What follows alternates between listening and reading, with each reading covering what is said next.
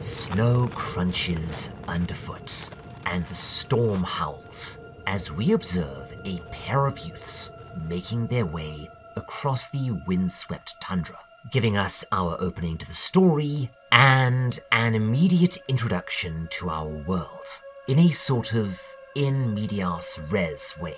But just who are these two, and what exactly are they doing out here in the snow?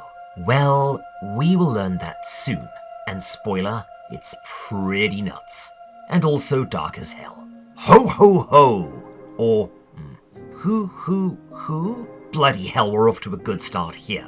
But anyways, Merry Christmas, or whatever you choose to celebrate at the arse end of 2025. Welcome back, my friends, as we kick off this monstrosity of a video. And no, don't believe your eyes or your memories. There was never a Fire Punch Part 1. That doesn't exist and never did. Any memories you have of that cursed nonsense were a dream, for reasons we'll go into soon. So here we go. Artists, grab your pens, gamers, grab your keyboards, and all of you who inexplicably use these to go to sleep, grab your pillows. No, don't worry, no jump scares this time. And to those of you on the job, well, I hope you're not surgeons. Actually, scratch that, that would rule. Today, as you may have guessed, we're going to be taking a look at Fire Punch. But before we do, I want to give a shout out to Mathis Forgrit, who's really trying to get some momentum on Twitch as a VTuber. And as anyone who's trying to get started as a streamer knows, well, it's bloody hard. Chap's a really good bloke, has been on our Discord since, well, basically since our Discord, and he's putting in a lot of work. So why not go over, say hi, and show your support? I'm sure you would absolutely make his day, and, you know, it is Christmas. So yeah, Fire Punch. It's penned by the extremely talented Tatsuki Fujimoto, an Akita-born mangaka who may sound familiar. Yeah, he's the chap, or possibly chapette. We'll get to that later on. That came up with Chainsaw Man, i.e., the only manga series that I genuinely regret ever starting. Oh, don't get me wrong, I do love me some Chainsaw Man, but that sucker was covered by huge and, you know, actually talented manga tubers. So I was kind of ice skating uphill there. Maybe one day, and yet that would have to be a complete from scratch restart. Now, I spoke extensively about Fujimoto back then, so we're not going to go into him too much now. Aside from me noting that he was mentored by the legendary Sui Ishida of Tokyo Ghoul fame. No, it's not obvious at all.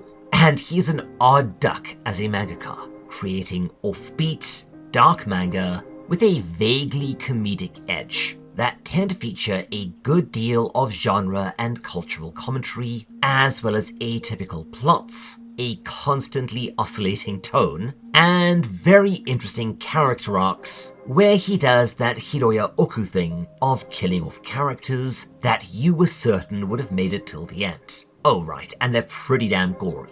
And if you thought Chainsaw Man was absolutely bonkers, howling at the moon insane, you haven't seen anything yet.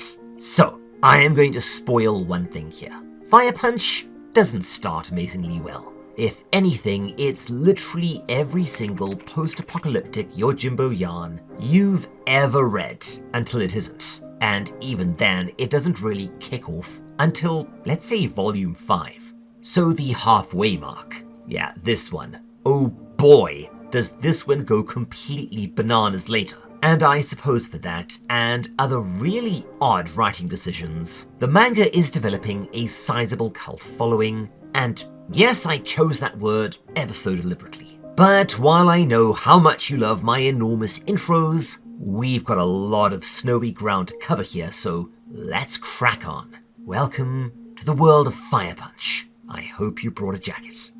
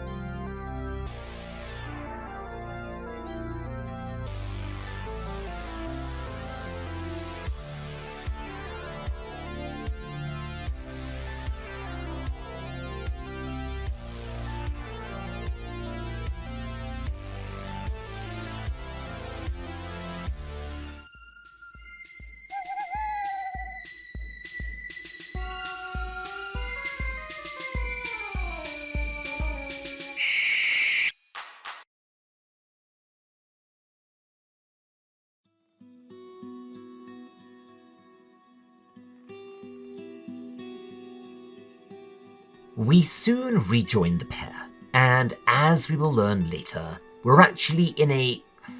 So, to get out ahead of it just a tad, we are in a post-apocalyptic future where everything has gone rather Snowpiercer. As you will see, initially it'll seem like a very familiar world, but oh boy, don't worry. This manga goes places. Think Hanazawa or maybe Nihei. It's certainly as bug-nuts insane as Violence Jack, oh just you wait. But I also think it has a lot to say about...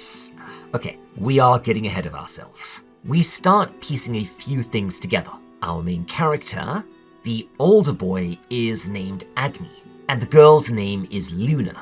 The latter name is a nothing burger, aside from a weird bit of narrative resonance with a character we'll meet later, at least as far as I can tell. But the name Agni immediately, or at least should have immediately twigged me onto, okay, alright, I know. It's time for me to eat some delicious crow. So let me address the elephant in the room properly, and then we never ever need to talk about it, okay?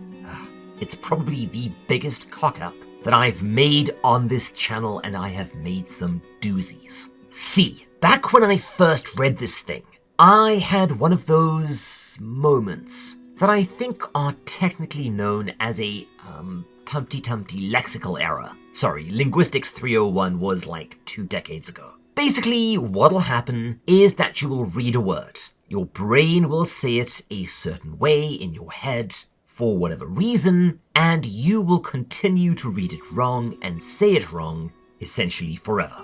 For example, an friend of mine once read carotid artery as cartoid artery and proceeded to say it wrong for about 30 years. If this linguistic twaddle is too highbrow for you, it's basically the persistent skid mark left behind after a particularly wet brain fart. In this case, I read the main character's name as Avi rather than Agni, and I persisted in doing this for an embarrassing length of time.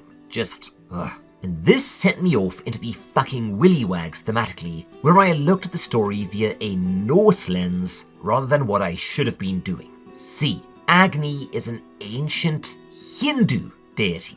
Rebirth, destruction, human immortality, truth, knowledge, but primarily all aspects of fire. And looking at this manga via Hinduism versus Norse mythology was a game changer. Now, I'm not going to go into this too far now, as I would spoil the entire manga, but boy, does this have some genuinely fascinating thematic resonance. As always, I will go into it at the very end, but for now, all you need to know is A, while Hinduism is not a primary religion in Japan, with perhaps 500,000 adherents officially, and that's with me putting a pretty heavy thumb on the scales, a surprising amount of Hindu iconography and ideas have made it in, likely moving into Japan from India through China, much in the way that Buddhism did. I would actually wager a fair sum of money that Shinto is in some form an offshoot of Hinduism, as there are a lot of similarities between the two religions. B, Hinduism does have some quiet popularity in Japan, with some Hindu deities being viewed as sort of lucky charms, possibly once again due to surprising similarities between Hinduism and Shinto, both of which are polytheistic in nature, and the fact that Hinduism is, in a gross oversimplification, what would eventually become Buddhism, which is what also became Japan's state religion for a long time. And finally, Hinduism, for some reason, is astonishingly popular when it comes to storytelling in Japan, especially in anime and manga. It's often treated as a sort of narrative grab bag, much in the way that Christianity is in Western media. Again, we will talk more about specifics once we've wrapped up the summary proper, along with our What the Hell Just Happened segment, where I attempt to explain exactly what happened in the manga as a whole. Oh boy, that'll be fun. Later, we get an introduction to the pair. This world contains, let's be honest, they're mutants. Only here they're called Blessed. They have superpowers, varying greatly in terms of strength, referred to as, quite creatively, blessings. In terms of Agni and Luna, both of these kids have Wolverine-esque regeneration, which allows them to, you know, that thing we've seen characters with that ability do in media here and there, whacking off limbs and flesh and trading the meat to others, or using it to keep their friends alive. What was the name of that odd duck in the Hope Summers era of X-Men? That one regenerating Asian guy that was 100% a nod to Tetsuo, that served himself up as burgers. Remember? The one that fell in love with a brain and went crazy? Seriously, do that arc, Marvel. Avengers vs. X-Men when? Wait, are they doing Avengers vs. X-Men? I mean, you've already got Namor vs. Wakanda, and wait. Are we going all in with time runs out? I mean, you've already established the Hickman shit, the multiverse, the incursions. What the hell am I on about? But yeah, I'm also going to spoil a bit and say that unlike Chainsaw Man, which was PG-13, this one goes in hard for that seinen-ish content, meaning that you are in for a lot of really dark, really nasty shit, weird sex stuff, and oodles of gore. And yet again, we're a few boobs away from an actual seinen. Much like the last manga we covered, Fire Punch was published in Jump Plus, which is Shonen Jump's publication for shonen manga that are a bit too dark, bloody, racy, or controversial for your standard Jump magazine, except for Hunter x Hunter. And no, I still have no idea how that one stayed in. That said, as always, I would strongly recommend grabbing this one for yourselves. I don't think I can say that it's as strong as Chainsaw Man, but it's pretty damn good. Although, again, you would not guess it from the first, let's say, 2 volumes. Although, also, brace yourselves for some serious edge. You'll also note that the art is fine, ranging to pretty damn good, with the odd absolute stunner here and there. It's somewhere between Hiroaki Samura and Sui Ishida, and you will also immediately note the healing factor thing, which is very Samura, and also a lot of characters being somewhere on the asshole spectrum, and lots of people nomming on people meat, Ishida's thing. Sure enough, we see them giving the meat, again very Sui Ishida, to some locals at a settlement, the ones that took them in, reminding me a lot of the pacifist ghouls at Ante-Iku. Would anyone want me to cover Tokyo Ghoul, by the way? Let me know in the comments. But for some reason, there are no young people here. Something that will kind of be explained later on. But yeah, the folks here, at least these individuals are totally okay with this. We are in a dirty, nasty world, and spoiler, it's gonna get worse. We gradually get to know the pair, and the limitations of their powers are mostly artfully explained to us. They still feel pain. Luna takes about an hour to heal a really bad injury. Agni's regeneration, however, is many times faster. And yes, we can chalk this up as Chekhov's difference in power set and leave it there for now. Regardless, they're happy enough for a pair of siblings in the ice apocalypse, which we learn was allegedly caused by an extremely powerful blessed known as the Ice Witch. So yes, again, we're doing Old Man Logan meets Snowpiercer, I suppose. We see in the settlement that some people simply cannot handle the idea of eating people meat, preferring to starve to death, which, yo, dude, no wonder. You're just giving them literal hands and arms and fingers? Bloody hell, at least put some parsley on the side. You can't make, like, an Agni sausage or kebab or something. That's terrifying. But we also see that the siblings are orphans. Oh man. A pair of orphan siblings in the post-apocalypse. I unfortunately think we all know how this story ends. In fire, blood, and tears.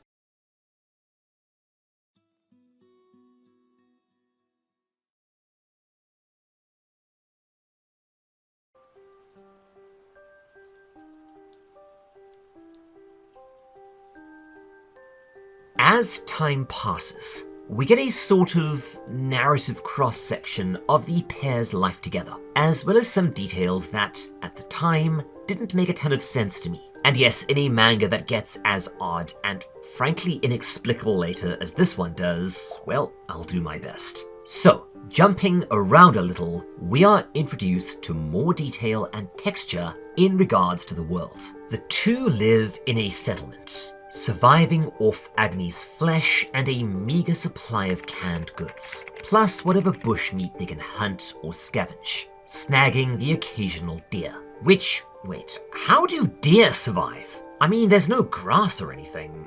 Whatever. It's not going well, and they lose people every month, particularly those who are unwilling to indulge in some delicious long pork. I think the implication is that this is a monastery of sorts, or perhaps just a small, isolated, highly religious village built up around a monastery. Everyone seems older, male, and intensely religious. The, let's say, abbot adopted and decided to care for the two siblings after they collapsed near the village, almost frozen to death. Wait, regeneration doesn't work on cold?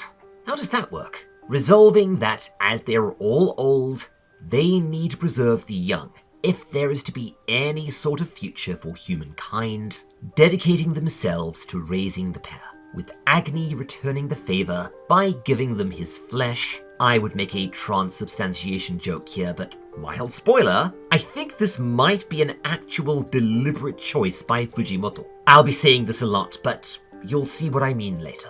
But what were the pair doing walking through the snow? Again, later. Now, this is a bit that on first reading I didn't understand, but it does get addressed later on. Thanks for pointing it out, people who responded to that first video that never existed, trust me. Agni remarks that he remembers the world before the ice apocalypse, but Luna doesn't. However, as we will learn later, let's say a very long time has passed. So I thought that maybe the implication is that mutants, or perhaps those who have a healing factor, are either immortal or simply extremely long-lived and age slower. Which, yes, is the case, but as we will learn, here he's just giving her the equivalent of Santa exists to preserve hope. Again, we will be exploring this later, as it does tie into some of the themes of the manga a fair bit. Like, I guess Agni was a kid and Luna was a baby. Their ages are kept kind of non-specific, and some of this will be explained before this manga goes completely sideways and turns into a surreal nightmare. Remember that another of Fujimoto's influences is frigging Tsutomu Nihei, and if that sounds familiar, Biomega and Blame, oh dears. We get to know these siblings more. Agni is brash and not the smartest, but extremely loyal and good-hearted. He's fiercely protective of his sister, and is just generally a normal, happy young man, at least as far as that could be said about anyone in this horrible world. Luna is a bit naive, but gentle and kind. She oftentimes feels like she's a burden to her brother, as her weaker healing factor forces Agni to do all the heavy lifting in regards to the self-butchery. She really wants to help, but he's unwilling to see her hurt like that. And also, you know, weaker healing factor and all of that. They also have this thing which, let's call it Chekhov's fist bump. The pair talk about potential plans for the future. One day, if the world ever thaws, they should head out and travel the world to see all of the cool stuff that Luna missed. We are also introduced to one of the primary, if not the central theme of the manga, religion. It's something that did appear in Chainsaw Man, albeit as a sort of kind of in the background thing, but here it's front and center. Everyone appears to be in some sense religious, praying, referring to God, and, you know, calling the mutants blessed. Believe you me, this will become even more pronounced as we go, and yes, I'm sure there's a... Okay, so there was this post-apocalyptic road trip movie where a blind dude had this mysterious book that everyone wanted, and it turned out to be the Bible. What in the name of a velociraptor's cloaca was that called? Let me know in the comments. But yeah, religion is going to feature heavily in the story moving forwards. Keep it in mind, we're going to talk more about it when the chance arises. There's also this frequent connection made between religion, God, and fire, which yet again is going to tie back into Agni and his thematic resonance with Hinduism. Again, not so much in Volume 1, which, as I've mentioned, is a little on the yawn side of things. But later, trust me on this. Regardless, while the world is harsh and clearly there isn't much hope, it's not, a fun apocalypse. It's peaceful enough, their lives are okay, and the two are inseparable. Yeah, pay no mind to the sound of the clock ticking in the background. Anyways, this next bit is going to have a few tangents, and this is going to make it a bit difficult to structure, so yeah, I'll do my best.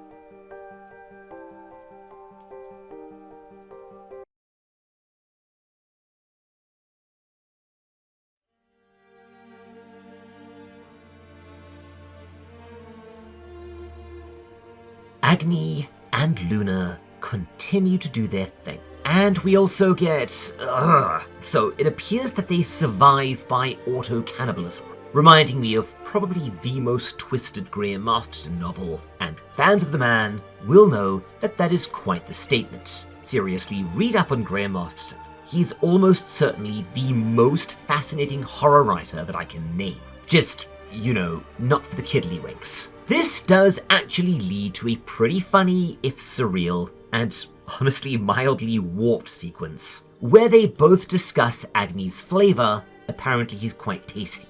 Oh, Fujimoto, you so quirky. But once again, cannibalism is an extremely common trope in Japanese fiction. Probably because, alright, yeah, this is going to be the first of our patron-only tangents, as it's a bit grim and contentious for monetization, so if you have any interest, you can just purchase access to the video outright on Patreon too if you don't want to sign up. Trust me though, this is going to get weirder fairly soon, as a happy-looking Luna gives her brother a goodnight kiss that turns into a, let's say, kiss. And then she outright makes a pass at Agni, asking if they can make a child together. Wait, what are we doing, Manga? Seriously, Japan. Alright, bloody hell. Are we really going to do a tangent on incest? Is that what you all want? Okay, let's keep this sucker short, because boy, let's see if this video stays monetized. Incest has always been thought of a little differently in Japan, and to understand why, as always, we kind of need to go back to the feudal era. We've discussed this extensively in the Higurashi series, go watch it there, but short version, for the longest time, as in for most of Japanese history, even fairly modern history, the individual was not a legal entity. Households, or ie, were.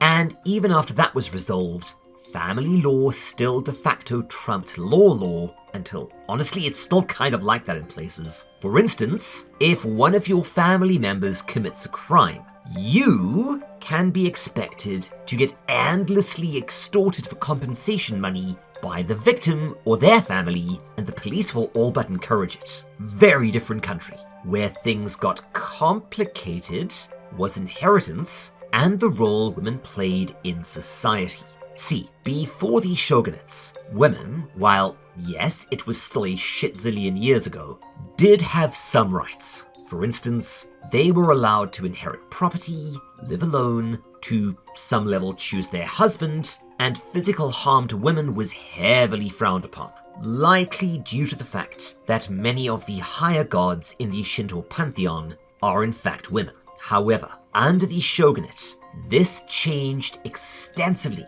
which came down to, in a substantial way, the attempt to replace Shinto with a version of Confucian Buddhism as a state religion, in an attempt to ensure a subservient populace. Believe it or not, this is actually going to be somewhat thematically relevant to the manga. Shinto, in many respects, either deified women or placed them on a similar level to men, albeit in different contexts. Confucianism, especially this strain, was a very different animal, formally codifying women as an underclass, inferior, and honestly something to be kind of scorned, replaceable, not very useful, a burden outside of pleasuring men, taking care of the homestead, and having sons. Marriage became more a tool to expand the holdings of a family or increase status, with a daughter viewed as little more than a bargaining chip, and a wife's role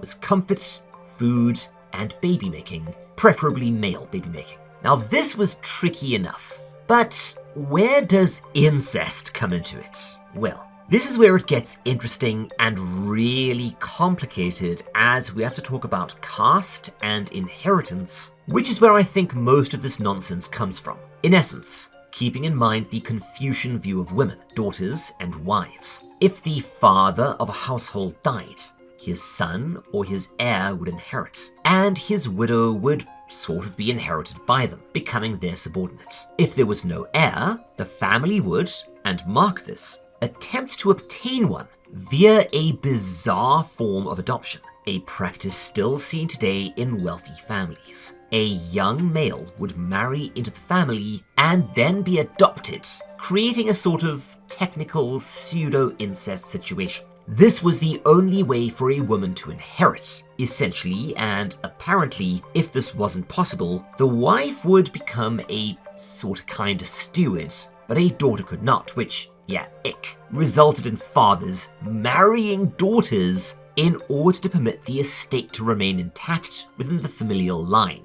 And again, unfortunately, this is still kind of a thing today. But to be honest, my Japanese is not quite up to snuff to understand or discuss this fully, and English sources are thin on the ground. It's, for obvious reasons, not really something discussed in polite company. Caste is the second important factor. Marriage outside of your caste was frowned upon, and in some cases, where burakumin, the lowest caste even among the serfy classes, untouchables who handled corpses, executions, or butchering animal carcasses, for instance, was completely forbidden. So, if you were a burakumin, finding a bride or a groom within your caste, well, do the math. And even if you managed to find one, they were almost certainly related to you, especially when you consider that the people at the lower end of the hierarchy were extremely restricted in terms of mobility. And once sakoku became a thing, travel amongst the lowest castes was outright prohibited. So you had these little clans of frequently inbreeding burakumin that became even more secluded. These marriages within Japan were so frequent that, allegedly, it resulted in significant genetic issues that endure to this day. And again, I'm putting an extra strength allegedly over this, resulted in the prevalence of allergies, osteopenia, poor dental structure, autoimmune disorders, and certain kinds of cancer.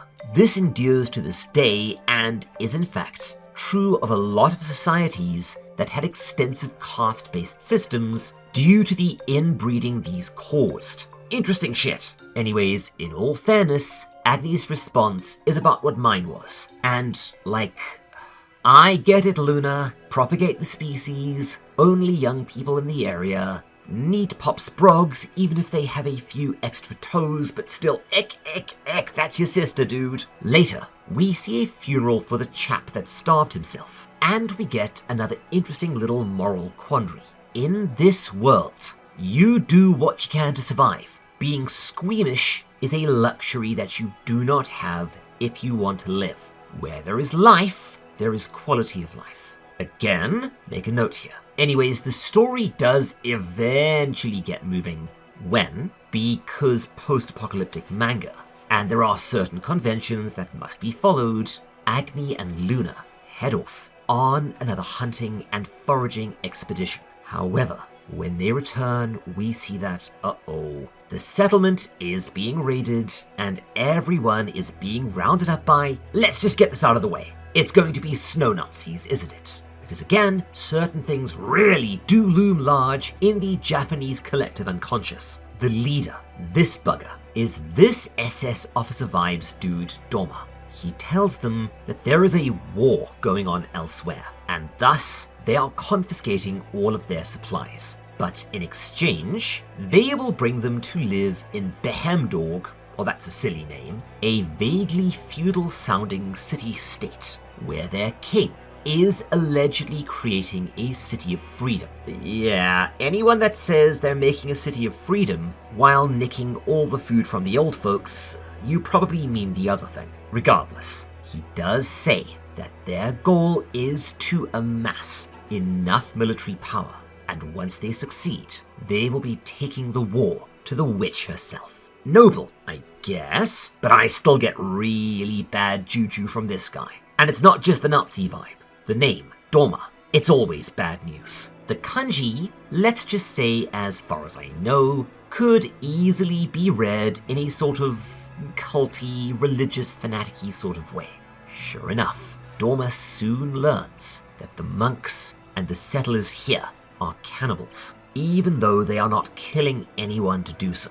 His facade of friendliness drops away, and he immediately declares that they are leaving, and as they board a ramshackle transport plane, he's revealed to be a blessed too, an absolutely ridiculously powerful fire guy capable of producing immolation on nearly anything that will occur until it's reduced to ash. He raises his hand, and yeah, it's Jean Grey o'clock. Oh dear.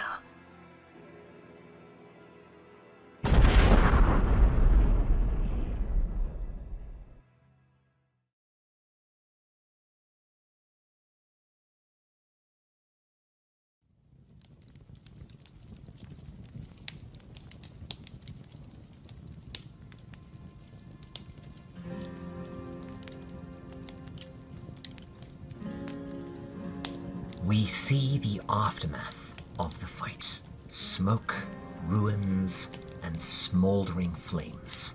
We also see that, indeed, unfortunately, everyone in the monastery has been burned to death by Doma in what amounted to little more than a fit of pique. Agni, however, survived, but we also see that he probably wishes he hadn't. He's caught in a horrible loop. The flames that are eating away at his body's fats won't go out as he keeps regenerating. So he's essentially that one bloke from Planescape Torment, only with more screaming. Or maybe that twisted Human Torch analog from Venture Brothers, with about as much screaming. Seriously, whoever decided to cancel that masterpiece, I hope you grow a second butthole. Regardless, he hopes that Luna escaped, and unable to withstand the pain much longer, is finally able to focus long enough for his arm to extinguish by halting regeneration, realizing that this would allow him to die, which, in order to make this end, he immediately begins doing. However, before he can, he sees something so shocking, so utterly horrible that it stops him in his tracks. A burning figure staggers towards him, somehow still moving, despite barely looking human anymore, crumbling, vomiting fire, and trying to speak. And it takes him a second to realize that this apparition is, oh no, the shambling, burned thing is horribly familiar, as what remains of Luna finally collapses. Due to her weaker healing factor, she's, well, let's be honest here, we all knew what was going to happen, narrative causality and all that. Also, dude, your sister's hot. Ow, ow, ow, sorry. Realizing that they're both dying, he looks forward to seeing his family in heaven and showing Luna all the things he described. She could swim in a river, pet animals, eat good food, be warm, have a baby with him. Ah, dude, you aren't helping. But yes, I am making extremely light of an extended sequence that is absolutely fucking harrowing. Seriously, this is a lot. Bloody hell, man. I know. Dark origin story to justify the brutal rampage to come. But still. And yes, patrons, I hope you're enjoying the nasty stuff. However, as she finally burns out, Luna reaches over, gives Agni a fist bump, and tells him to live on. Ooh, you just did a really bad thing there, girlie, as he resolves to do just that. But, the loop? Remember? You're being consumed by a fire that will keep burning until you are reduced to ash. Oh, this is gonna suck. And yeah, we get an 8-year... You know what, I can't think of a good joke for an extended time-lapse sequence showing, well, someone training themselves to tolerate and eventually, to some degree, control the intractable flames forever consuming them. Firefighter, training, montage, crepe, Suzette? Nah, I got nothing. If you got one, pop it in the comments. Eventually, by mastering his healing factor, Agni is able to confine the flames, mostly to other parts of his body, away from his head, and resolves to seek vengeance on the people that killed his sister and his friends. Yep, it's a revenge story, because of course it is. Now, I am going to mark 2 things here that will become important to the story way later. And I'm going to do this because I don't think they're ever expressly laid out, and if they are, not well. The first is that while fire will kill weaker regenerators like Luna, the only way to kill them once they reach a certain level of power is via cutting off their air supply, via drowning, suffocation, and the like. Wolverine's weakness, you know? And this is going to lead to one issue with the manga that's... yeah, it's something that makes absolutely no sense to me, but we will talk about it when we get there. The second is that while Agni is able to at least think somewhat clearly at times by forcing the flames away from part of his head, he is in constant screaming agony and is unable to sleep at all. This will actually become really important way later, especially in regards to a certain fan theory of mine, but as not much narrative attention is given to it, and again with how insanely important this is going to be, you know, at that certain point where a thing happens, we'll get there, you'll see why I'm saying this now. Sure enough, an indeterminate time later, we get, yeah, it's this sequence. You'll see what I mean, as we observe a Behemdorgian convoy making its way through the snow. We quickly learn that the Behemdorgian troops aren't just snow Nazis, they're also slavers, and worse, as we learn that some of their captives will be breeding stock, some will be pleasure slaves for the rich, and the men will just be workers. And this leads us through several really ugly sequences, including the officer leading them turning out to be a rapist, because, of course, then attempting to force one of the kids to drink his piss, and this culminates in a mass execution / child murder because someone looked at him wrong. Not kidding. And yeah, this is a bit that makes they're Nazis extremely evident. However, a soldier looks up to see a figure approaching from the distance in a, let's say, familiar manner, in what's almost certainly at least a partial nod to other older post-apocalyptic franchises that I'm going to be referencing tons as we go. But in short, we won't be talking about it too much here, as I've gone through this extensively in other series. But the Japanese post-apocalyptic genre is incredibly influential. So influential that, while I'm hesitant to give this even a week, allegedly, it's more of a fairly prolific fan theory. According to some, it may have essentially created the post-apocalyptic genre, at least in part, with manga like Violence Jack, Hokuto no Ken, and a little manga that almost nobody's ever heard of called Akira, revolutionizing the genre overnight. Now, I personally have no idea if Violence Jack inspired Mad Max and later stuff like No Man's Land and Escape from New York, and you know, if we can live in a world where Under the Dome and the Simpsons movie came out at around the same time, and allegedly that was all just a coincidence, then I suppose anything is possible, but it's a fun theory. Now, you will see a lot of your standard tropes in nearly every manga within this genre, but the biggie is that whatever hazards the wasteland baths up,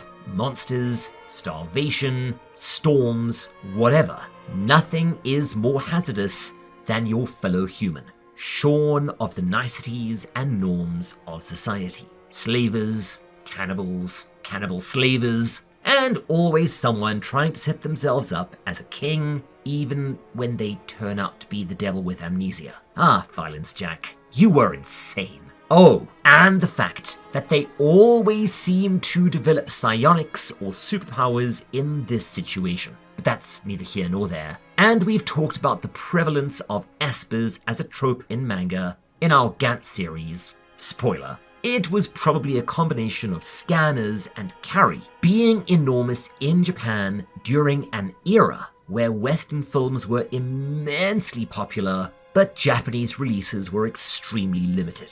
And this led to espers being in everything, but most notably once again Akira, and the rest is history. Sure enough, the sadistic officer is revealed to be a blessed, having ice powers, which, that's either an incredibly lame power set in this ice apocalypse, or an incredibly strong power set. But as this is our opening comeuppance fight, to demonstrate that our souped-up protagonist can rampage with the best of them, well, my money's on the former. We get a good look at the figure approaching, who is indeed Agni, aka Hokuto no Todoroki. Yeah, if you get the reference, I'm kind of proud of that one. And he defeats the ice guy with a single flaming blow that also reduces the soldiers behind him to charcoal. That's pretty cool. Maybe this should have been called One Punch. Never mind. But yeah, we're off to the races. But again, I will remind you at this point that the manga's kind of weak for a while. Predictable, you know, but don't worry, when this thing takes off, it is a flashbang packed with crazy.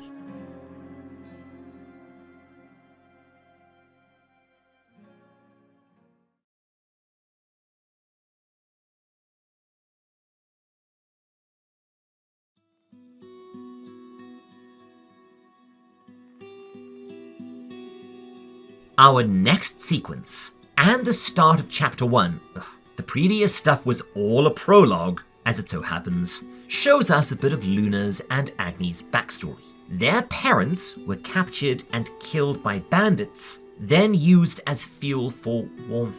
Wait, what? Okay, so while I'm generally not one to poke holes when it comes to stuff like this is one of a few things in the manga that makes so little sense that it does honestly take me out of things a bit. Remember, the human body is mostly water. You would either need to have fire powers like that psychopath, or expend more energy than you would gain to get it to burn.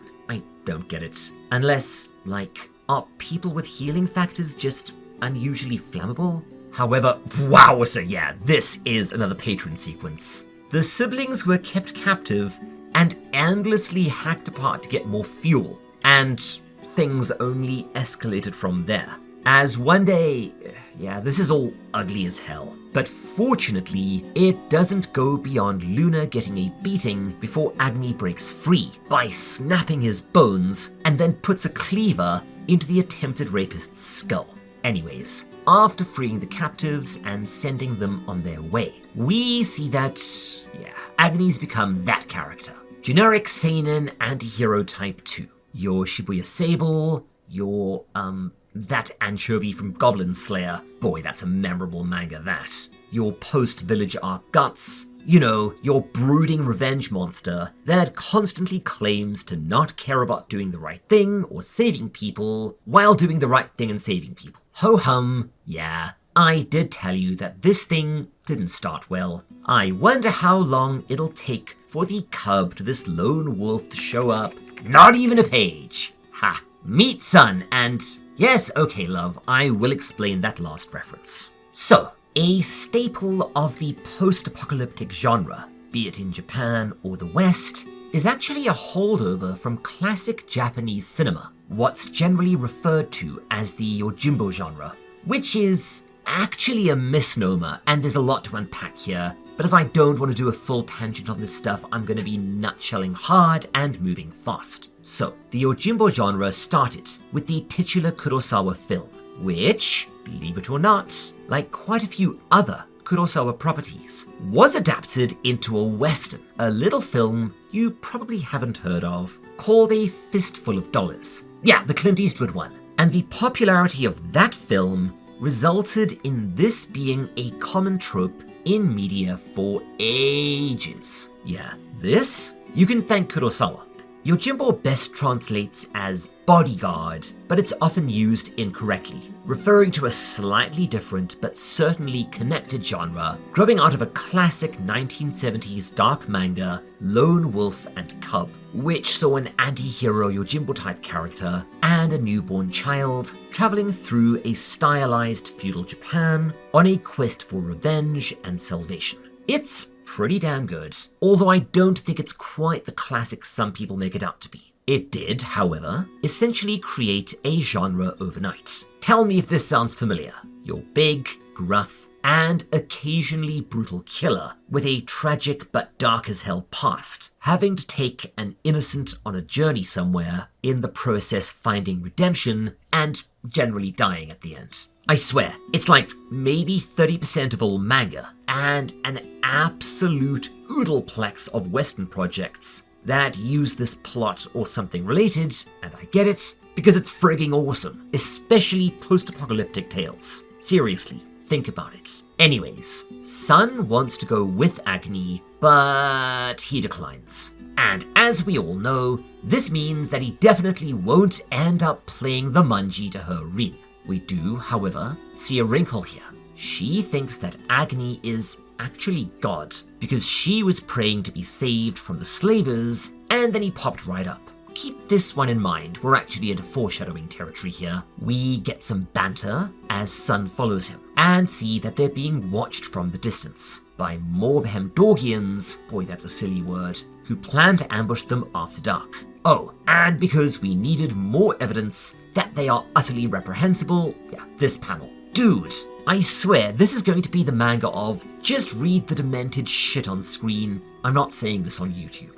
That night, we see that in an attempt to follow Agni without sleep into a howling blizzard, Sun collapses and we see her backstory a tad. She was incredibly naive, and despite her faith, was thrown out of the village due to her being short-statured. Turns out they were morons, as Sun has lightning powers, albeit not very strong. So wait, a character called Sun with lightning powers. Checks out.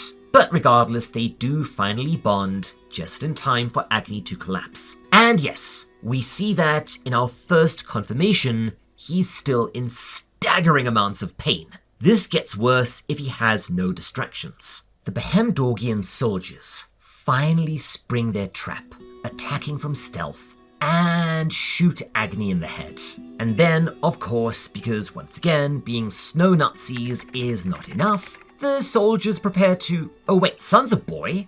Alright. We'll also learn later that he's 9 years old, which just adds an entire dimension of ick to the goings-on in this manga. Boy, just you wait. And this is a manga with rather a lot of ick going for it. But naturally, Agni comes in and kicks all the asses before it can go that far. We learn that part of the reason he fights is that he feels best of all when doing so.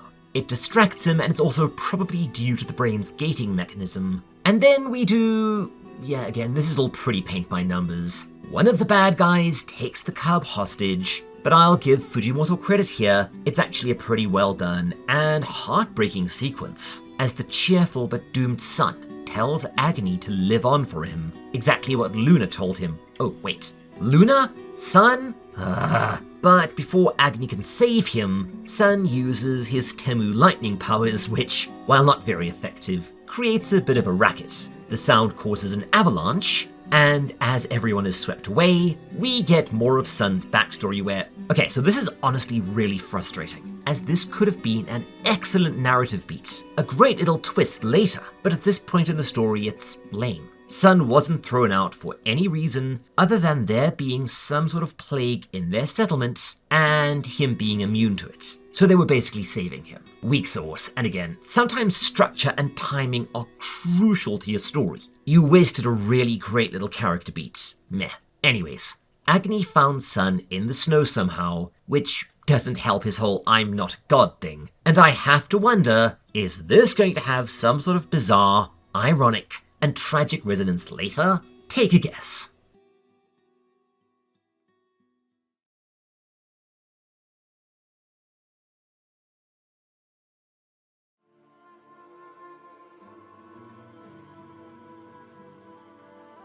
Later, he goes off to have a whittle, and Agni takes his chance to just...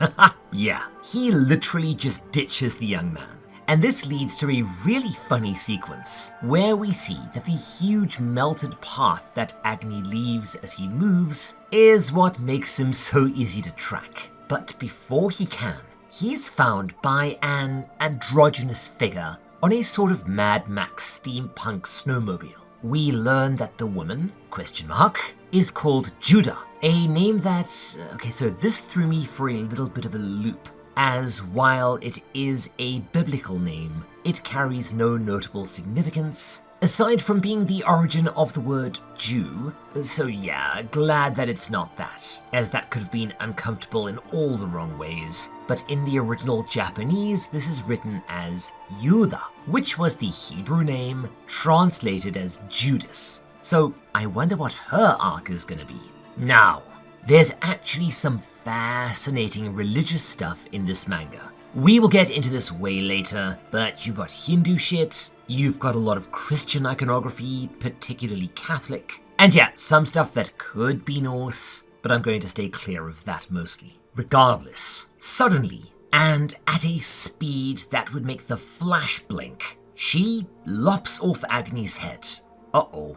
Her sword then bursts into flames from the heat, and then her arm catches, but she almost casually cuts it off, and a new one regrows. She has a healing factor at least as powerful as Agni's. Is she going to be the, what was that character called? Lady Deathstrike to his Wolverine? We will see. And yes, she is immediately revealed to be another Behemdorg officer, ordering her troops to just keep pouring damage into Agni to delay his regeneration while they wrap his head in fireproof cloth and bring it back to Doma. The repeated shooting of his head throughout the volume honestly gets pretty comedic after a while, and to add to a lot of the other Hindu theming, it's probably a reference to the variety of stories where some god or other was beheaded, but the head remained alive. Particularly a goddess called, crikey Moses, Chinnamasta, I do not know, who existed as a beheaded naked lady, carrying her own living head. Yeah, I won't lie, Hinduism is kind of metal. Oh, and we get confirmation that Judah is a woman who, what the hell, looks rather a lot like Luna. Oh dear. Are we doing time shit? Because I'm not in the mood for time shit. Regardless, they transport the head back to Behemdorg, and yeah, okay. The art in this thing isn't mind-blowing. Oh, it's good. And we get some great double spreads later. But this one is outright gorgeous. That's quite the city you've got there. Also, this is where we encounter an inconsistency in the story that I do not really understand. As in, it doesn't make sense, as we will get confirmation on later. The way that they deal with powerful regenerators, like Agni, is suffocation. You can heal from nearly any injury, sure, but you still need to breathe. But then, how do they survive being decapitated? As we'll learn later, if you chop the head off a high-level regenerator, the head will just regrow a body. But, I mean, my knowledge of human anatomy isn't that great. I only recently learned what the lymphatic system does. But I'm pretty sure your lungs aren't in your ears.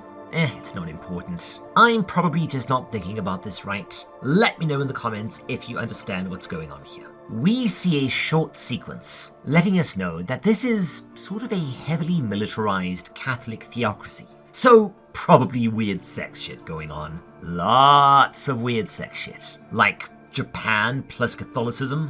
Whew, that's like repression cubed. But I'll probably tackle this if we ever get to the breakpoint. That means I cover Silent Hill F. We will see. Meanwhile, we get another really funny sequence, albeit one with a kind of gross undertone, as Sun is shown to her quarters, where we meet a girl, Neneto, and also a dog, which, having never seen one before, Sun refers to as a bear, and yeah, okay, that made me smile. Neneto believes that they are here to basically be breeding sows, which firstly, ew, secondly, Sun is a boy, and thirdly, Sun is 9, yo. But it turns out that uh-oh, they are soon met by a kindly-looking man we will learn is named Jack. And by the laws of narrative causality, please don't trust this guy. He's going to be Tepe levels of loathsome. Anyways, he brings in another pair of dogs. Oh dears. I don't like this, not one bit. And we learn that he's a dog lover that, due to his high station, is permitted to keep them as pets rather than preparing them as an entree. No, we're not doing a tangent on the whole dog meat thing. Well, not in the public release. But very briefly, it's one of those issues that's more widespread than some people would like you to believe, but nowhere near as widespread or historically common as others would. And let's leave it there. Patrons, I'll be talking about this a little bit later for you, and it's going to be a complicated discussion. He actually sits them down and has a heart-to-heart with the two traumatized youths. Just sort of listening to them, letting them tell their stories, and getting them to open up. Saying that he prefers dogs to humans because dogs don't lie and are honest about their feelings. Okay. So maybe they'll be training his dogs? Exercising them? Just taking care of— oh, come on! Japan, what the hell is wrong with you? No, next panel, please, yeah, ha ha ha. Make Mr. Owl do weird sex shit in a video again. Just what I needed today. Crikey Moses. Now, okay. It's time for our second and third patron tangents. For you chaps, enjoy. For everyone else, apologies if the editing doesn't perfectly mesh. Before this sequence can get any grosser, a quick-thinking son lures Jack in, then zaps him one while they leg it.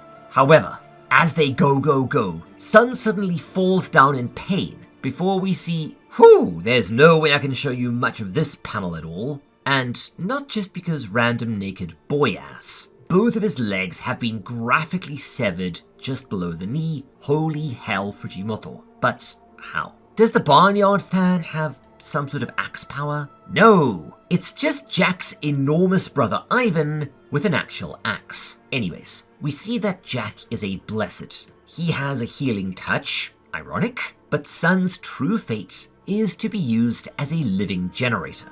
Kind of like that— wow, that's the second Venture Brothers reference of the day. Also, wouldn't that be solar power? Oh, and Judah is chummy with these two vile human trash heaps, if you didn't already hate her. I mean, seriously, girly, you brought a very young boy, then turned him over to a zoophile kitty fiddler and his hulking psychopathic brother. Yeah, I'm going to enjoy watching you get your comeuppance eventually. Elsewhere, Agni is finally able to break free, in a sense, when he spits a flaming bullet at a soldier, with the intense heat immediately causing him to burst into flames. Then Agni regenerates, and, sure enough, spots a weirdly disheveled looking Doma watching him, rocking a kind of awesome COVID beard. Agni immediately attacks, but because we're still in Volume 1, we know how this will go.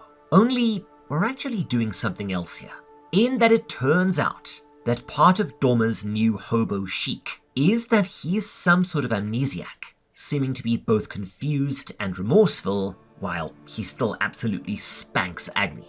Okay, that's not a bad twist. Horrible, nasty villain winds up with amnesia is a trope that I've always liked, as it's an interesting thought experiment, and one that we will go into way more overtly later on. We cut over to meet a new character, a dark-haired woman, Togata. Oh, that's a Japanese name, so you know she's going to be important. Only she starts making references to modern pop culture and is revealed to be an avid cinephile, indicating that maybe the ice apocalypse occurred in modern times initially. Spoiler, we will learn later that this was not in fact the case, or at least the truth is way more disputed and possibly not that important either way. Regardless, the name, even knowing the story moving forwards, no.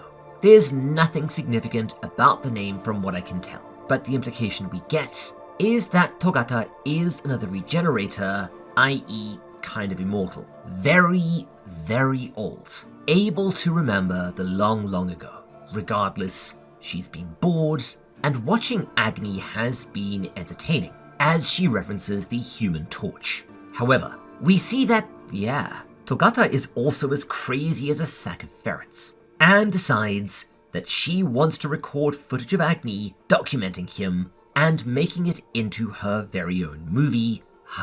Everyone thinks they can direct. Anyways, we see, as the last panel of Volume 1, that Doma has utterly crushed Agni. You would almost say, smoking him. Oh, okay. No regrets. Reducing his limbs to absolute charcoal, and his regeneration has ceased. Womp womp.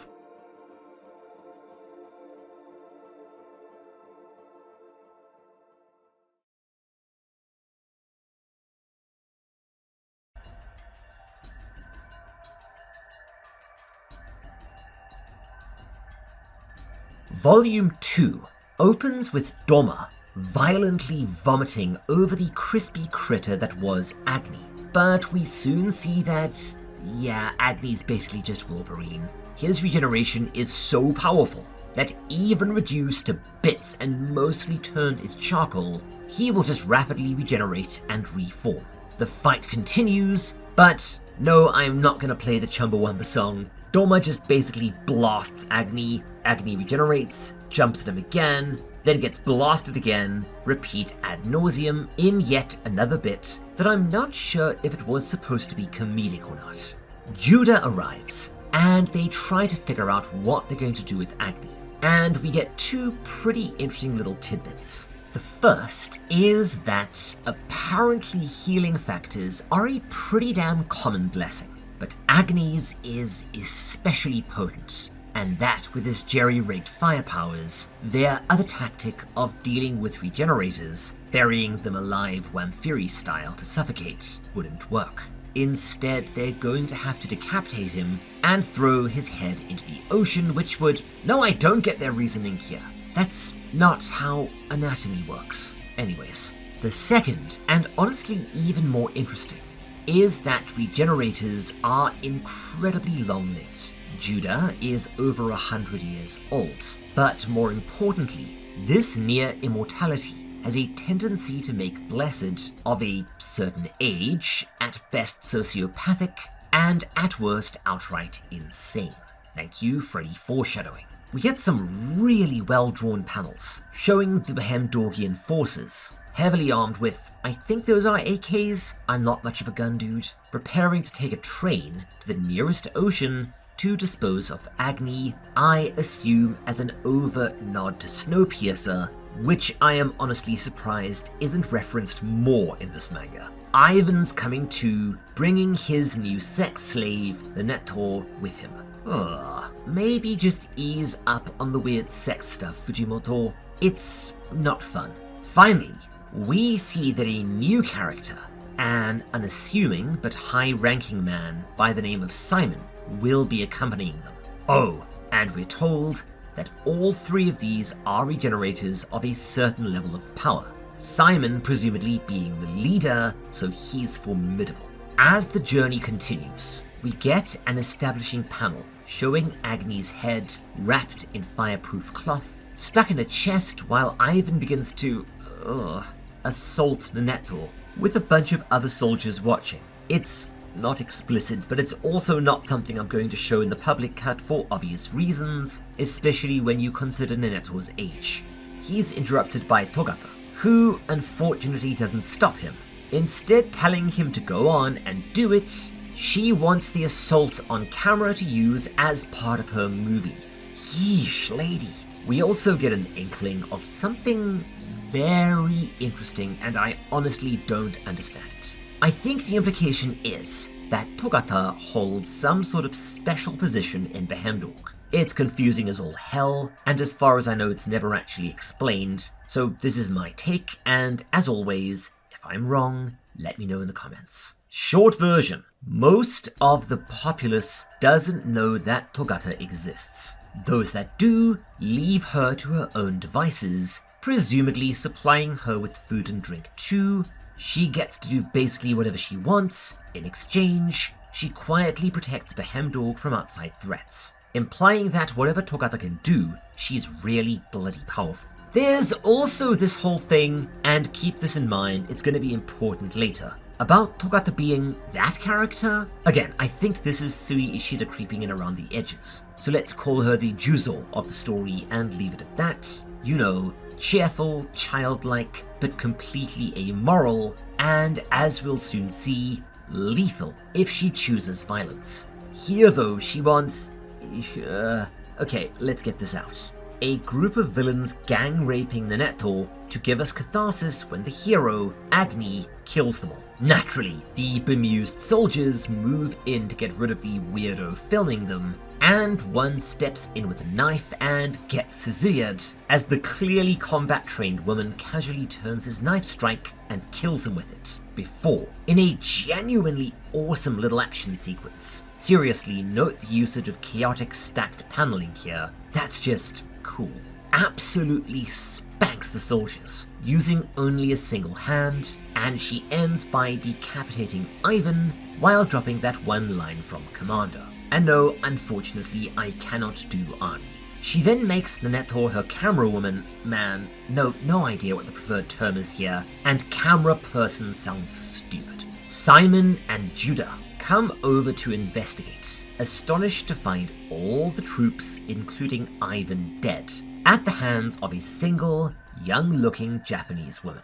Simon squares up and takes a martial arts stance, and, okay, so he defends what they were about to do to Nanetto as an act of reproduction, made moral and sanctified by the doctrines of Behemdorg, and, okay, even for patrons, I think, figured out what this was a reference to in terms of religion, but I'm not touching that one with a 200-foot pole, lest the comments section spontaneously combusts. However, Togata then says that Simon is also a regenerator. The fight would make the movie boring. Then tells Nanetto to cut, and, well, we do that thing. You know, where the next page shows us that, in an instant, Togata did a thing that somehow ripped an entire wall off the train, impaled Simon with multiple pieces of debris, ran him through with his knife, and cut his head off. What in the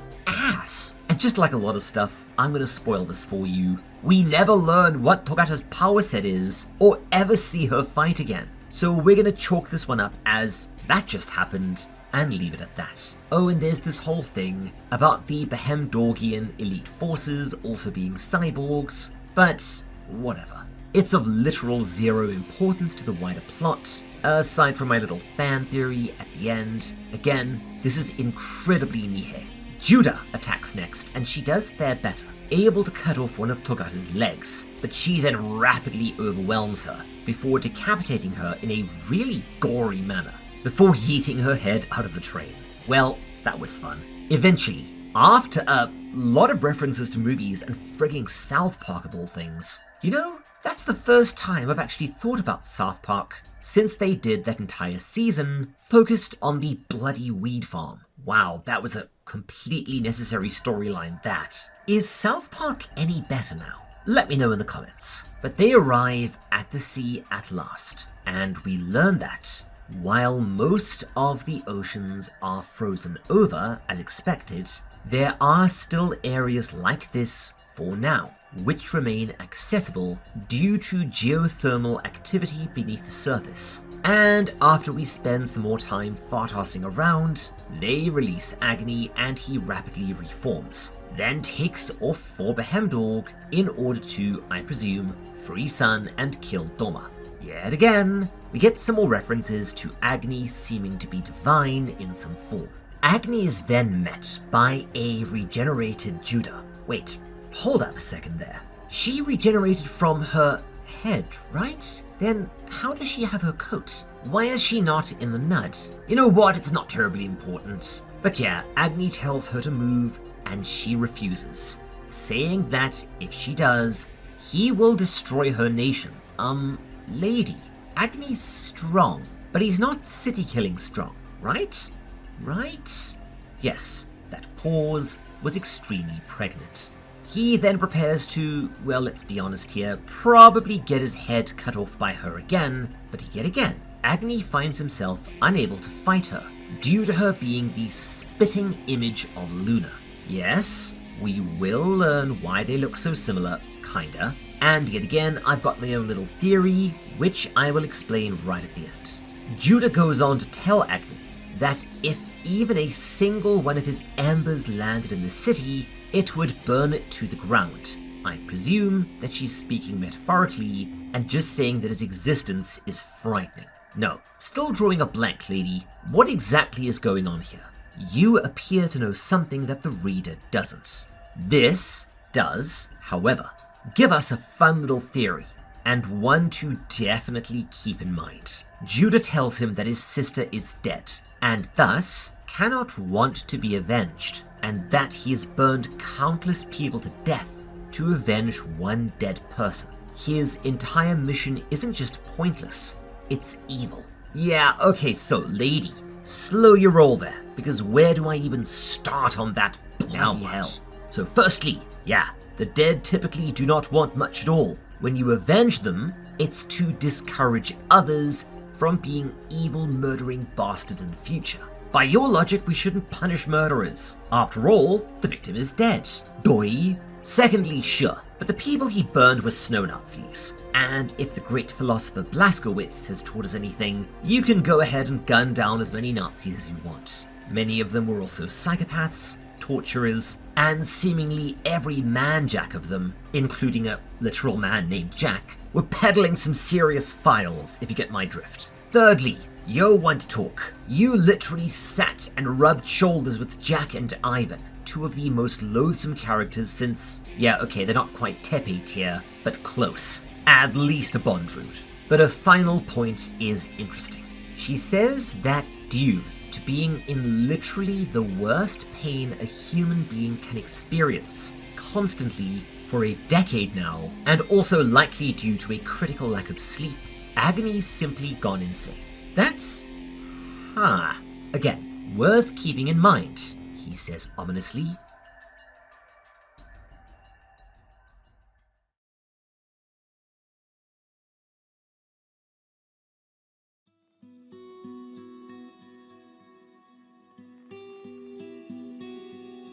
We rejoin the fight as we see Togata, in order to provoke Agni into doing something narratively convenient, step in, lamp Judah one, and then decapitate her. She then grabs her head and prepares to throw it into the... Wait, hang on. We just saw that she'd revive and regrow from her head. Oh right, the suffocation thing. Ugh. Agni dashes into the ocean to save her, which immediately begins boiling and evaporating around him. You know, maybe Judah was right about your power level. But seriously, we need a superhero name for you that's not Fireman. Maybe the Human nah. Maybe just Fire. Nope, that's taken. Oh wait, water doesn't put you out, so how about Dr. Phosphor? Damn it! So all the good fire names are taken, I guess. Eventually, they tussle, and the head sinks below the waves. Agni begs Togata to retrieve Judah, and we see that maybe he's not as stupid or delusional as he seems. He reasons that, in this weird-ass world with mutants and the like, who knows what's out there? Maybe there's a mutant with the powers of resurrection that brought his sister back in the body of Judah. However, Togata asks a fairly insightful question. If it turned out that Judah was Luna in some capacity, or if Luna wasn't dead, would his quest for vengeance cease? Agni thinks for a while, but does eventually realize that no, it wouldn't. And this is all depicted wonderfully here. Even if Luna had survived, he would not be able to forgive Doma for what he did. Togata, in exchange, smiles a not very nice smile, and then makes Agni an offer.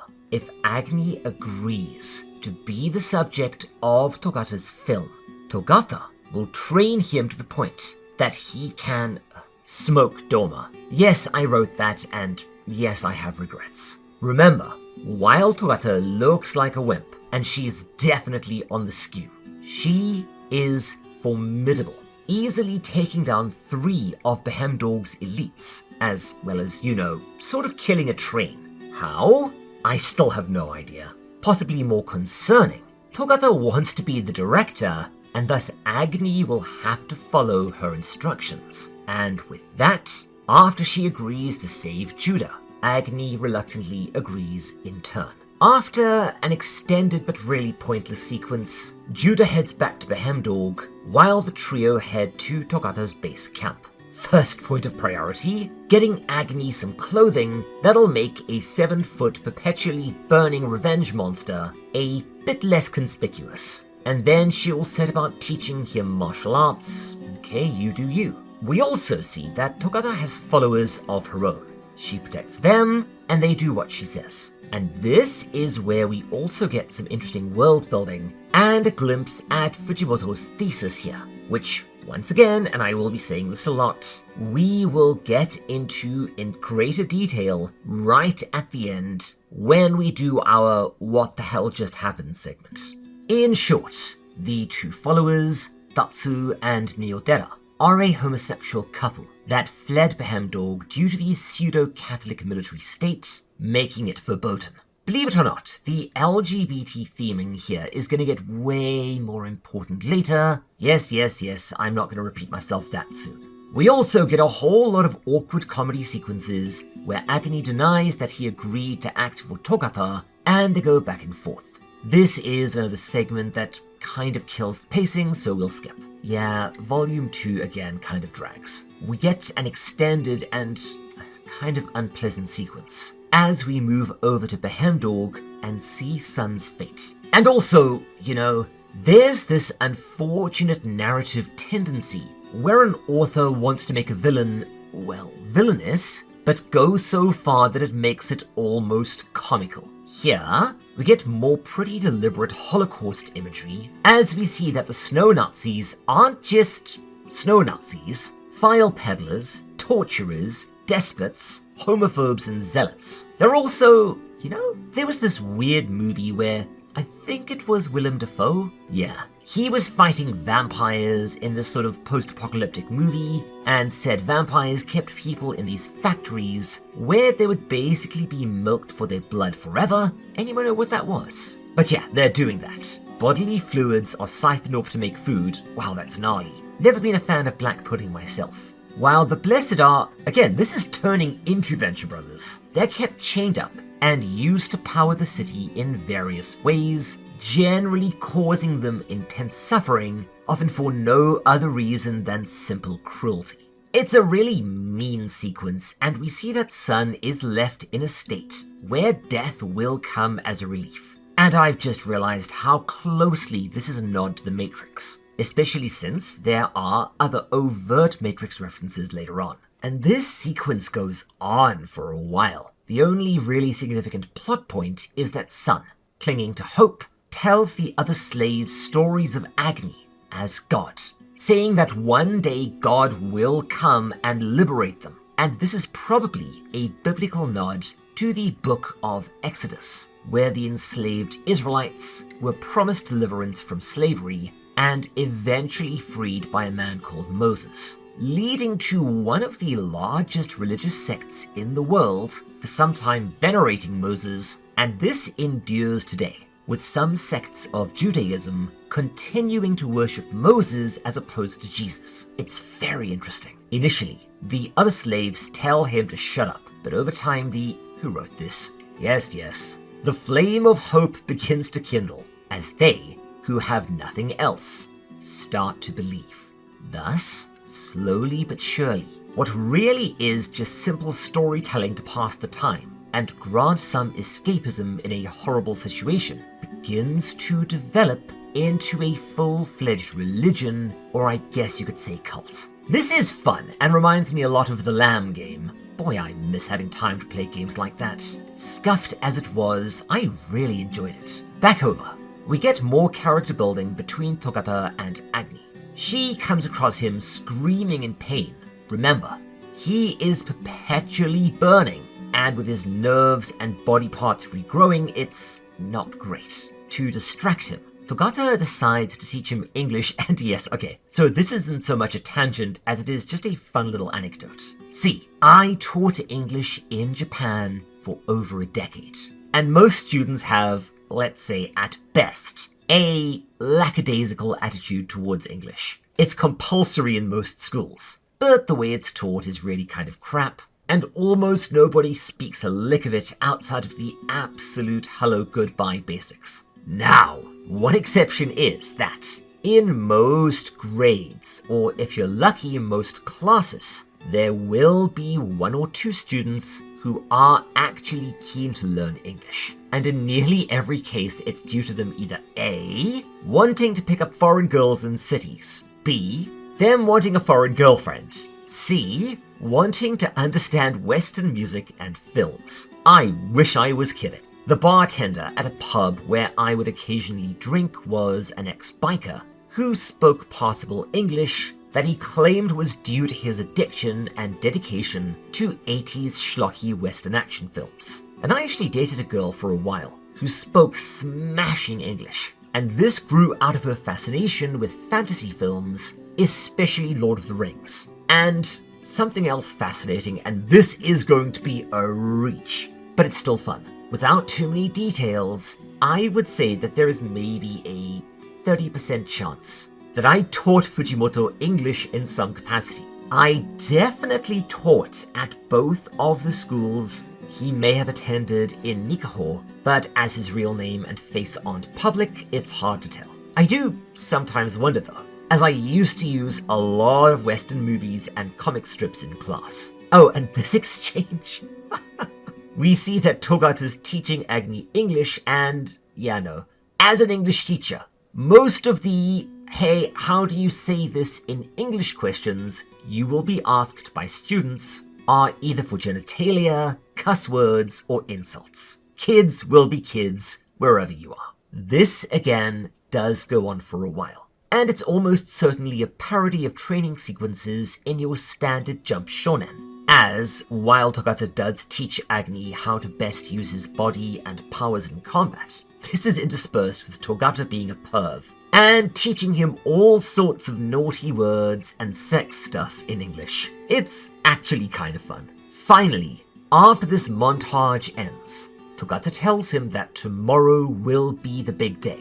They are going to head to Behemdorg with Agni in his spiffy new duds. It's time to kill Doma. What could possibly go wrong? As they prepare, we get a few interesting tidbits. Regenerators are probably the strongest blessed in the new ice worlds, as they can't starve, they don't easily freeze, and it's really hard for them to die no matter what befalls them. However, there is a tendency for regenerators to go Billy bonkers bananas stark staring mad at around 100 years old, where they will often attempt to join the Muppet Show. Nobody knows why, but Togata suspects that they realize that they have no purpose or reason to go on living. For her, the trick was movies. They offered an escape from boredom and a reason to stay alive, which is how she was able to keep living for 300 years, while also retaining her she's not cray. Well, she was able to keep living for 300 years, and let's leave it at that. However, after Togata lost her movies in a fire, she began to get desperate, finally realizing that Agni was her salvation, and she got the idea to make a movie of her own. Now, the stage is set for Agni's all-out assault on Behemdorg and the final battle with his nemesis. This is going to be interesting.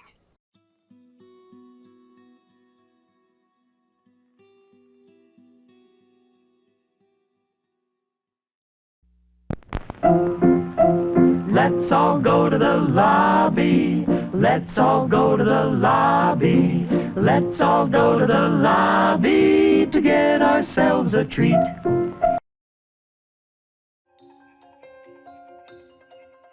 Hello all, this is Mrs. Owl, aka the other owl, aka the random snarky text interjections in Mr. Owl's videos. I just wanted to let everyone know that I'm offering a variety of my services at a very affordable price.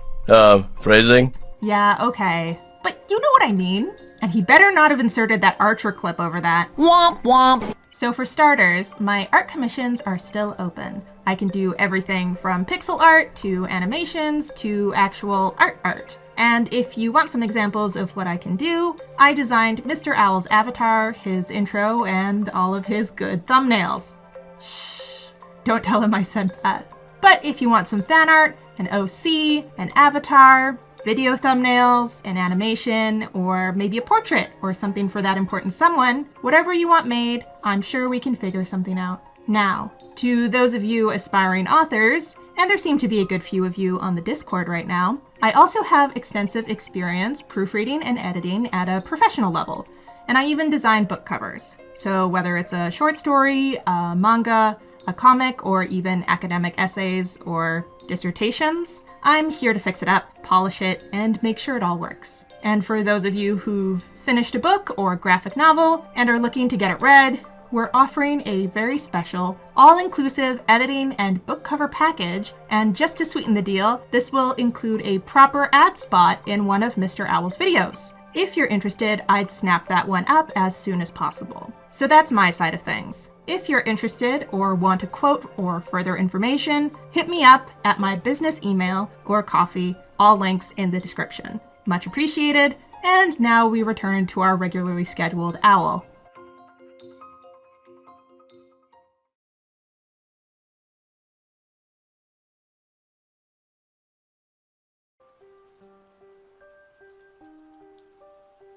In Behemdorg, we see that Judah has been outfitted with the same cybernetic skeleton as the other regenerators, and I just realized how much of an overt nod to Wolverine this is. Seriously. More interesting, the attack on the train has actually caused a lot of unrest within the general populace. The Behemdorgians were taught to worship these individuals as something divine, but they were killed.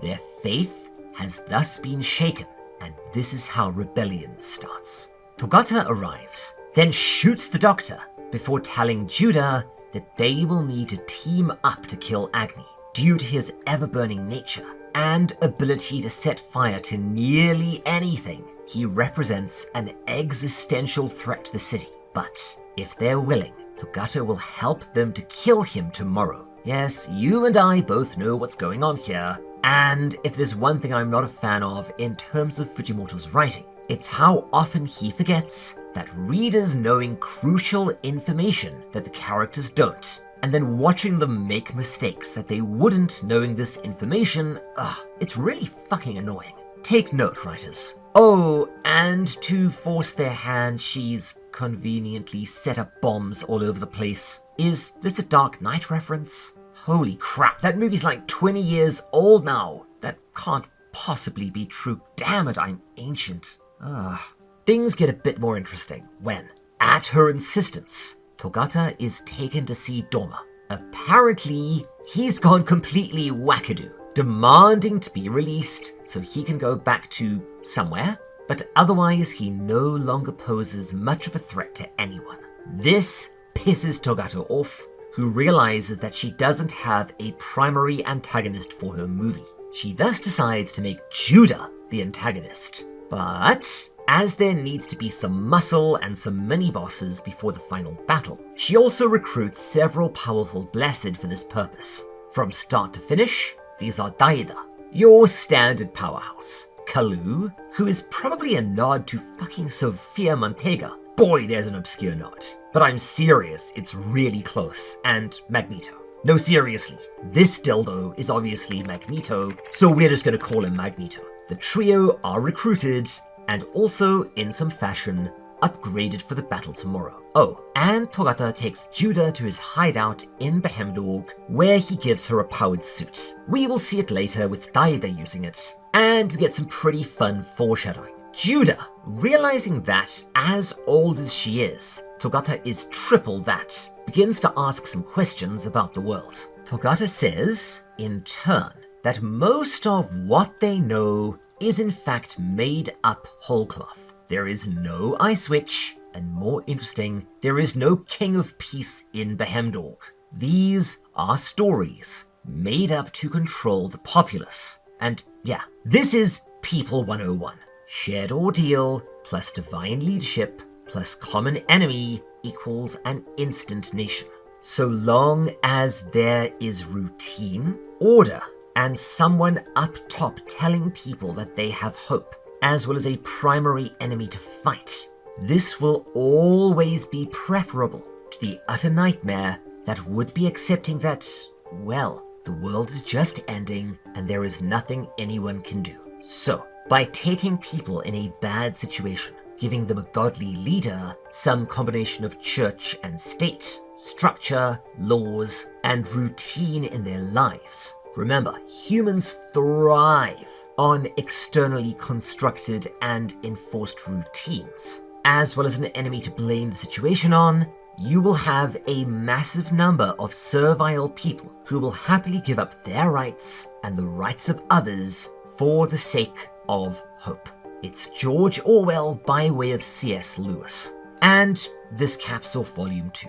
Volume 3 starts as we see Togata, who is still playing both sides against the middle here, preparing Agni for his assault on the city. We see that he's been given new duds, a sort of suit, and combined with his new metallic arm, I would bet you dollars to ice witches that this is a nod to a pretty famous image of Cable from the 90s. Again, this manga is absolutely brimming with references to the X-Men. Over with the villains, we see Judah looking once again very SS officer.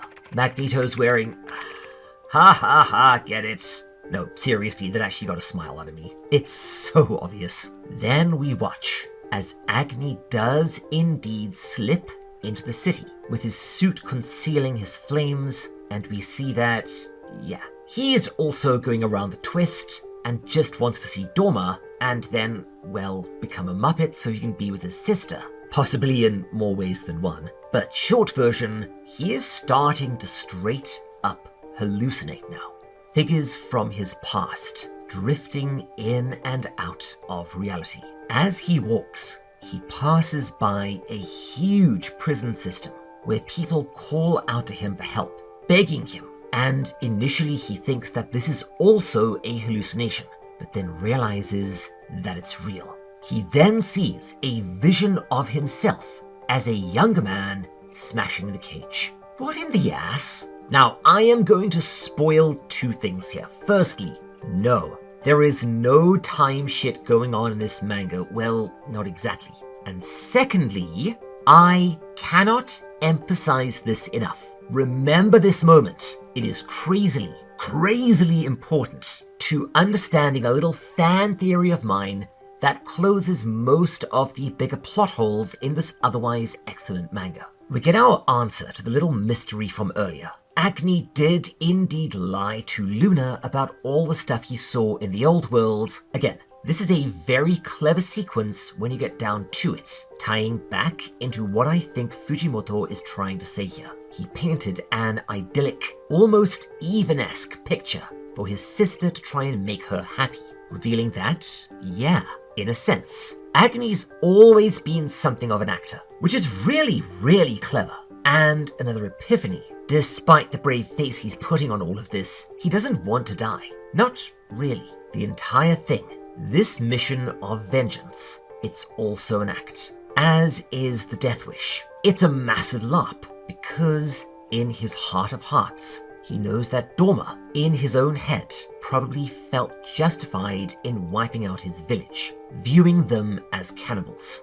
Finally, these hallucinations fading, Agni resolves that, in order to keep going and to do his sister justice, he needs to be good and just himself. And while it pisses on Togata's battery, he deviates from this kamikaze run to smash the cage and free the prisoners in another brilliant panel. This devolves into a pretty funny sequence, as Togata and him bicker, with him basically saying that, well, you wanted a hero, so what's the problem? He's decided that Dorma can wait for now. What he needs to do is find and rescue Sun. A bunch of soldiers arrive, and as the prisoners watch, Agni, using his new martial arts, absolutely annihilates them. However, Before he can do much else, he's suddenly yanked back and out of the prison by an unseen force. And we get another fantastic panel showing the trio of Blessed, Judah, and a whole butt-ton of soldiers facing off against him.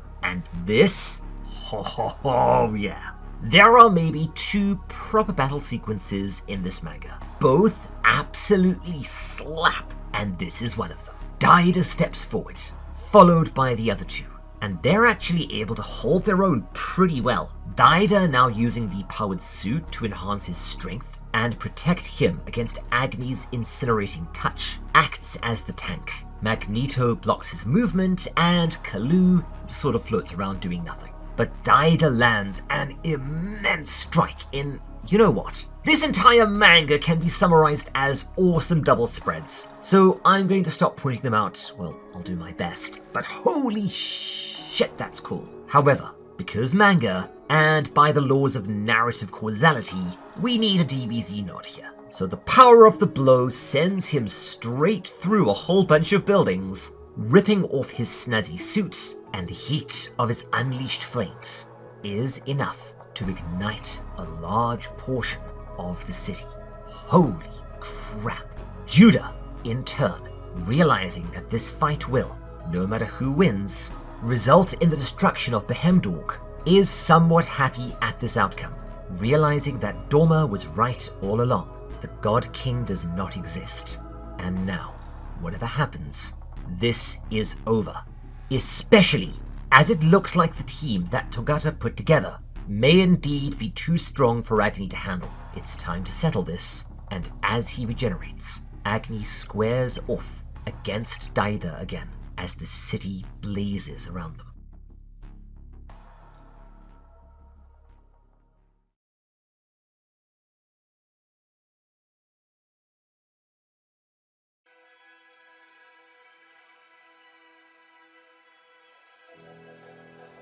The battle continues, and we cut over to see a bit of what's happening elsewhere.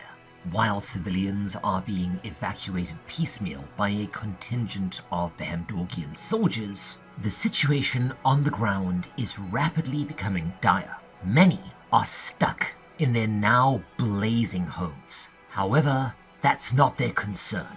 What is that the city, at the very least, is going to sustain significant damage, and even if they can rebuild, without their slaves, they will starve and be unable to power anything. Thus, the army is forced to evacuate the prisoners too, but this starts going very wrong. Now, this was going to be a patron-only segment, but you know what? I am going to risk it. Please don't demonetize me, YouTube bots. We get an extended and really unpleasant sequence centered around Neto.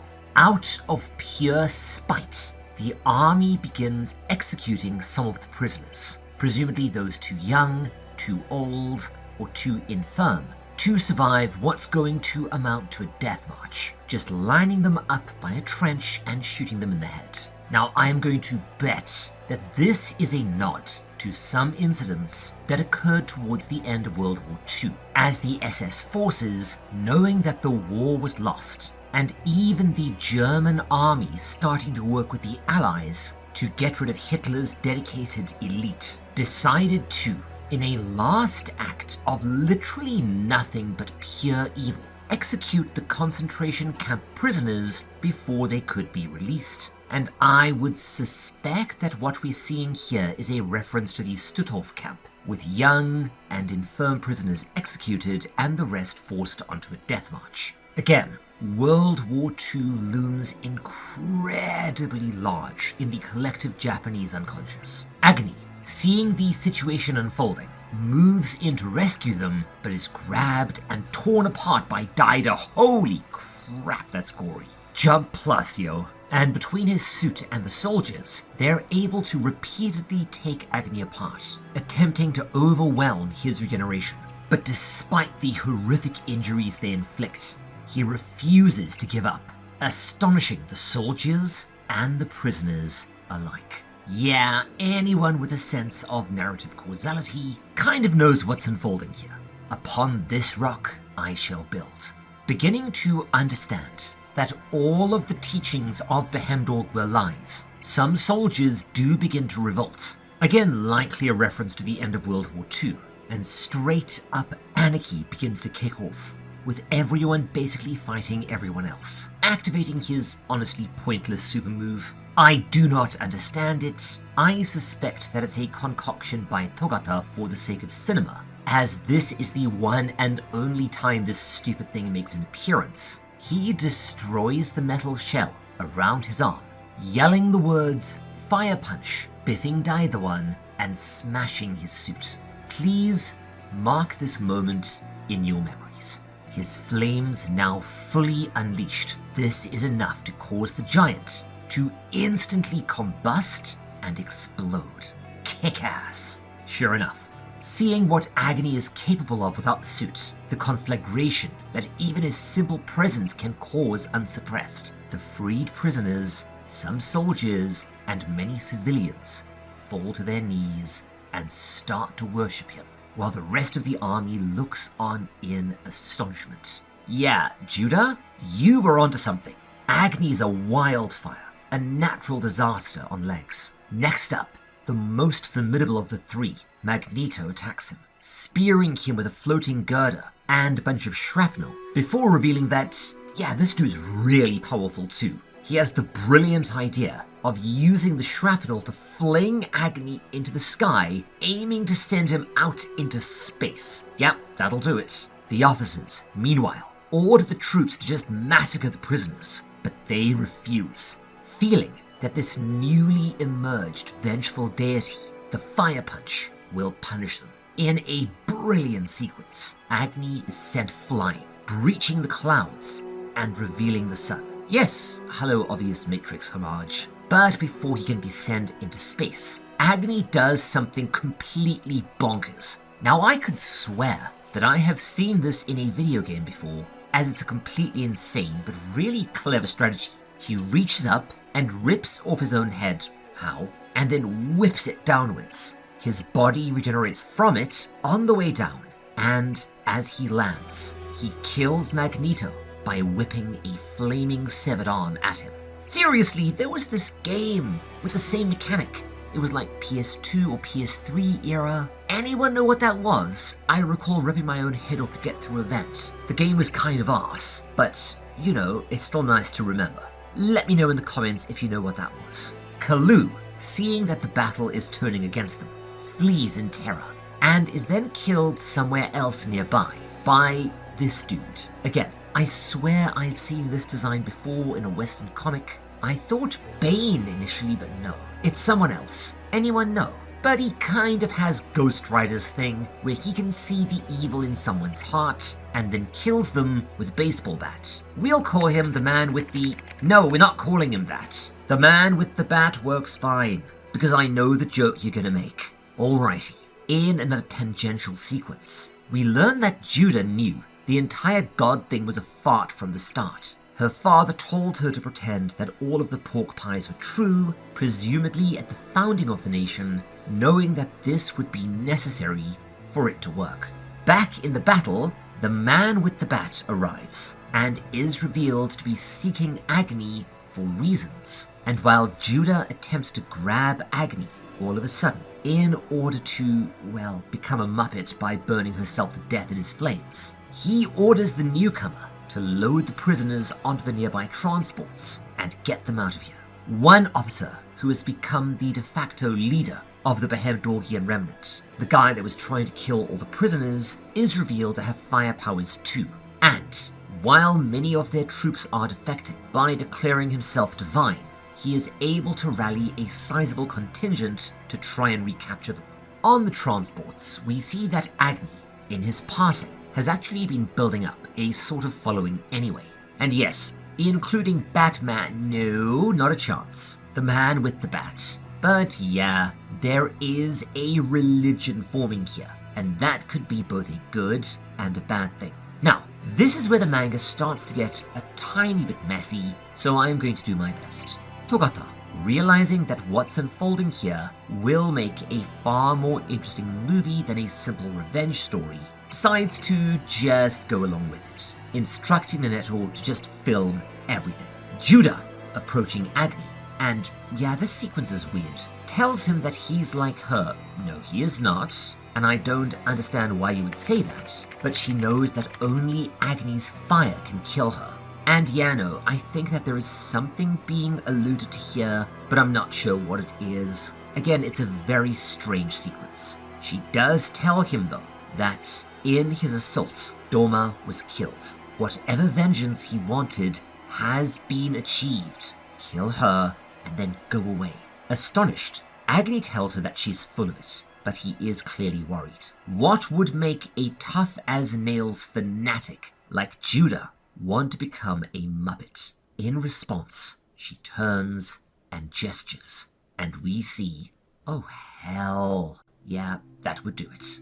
Behemdorg has been utterly annihilated. The fight with the trio of Blessed and his full power unleashed reduced it to smoking ruins and cinders as a horrified Agni sinks to his knees. Judah was telling the truth. As she foresaw, he has inadvertently committed, okay, at best this was a massacre, but one at least walking along the very edge of genocide. In trying to kill one man, Agni has killed thousands. Because she clearly doesn't know when to leave well enough alone, Judah begins to question him, maybe trying to provoke him in order to take her out. Who knows? She asks him, what's the problem? The city of evil, the city that killed his friends, killed his sister, and mutilated his ward, is gone. The man he swore revenge on is dead. And what else did he want? Doma to die more directly at his hand? An apology? Did he think this would change anything? We get more, and I think this is just meant to be two profoundly broken and moderately insane people having a discussion. Judah posits a theory. The real reason that Agni doesn't want her to die has nothing to do with her resemblance to his sister or weird theories about resurrectors. While Judah lives, be it as an enemy to get revenge on, or as some semblance of his sister to give him hope, he is given an excuse to keep living. With her dead, he would be absolutely purposeless. He is thus only using her as a tool to deceive himself. The reality is that there is no purpose. There is no hope. The world is doomed. Humanity will die out once it freezes, and as a species, they're living on borrowed time as it is. And this is where the crazy train starts to leave the station, and we begin a journey of absolute what? And spoiler, this is not going to slow down until the manga finishes. Agni's mental landscape shifts as Judah transforms into Luna, and he returns to his former appearance. She says that he's suffered enough. It's time for them to go together into whatever afterlife awaits. She reaches out a hand, and this gives us one of the most heart-wrenching panels in a pretty downer manga, as Agni, weeping, asks Luna a question that reveals the reality of his situation. It's actually a really clever and multi-textured little sequence that I think reveals how, when he's not being weird or quirky for the sake of being weird or quirky, Fujimoto has some pretty solid writing chops. I'll do my level best to explain, and please keep in mind, this is where the manga's going to start getting gradually more and more difficult to follow. So, Agni was going to die with his sister, but she told him to live. This may have seemed wholesome in the moment, but as a request from his dying sister, this essentially forced him to stick around. And while he did build a coherent motivation out of a desire to avenge her by killing Doma, this was self-deception. His subconscious and true reason for staying alive was this request. He wanted to die, but he lived on because Luna asked him to, despite being in constant screaming agony and half mad. And now he has committed a genocide, and it was all for a lie. Wow, that's depressing. Back in reality, we see that this was all a cover for Judah to step in and finally touch him. His flames spread to her arm, which ignites, and this in turn sets her entire body and the rubble underneath her ablaze. The rubble that is all that remains of Behemdorg. And then something happens. The catalyst that'll set off a flashbang packed with pure concentrated insanity. And from here, oh boy, this is where the manga starts to go places. I am not kidding. Let's take a look.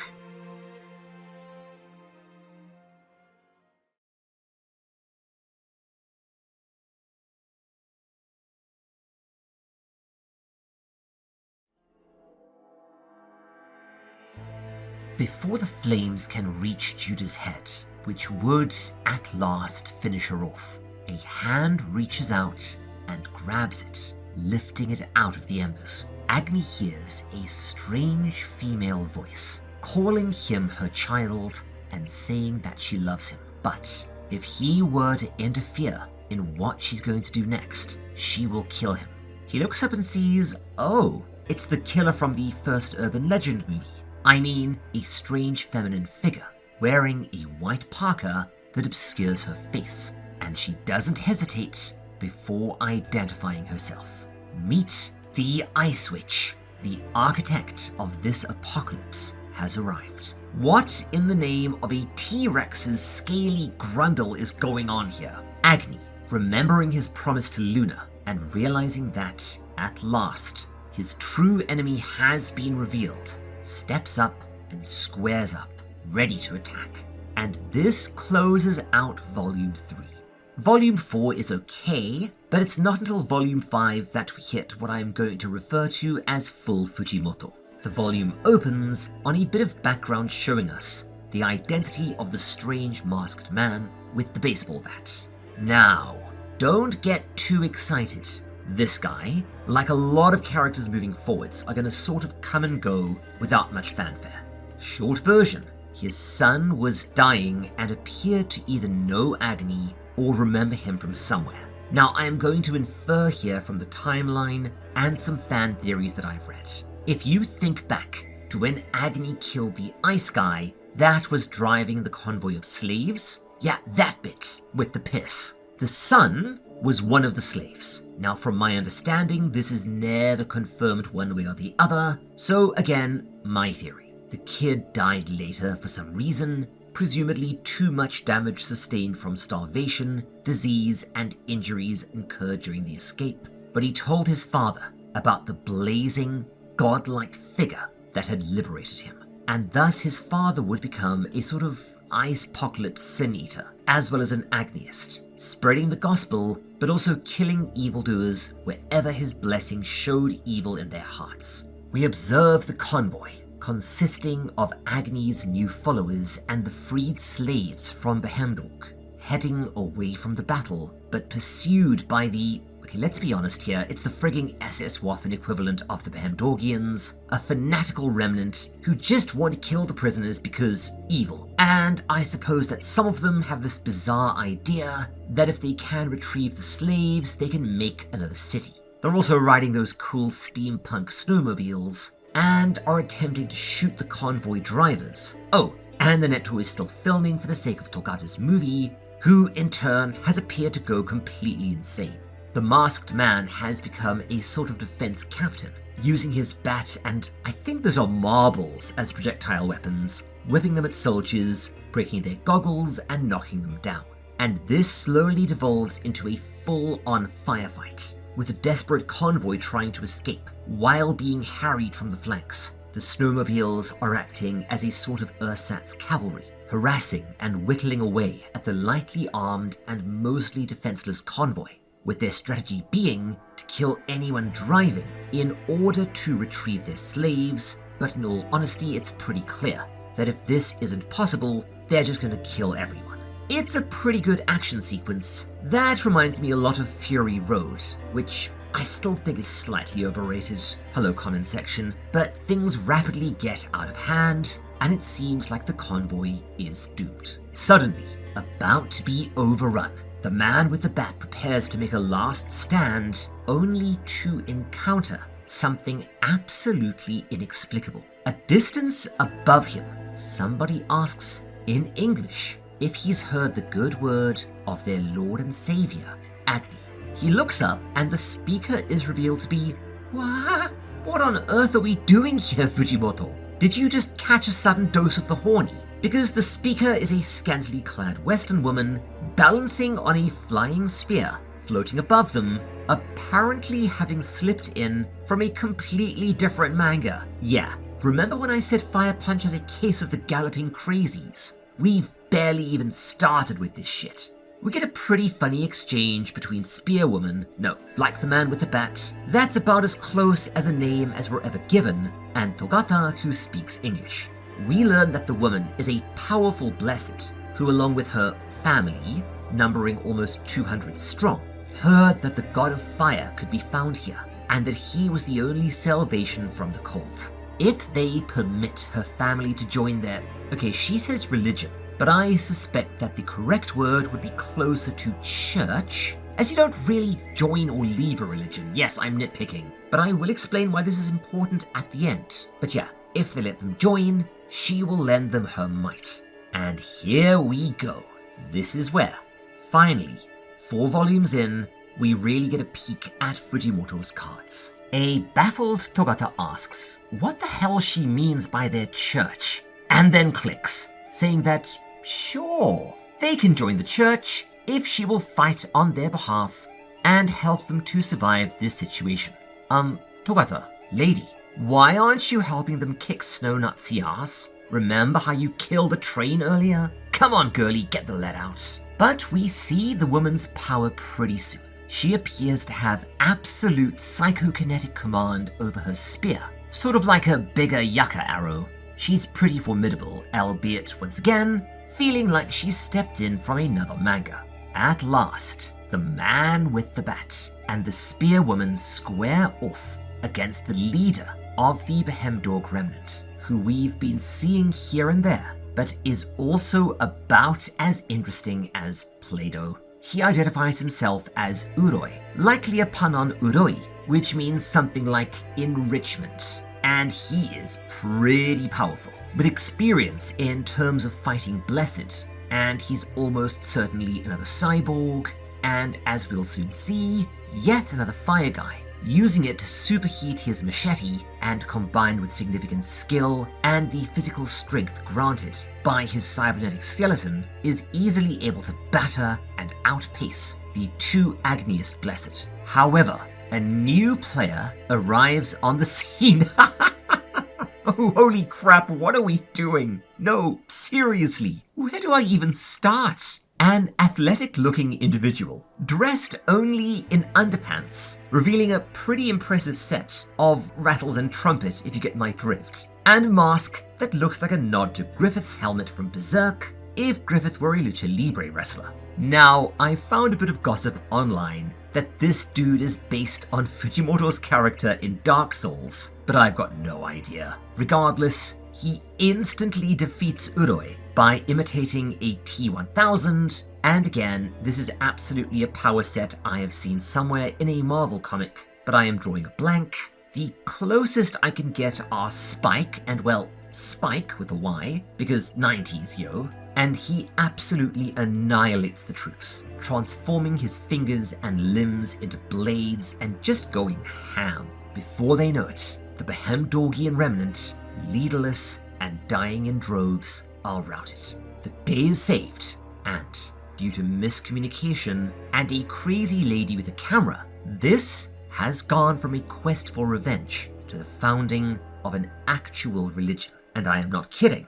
Again, we'll talk more about this at the end, but think about it. The man with the bat, the spear woman, and the masked man are acting as the 3 wise men coming to see baby Jesus, in this case a 7-foot naked flaming man. It's really interesting if you think about it. This is all laying the foundation for, again, a big shift in storytelling and where the manga gets interesting.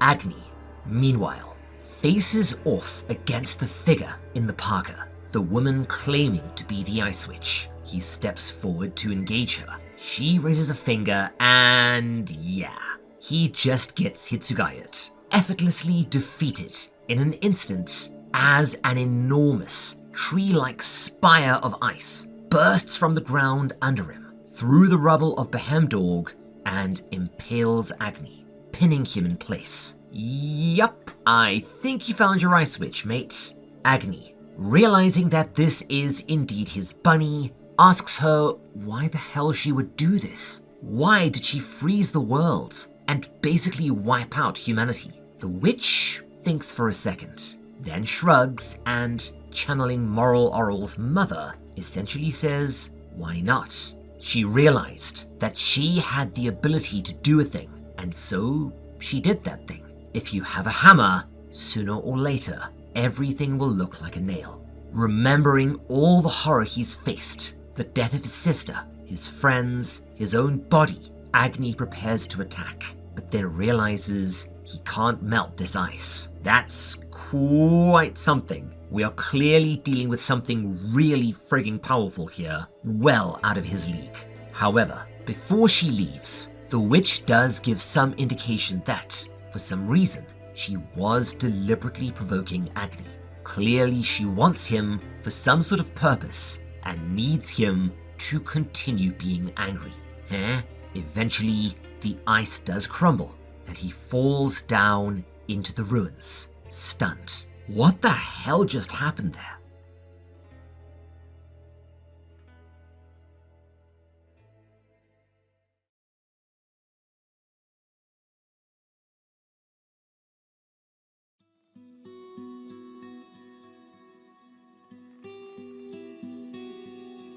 Later, we see that, following the tire tracks, he finds Togata, Neneto, and, after some hand-wringing over the body count caused during the battle with Behemdorg, he's led into their little settlement. I think this is implied to have been built up around one of Togata's hideouts, but we see that quite some time has passed since they separated. And yeah, the art here is really pretty. I love the atmosphere this creates. You can practically hear the snow crunching underfoot. We also see that, yeah, dude, you have become a literal divine figure. And after a brief introduction to Spear Lady, Masked Man, and the man with the bat, his elite, referred to from here on out as his disciples, he's told that his new role will be as God. Don't let it go to your head, mate. An indeterminate time later, we see that Sun is being fitted with prosthetics, and that some of the logistical problems inherent in running a settlement are starting to appear, namely food, and with their number passing 600 already, the situation is going to become dire. In a moment of surprising coherence, Togata also tells Agni that being God cuts both ways. He is going to have a lot of power and the ability to order his followers to do just about anything, but they will in turn expect certain things from him. Namely, somehow, he is to provide them the means to survive. If he fails to do so, they're either going to leave or rebel against him, and now I kind of want to go and play Frostpunk 2. Agni does tell them that he met with the Ice Witch in the flesh, with Togata responding with a very funny moment of disbelief. Remember, she's been around for some time and believes that the witch was just a myth, a convenient scapegoat and fairy tale to pin the apocalypse on. We see that he's worried that, as he, wiped out a city semi-accidentally, that he doesn't have a right to hate the Ice Witch, but Togata stops him, telling him that, as a god, he has got more important and immediate problems than moral wrangling. Zoom in a bit, they need food. His response is, yeah, remember that transubstantiation joke I made earlier? Yeah, I should have saved it for here. As we see his plan, Togata is to endlessly chop off his non-burning bits, especially a portion of his head and face. Well, I guess you're all doing keto for a bit. Let's see those gains. We also finally get some information on the Masked Man's power set, and I'm inferring here he seems to be able to control and duplicate the iron in his body, So I guess we could call him Iron Man. Okay, I'll stop. But no, seriously, this has to be a cheeky little nod. We've got Batman, Iron Man, and I guess Wonder Woman. As in, I wonder how you haven't frozen your tits off, lady. We get some very interesting, but honestly, not especially consequential sequences that, again, we're gonna go into at the end. It'll be very interesting when we start talking about what I think Fujimoto is on about here. But in short, Sun and a few of, I assume, the most senior followers are aware of what they're eating, and to help themselves and the general populace stomach it, begin crafting dogma out of something pretty close to the doctrine of signatures, in that if you eat one of his eyes, you will get better eyesight, and so on, with different body parts conferring different benefits. And we see that after a bit, this doesn't even need any deliberate effort on their behalf. Myth-making and storytelling have a strange habit of gathering momentum on their own. And before you know it, you've got people crafting dogma out of the equivalent of a story a guy down the pub told them. We also, to make the thesis even more overt, get a brief lesson on comparative theology, in that this sort of dogma, be it the restrictions on diet in Hinduism or the hair-cutting thing in Orthodox Judaism, there are typically real-life reasons why the church institutes these rules and tells the faithful that they're a divine mandate. Reasons for pestilence or health, although, yeah, it is sometimes just about power or people making shit up to stop other people doing things they personally find distasteful. Insert that verse from 1 Corinthians here. Again, we will talk more about this in depth at the end, especially as some of you let me know how much you enjoyed the theological tangents in Takopi. Now, what's very interesting is that the suddenly chatty Togata seems willing to answer questions, one each, and Neto asks her what the world was like before the ice. Togata hedges, then says, they say it was a good and just world, so either she thinks the answer would be dangerous, or more likely, Togata has been telling pork pies all along. Agni's up next and asks her, where do people go when they die? Togata doesn't hesitate this time, and says a movie theater, because of course she does. She then goes on to describe the ideal cinema-going experience. No fat buggers yelling into their phones, no little poop goblins kicking your chair, no absolute bastards yelling out spoilers, or clicking their damn tongues in Hereditary, and no paying money to see the happening. No, seriously, I did that in an era where nobody knew if a movie was ass or not before you saw it, because no internet. At least not in South Africa.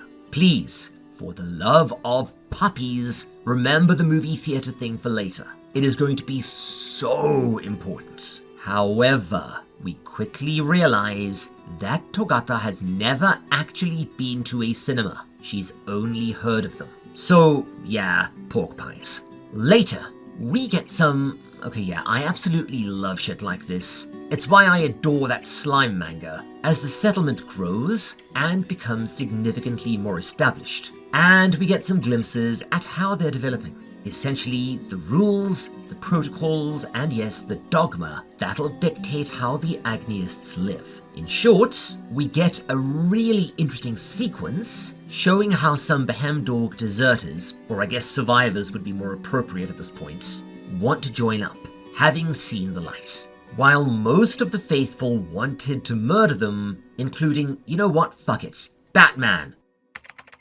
Ah, yes, this is why I didn't want to say that. You've been waiting for that all video, haven't you? Ah, just you wait. Togata and Agni do spare them, saying that they are the good guys and they want to build a better society than Behemdorg. Otherwise, what the hell was the point? They do get some interesting information though. The reason these guys survived was that they'd been on a special mission when Agni attacked. They were charged with releasing a hero into the wild, and by narrative causality, let's see if you can get there before we do. Yeah, of course it's fucking Dolma. Now this next bit, well, it's going to be our only long tangent of the video. but I think this one's really interesting, and I know some of you have been asking about this for a while. I very nearly made this a Patreon tangent, as it's quite contentious subject matter, but, well, hopefully it goes okay. All power to the shields. Let's do this.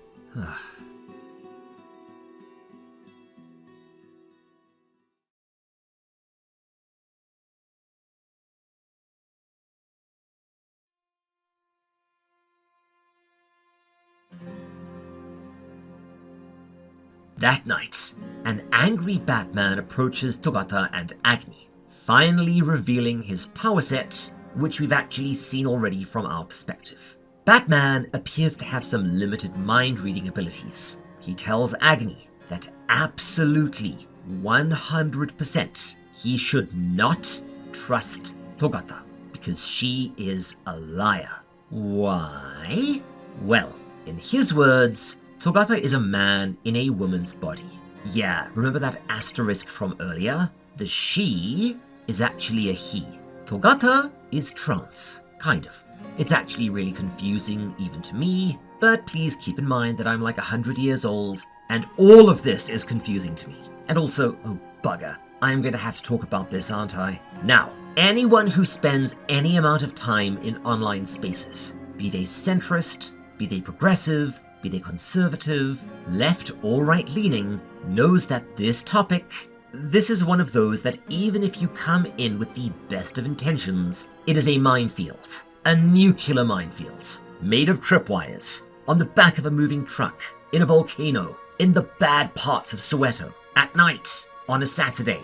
By which I mean that it's very easy to come horribly unstuck and get yourself into real internet trouble, even if you're trying to do right. So yeah, I am going to proceed as best I can here. I'm going to apologize in advance any of the nomenclature, terms, or language that's outdated or considered offensive now. Keep in mind that this is all very new to me, and from my perspective, the discourse proceeds at the speed of light. So, trans matters in Japan are one of those things widely misunderstood by folks not in the loop, as, from the outside, it appears to be everywhere. It's also a really complicated and nuanced topic that I'm going to be sort of bulldozing through here in my usual style, so if anything sounds hinky, or you just want to know more, please go and do your own research. And yeah, torches and pitchforks are over there. Before I even start to explain this tangled mess, you need to understand two things about Japan. The first is that while yes, it is a very socially conservative country in its own way, that mostly takes the form of intense xenophobia, and while I've never liked this term being used as a pejorative, insane and I would say toxic levels of nationalism. In terms of Japanese people, or even foreigners who have gone native, they can be incredibly accepting in a very Japanese way. In that, so long as you don't bring it to work with you, do your job, do your best to fit in with Japanese society, you can basically do what you want and live how you want, as long as you keep it to yourself. The second is that the Japanese legal system is absolutely bananas, but all you really need to know is that precedent doesn't matter as much as it does in, say, the USA.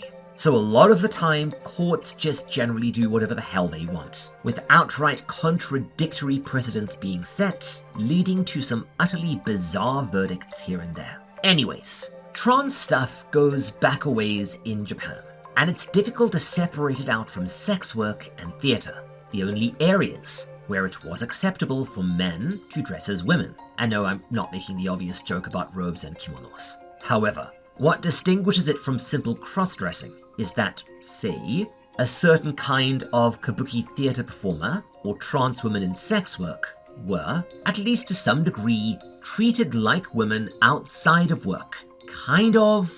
It's complicated. Now, this had a really ugly side too. In a lot of cases, these were men who, for want of a better word, were groomed as boys via pederastic relationships with older men, as was permitted by custom. And yeah, this was pretty gross, such as samurais routinely abusing their young male apprentices, and the less said about some of the scandals in sumo stables, even recently the better.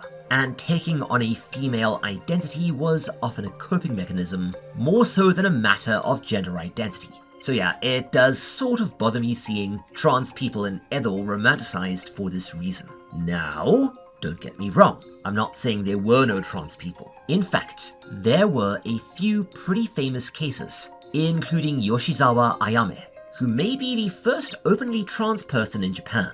And this was in the 1600s. That said, people like this got away with it, generally because they were actors, and had they not been, things might not have gone well for them. As time passed, this became less of a thing, and as we entered late stage Meiji, it mostly vanished, and it would remain basically a non-issue, in that nobody talked about it, not really, until the 2000s. And this is where the conversation gets complicated. Yeah, we're going to need to talk about Okama, and this is where foreigners and honestly even some Japanese people get confused. See, back in Edo, male sex workers who would typically act as, let's say, catchers for other men, while dressed as women, were commonly known by the euphemistic Okama, which is a type of pot that does sort of look like an arse. I'll let you fill in the blanks. Crikey Moses, Japan. This term later became a very odd little linguistic phenomenon, as it could apply to anything from someone who dresses in drag to is the term twink offensive? Again, I don't know anymore. Mrs. Owl suggested queer, but that doesn't quite capture it either. The term primarily applies to a very specific sort of gay man who dresses and acts in an extremely flamboyant, catty, and almost stereotypical way. Drag queen? No, I don't think so. Definitely with implied homosexuality. It's one of those things that doesn't translate especially well. Anyways, while before this it was kind of obscure, as we entered the new millennium, Okama culture and shows became weirdly popular, especially with younger people, and there are thus an absolute oodleplex of Okama-esque characters in anime and manga. I mean, just think about it. Got Bon Clay, Ivankov, yes, I see what you did there, Oda,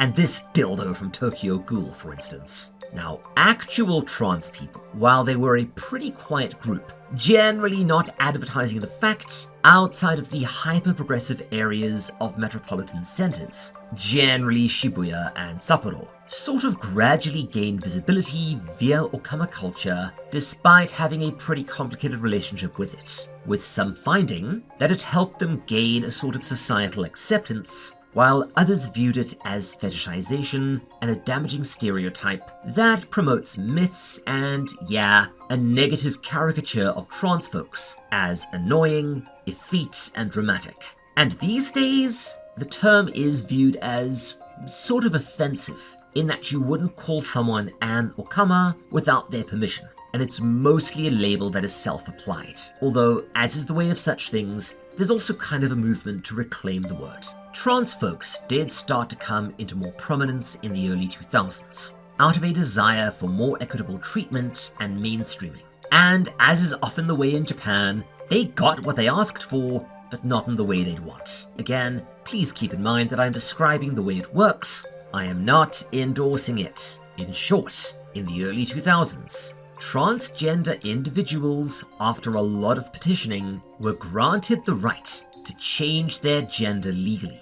However, this would represent a difficult, expensive, and frankly, not fit for purpose process. In order to change your gender, first, you have to visit and be diagnosed with a specific disorder by a psychiatrist. This might not sound so bad, but in Japan, psychiatrists are extremely expensive and really hard to find, being on par with, let's say, cardiologists, specialized and very expensive medical personnel. Then, you must undergo sex reassignment surgery to give you the genitalia of the gender you're moving to, and you must also be sterilized. You see why this is controversial? Also, you can't be married, and you can't have any children under the age of 18.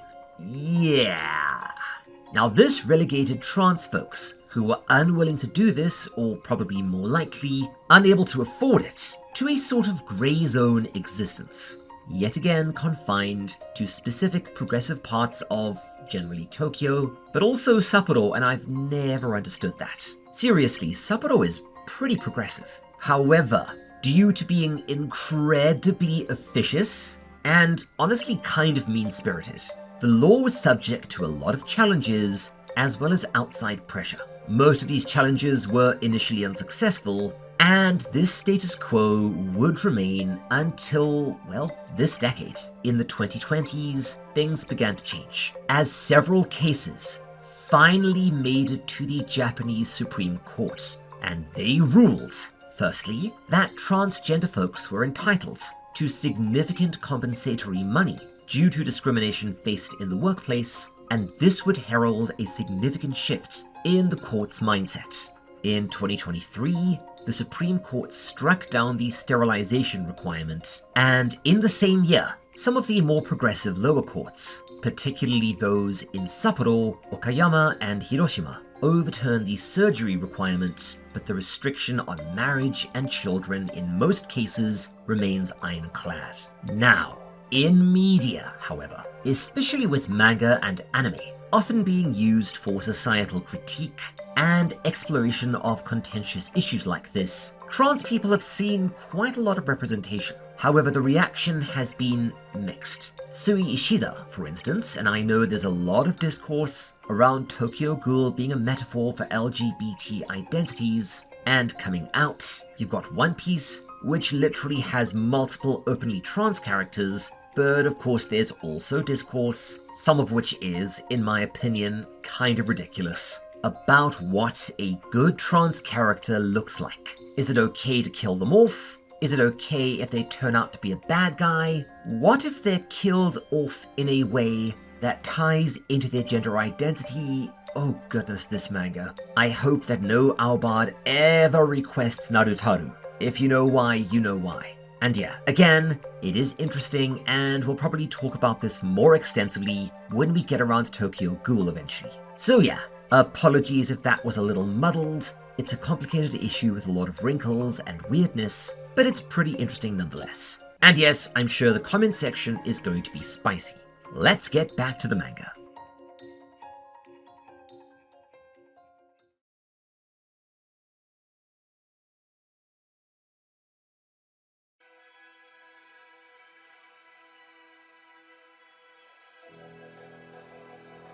Elsewhere, we see, oh hey Judah, wake up in a bed near a roaring fire. It's actually another gorgeously drawn sequence of panels, and we gradually realize that she's not alone, as the witch appears. And this is where things kind of go off the deep end. The witch, in an extended exposition sequence, gives us her name, and probably the most frustrating translation issue in the manga. Her given name in the translation is Sulya, so we'll go with that. But trust me, it is not Sulya, it's Surya. And yes, we will call her Sulya, because otherwise my brain's gonna squeak. But I will explain why this pisses on my battery so much at the end, okay? She also says that the Ice Witch is a fiction. It does not exist. While she is bloody strong, easily able to clap Agni's cheeks, she did not destroy the world. But for some reason, she needs Agni to push forward on his quest for vengeance against her, believing that she did. Yeah, let me guess, you're going to use him to power something, because it's always that. We also see, oh wow, that's cool. But also, what the hell's going on? Sulya has multiple plant-like tendrils emerging from her back, somehow fusing with Judah in bed.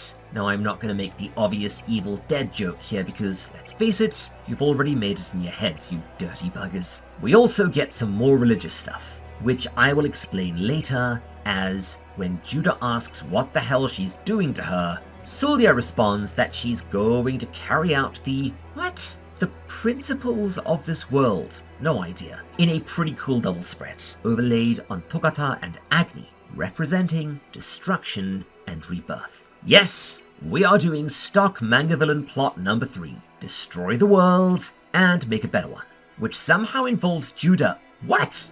Turning into a giant tree of some sort that will absorb all life to reheat the world, okay? Remember when I said this manga goes off the deep end? This is where it begins. We also get some more rather obtuse exposition.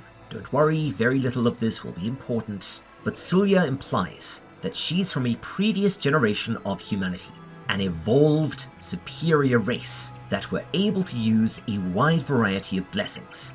This, for some reason, declined, as the new generation were weaker. Yeah, no, none of this is ever explained, but she does say that the old generation were distinguished by having blue eyes and white hair. Again, certain things looming large.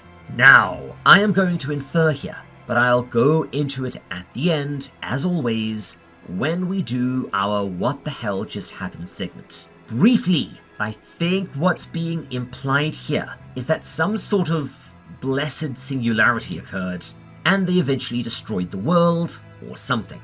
But she pulls back the hood of her parka, and we see, what? Sulya is the spitting image of Luna, Judah, and Sun.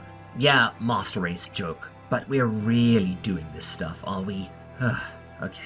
We start getting some more information about her. Sulya is over 1,000 years old, implying that the world they live in and the icepocalypse is way, way older than people believe, and that Togatha is indeed full of shit. Regardless, she has plans for Judah, and with this crazy pants lady giving me huge Madara vibes, these plans are probably not fun. This is all interspersed with a bit involving Togatha and Agni. It appears that he's intending to leave, extremely pissed at Batman for giving away his secret. Agni pursues, and he just shoots him repeatedly. It's kind of funny. Meanwhile, Sulya, and this is a little unclear, appears to have taken control of Judah's body or something, puppet style. I presume it's via those plant-like tendrils that appear to have colonized her body, like those cursed things from bloody hell. There's this movie, there's this Aztec-y pyramid, and these horrible plant things that can imitate people and also grow inside your body, and there's this really nasty sequence where they have to smash a guy's legs off with a rock. What the hell was that? Let me know in the comments. Outside, we get more exposition, but yeah, there's one thing that's interesting about this manga, and it's that a lot of these pseudo-immortals will talk at length about the world and its history, but almost all the time, they are making it up whole cloth, and this could easily be just that again. She says that her people, these evolved blessed, somehow left Earth when the Ice Age hit, abandoning it and striking out for other planets. And the reason I say that she may also be full of it is that she tells Judah that the stars are light from the dying cultures of these immortal travelers. Yeah. She then goes on to outline her cuckoo bananas plan. To rewarm the world, she is going to turn Judah into that thing from Naruto, which will kill basically everyone on Earth besides Sulya. Then, Judah will expand to do the same to other planets, and this will be able to re-warm the world. But then, who exactly will? You know what, you go nuts with your crazy self, lady. And in the final stages of her plan, she will, and again, please keep this in mind, it'll seem nutso for now, but will be interesting at the end, I promise you. She, presumably being part plant, will birth a new race asexually.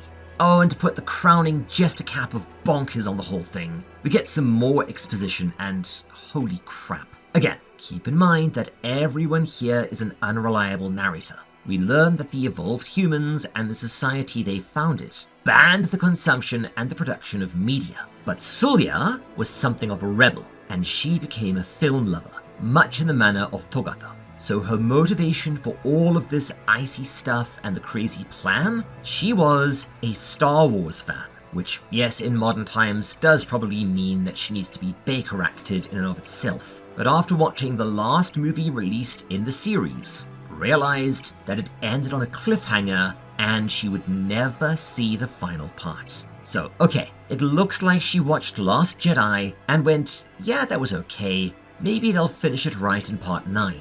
But then there was some sort of takeover before Rise of Skywalker happened. So, trust me lady, you are out ahead of the game. Believe you me. So, her plan is to literally reboot society, raise them up to the point that they were before, in the hope that the stars align and they make a 9th Star Wars film, presumably one that doesn't suck absolute ass. Seriously, I'm not even a Star Wars fan, but Mrs. Owl is, and if you ever want to laugh, get her talking about the most recent trilogy, I'm a Trekkie.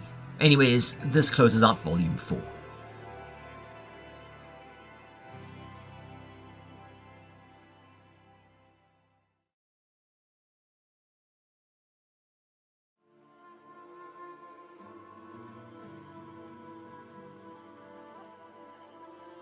Volume 5, which is where the manga actually starts getting, good, begins strong, with a genuinely excellent little characterization sequence, seeing Agony trying to get Togata to stay, but he's cross after Batman exposed his, I'm old and I get lost in the solid wall of terminology here, so I'm not going into the trans thing any further, but I will say that, for the first time in this cockamamie bloody manga, 2 human beings actually start acting like human beings, and it's also quite compelling writing. Togata is ashamed because his secret was exposed. More so that her female presentation caused Agony to doubt his gender for a moment, but also, so Togata says that the doubt is really painful for him, and a confused Agony asks him to explain, and Togata goes on to essentially explain, minefield made of tripwires. And from my cursory research, and asking a few trans people I know about this topic, as it appears that it's, very divisive and contentious, with some viewing the term gender dysphoria as pathologizing transness as a mental illness, and others view this as being ableist in saying that, what you're doing here is saying that having a mental illness is something to be ashamed of and shy away from, and because internet, nobody compromises and just gets mad, and attempts to paint the other as a bigot or ableist, and again, old farts. I mostly just want you kids to stop riding your velociraptors on the sidewalk, but again, from a Japanese perspective, this version of gender dysphoria and this issue is about what he's describing here. More tragic, while he would transition to make his body match his mind, a sex change operation wouldn't work due to his healing factor. His outie would automatically become an innie again. Now, this is another very interesting point, and I swear, Fujimoto, are you trans? I'm honestly wondering about you and Ishida, and that's not in a bad way, it's just in a that's interesting way. Agony essentially asks him why it matters, and Togata points out that the reasons people think of Agony as a god is, at least in part, his appearance. Giant flaming naked dude. It's nice to think of it as not mattering, but appearances do. They go back and forth a bit, with Agony attempting to get him to come back, as let's be honest here, he's kind of the Paul to Agony's Jesus, but is unsuccessful. However, he does gradually seem to be thawing as they bicker back and forth. And eventually we see that, again, very complex and nuanced little societal discussion here, as there's an unfortunate trend amongst people of specific identities like this, where someone does attempt to understand them from the perspective of an outsider, only to be met with hostility and resistance and the whole, it's not my responsibility to educate you, go away bigot until you agree with me. But it's something that I like here. Again, the tendency is all too often to sanitize characters like Togata out of a fear of being offensive or being painted as a bigot, but in reality, Togata is just as flawed as everyone else. Somebody not understanding his gender identity struggle is offensive and hurtful, but he also just refuses to engage, to mitigate, while still being furious that people don't understand him. And then, when Agony tries to engage with him on his own terms, to avoid causing hurt, Togata says that he hates being treated with sympathy and kid gloves. You cannot win here. And I think there is a reason why Togata is such a fan-favorite character. Trans people can be just as flawed, unreasonable, or impossible to please as anyone else. And I've never liked the idea of, if you're making a character with a minority identity, they cannot act even slightly problematically or have any real flaws. And again, unfortunately, this does seem to be the name of the game on social media, although I also realize that the Gomba fallacy is basically law now. Once again, it's good writing, and eventually his efforts do appear to work. as Togatha finally calms down and says that if Agni can suggest something cool enough for his film, he will come back. Yeah, dude, spot the opening. He wants to return, but also doesn't want to lose the argument. Once again, good writing. And while I think Fire Punch does have pacing and tonal issues, and the first half is kind of a wasteland, it really picks up. Agni responds by saying, okay, why don't we go and see Doma? Oh boy. And yeah, that'll do it. This is broken up somewhat by a sort of quasi-slice of life segment showing us Sun, the masked man, and Nanetto interacting, culminating in them going to visit the Behemdorg ruins to get some more footage for Togatha. Now this bit, and what follows, is, in my opinion, the strongest, but also the most challenging sequence in the manga. Probably my favorite, but it's also a bit that's quite hard to understand. So again, we are going to wander into fan theory territory. I'm going to start tying a few threads together. Hopefully it makes sense. Using the Behemdorg deserters that were indoctrinated into Agniism, they are able to find their way to Doma's home in some more really gorgeous panels. As they approach, they encounter a young man, a guard armed with an AK, and while Togatha, still wanting this to be a rampage movie, tells Agni to blow him away, he doesn't. He knows he's immortal, so he just accepts the volley of fire, despite the pain, and lets his healing factor do the work. Remember, after the massacre of Behemdorg, Agni's become something of a pacifist, but will this stay intact when he finally finds the man that caused him so much trauma? Eventually, he does find Doma, and now, immediately note the parallels. Much as with Agni at the start of the story, Doma is foraging rather than attacking. He recognizes who Agni is, and then asks if they can talk. And he heads out onto a frozen lake where he starts ice fishing nonchalantly. Why aren't more people ice fishing? Seriously, use those blessings and you could probably... You know what? Let's push forward. This video's rambly enough as it is. We learn that he's providing for a large number of Behemdorgian orphans and is foraging to keep them alive. Doma says that, essentially, now that he's here, he'd considered letting Agni take his revenge and kill him, but if it wasn't for him, the children and a woman, who I think is implied to be his partner, would starve to death. Agni finds himself torn, caught on the horns of an impossible dichotomy. On one hand, Doma's a monster, a legitimate monster. The guy killed innocent old people by the dozen, roasting them in their hovels for eating human flesh, when it was that or starved to death. And that's while he was living in a situation of incredible privilege, at least as so far as this new frozen world is concerned. On the other hand, maybe Doma has changed. He says that he's either going to kill Doma or he won't. But it's up to Doma to convince him either way. And what follows is just, yeah, beautiful. Absolutely magnificent writing. Just take note of this sequence. All of you aspiring writers and mangaka, this is how you do it. Agni says that, well, a possible solution to the dichotomy. He could kill Doma and just take in his children. But Doma says no. He would not permit this, as the Agniists subsist on human flesh, something he cannot support. Agni responds that he's kept many people alive by feeding them his flesh, but Doma responds that the problem here is, okay, so he uses the word education, which is something that's also been around the edges of the story, but what I think he's describing is probably closer to knowledge or wisdom or understanding. But in short, the Agniist higher-ups want an ignorant population, as this means they'd be easier to control. A more intelligent, or at least knowledgeable population is going to ask questions, and questions make things complicated.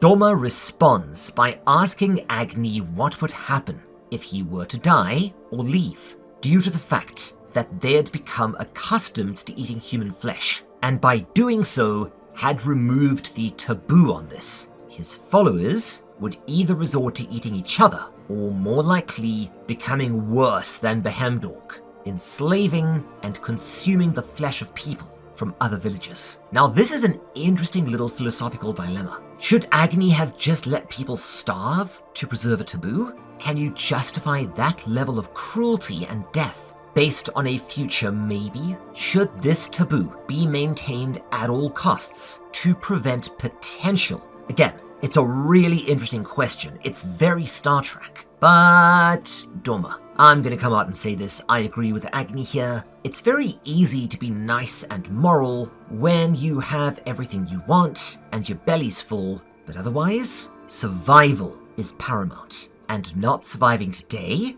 makes moral questions about tomorrow kind of moot. One of the fundamental pillars of law and society is the individual right to self-preservation, even at the expense of others. And yeah, this is why collectivist philosophies aren't really compatible with human societies at a certain size or level of development. It's a cool discussion. Doma then says that ignorance is what led Agni to destroy Behemdorg. He didn't understand his powers, and thus, in a pursuit of retribution, he committed genocide, albeit accidentally. And much like Agni's attack on his home, there's actually something about this that makes me wonder if Fujimoto might be alluding to, well, we'll go into it at the end again. But the exchange gets even more interesting when Doma reveals that, yeah, he was also acting in ignorance. And much like Agni's attack on his home, that resulted in thousands being burned to death. He destroyed Agni's in the same moral ignorance. Yes, he views cannibalism as something atrocious, something that humanity cannot and should not countenance. But what Behemdorg was up to was just as bad. And much as he should not have killed Agni's friends, Agni should not have wiped out Behemdorg. Regardless, Doma is now an old man and has changed his life for the good. Can he still be held responsible for his actions in the past when he was indoctrinated into something of a cult and was, indeed, just following orders? Now, yes, you can stop typing. This is almost certainly alluding to real-life cases where Nazis and those complicit in the regime escaped, avoided prosecution, and completely changed their lives, turning things around, becoming moral actors and often really good people, only to be located and put on trial decades later. For instance, bloody hell German, how is anyone supposed to pronounce these things? The case of Josef Schutz, a guard at Sachsenhausen concentration camp. Apologies, that's really hard to say. Who, after the war, escaped, married, and worked peaceably for all of his years as a locksmith. But at the age of 100, was located and put on trial in a pretty controversial and highly publicized case, especially as he was later convicted and sentenced to what amounted to a life in prison for merely being a guard. And, more tragic, he died before his appeal could be heard. How long needs to elapse before somebody can be said to have redeemed themselves? Is it possible to change your life to the extent that you can be forgiven for past misdeeds? What exactly would retribution accomplish? Who is this done in the name of? How much of Theseus's ship needs to be replaced before we can say it is no longer Theseus's ship? Heady stuff. And we then get a pretty interesting little reveal, as Doma and all the Behemdorgian troops were, as part of their indoctrination, shown a film of a god at work. A man with holy, fiery abilities, fighting demons and heretics. Abilities not far removed from Doma's own.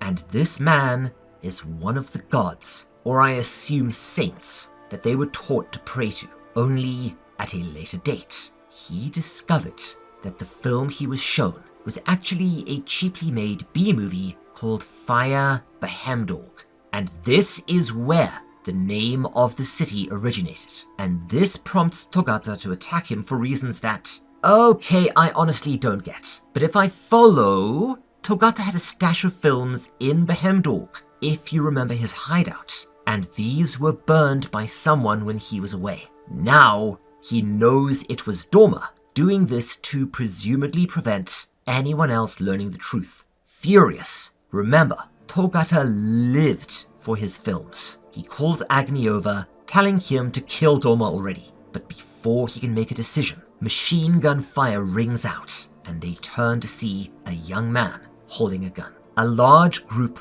of youths approach, ranging from young children to adolescents, and they surround Doma, shielding him from Agni and Togata's rage, telling them to leave him alone as the old man, now in clear distress, begs them to leave, fearing, almost certainly, that Agni will hurt his kids. But again, the discussion appears to be moot. Agni has made his decision. To Togata's horror, he chooses to spare Doma and follow his example, to set his vengeance aside and to live for the protection and the defense of his friends and his followers. Atonement, not retribution. Saying that his sister would indeed not have wanted death and destruction in her name, and neither does he.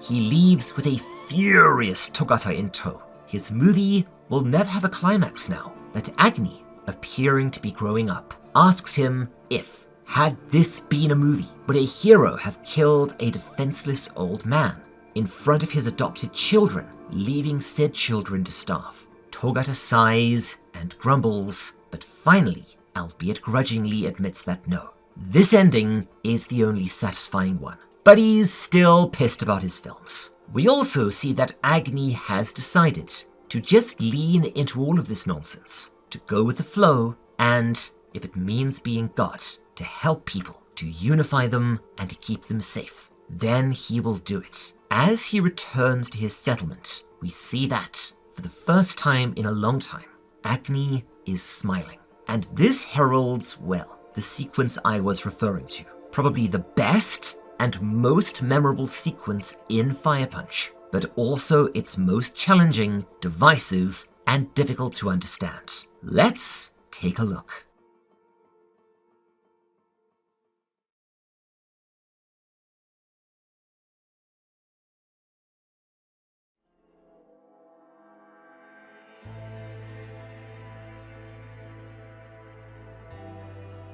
We see that the smiling Agni is, in fact, him in a dream. He's walking home towards the settlement, hearing a hymn being sung in his honor. He may never find happiness, constant agony, sleeplessness, and trauma are taking their toll.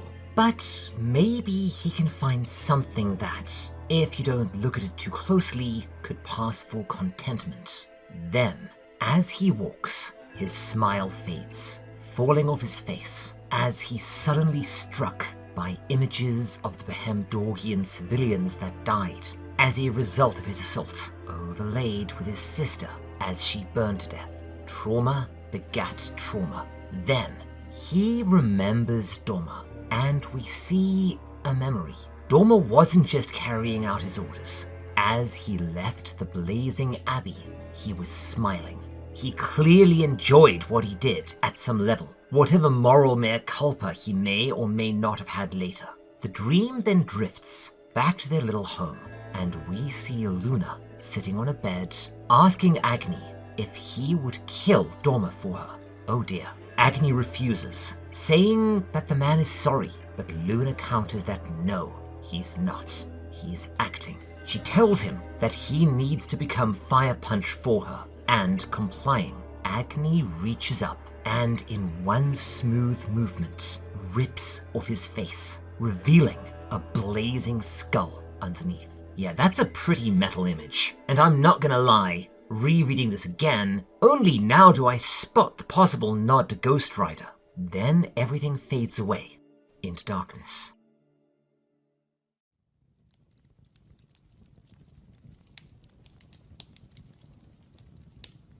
Agni regains consciousness in the midst of battle, his arm thrust through the chest of a man, burning, rapidly turning into a charred corpse, and we see this resolve into an enraged, screaming, sobbing Doma, who, his last strength fading, finally burns out and dies. What in the utter blistering fuck is going on?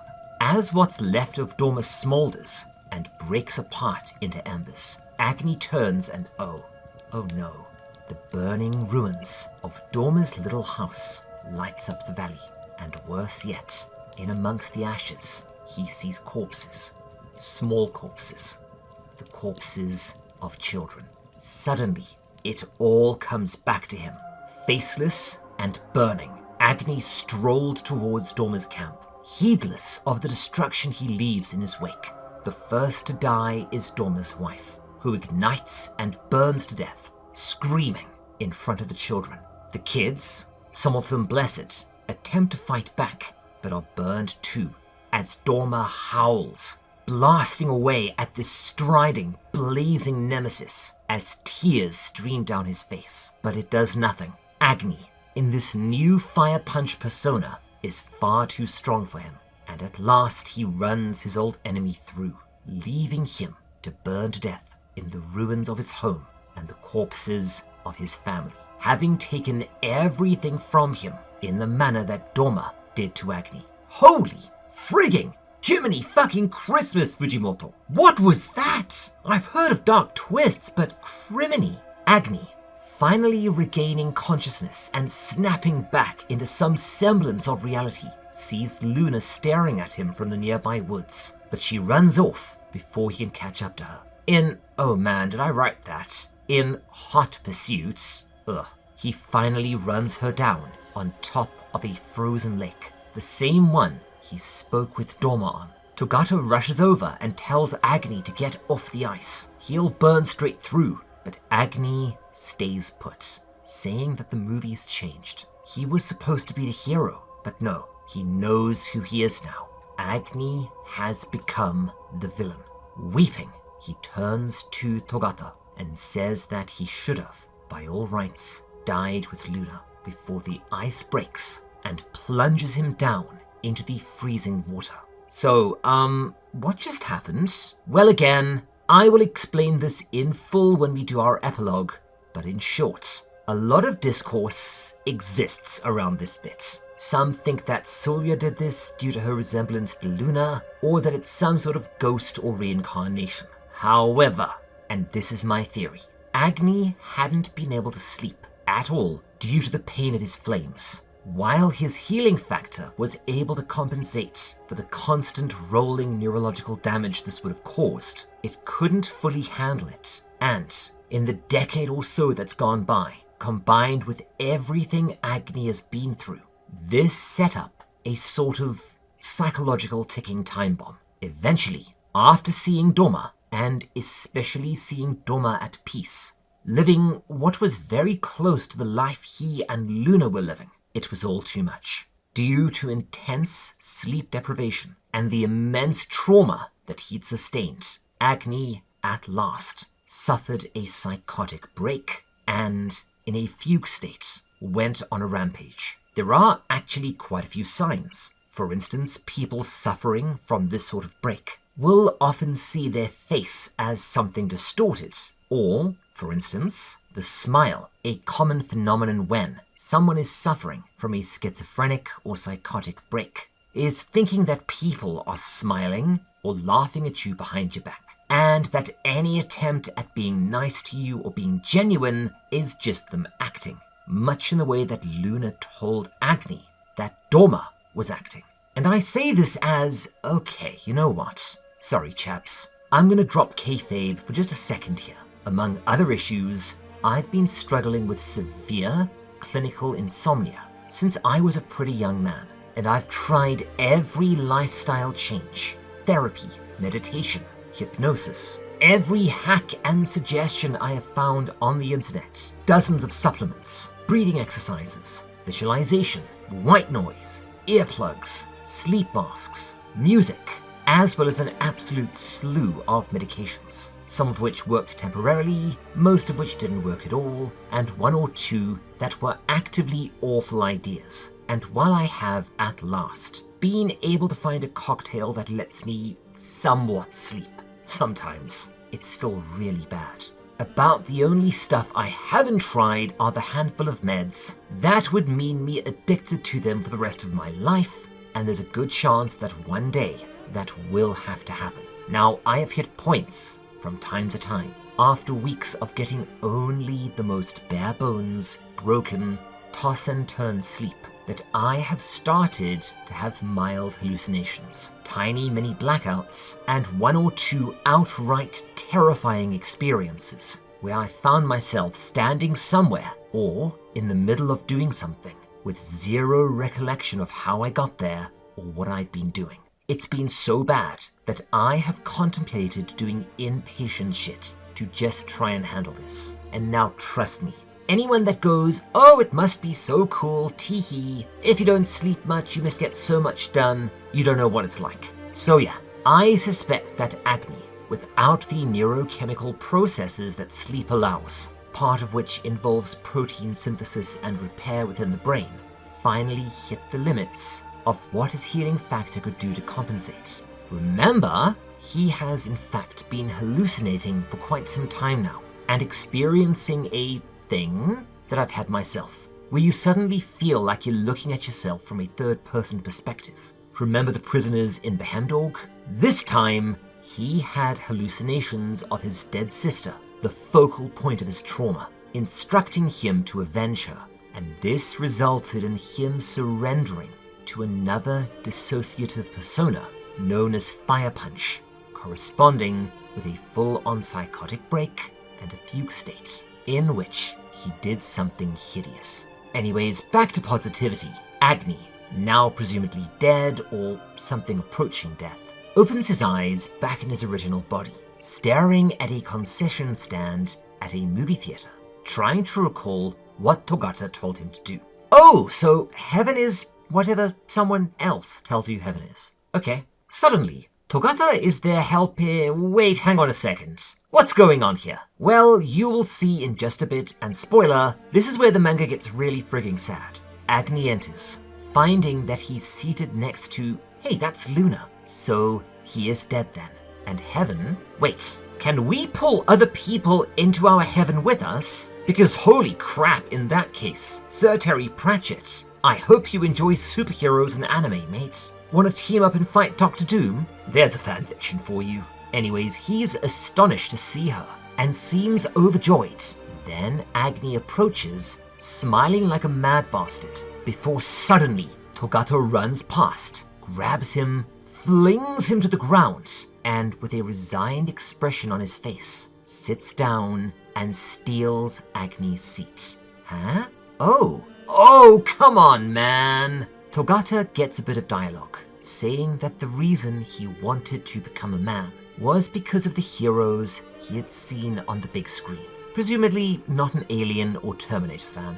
And then, as he eats popcorn, he tells Agni that what he really wanted to do was one day become a hero and save someone, like they do in the movies. We then see the tears streaming down Togata's face. Holy shit! Remember when I said that this manga gets good in volume 5? This is what I'm referring to. We see what happened, and it's a lot. After Agni plunged through the ice, but before he could drown, Togata dived in and, wrapped in Agni's flames, presumably the icy water stopping him from immediately immolating, but already catching fire, Togata dragged him to the surface. But, realizing that Agni, knowing that he'd become every iota of the monster Doma was, is now on an outright quest to become a Muppet, tries, as best as he can, to think of what to say to the man, how to save Agni, what got him to live before. We see Togata's perspective shift. As he dies, he leaves his charred, crumbling body behind, and as he looks down on it, he runs over some spectacularly bad movie-based ideas, including a Vanilla Sky quote, you know, for the dozens of people that remember that stupid movie. And then Togata finally does, oh come on dude, no. He says what Luna said, and in a nearly identical scene, simply tells Agni to live. The last we see of the troubled cinephile is as a charred corpse, crumbling, being carried through the drifting snow by a sobbing Agni, who can only ask him why. Why die for him? Why not just let him be at peace at last? Why not let him stop himself before he does something worse, before he can hurt anyone else? Eventually, he's able to make his way through the wilderness, finally terminating at the settlement. Only he looks up to see, this, believe it or not, is where the manga gets odd.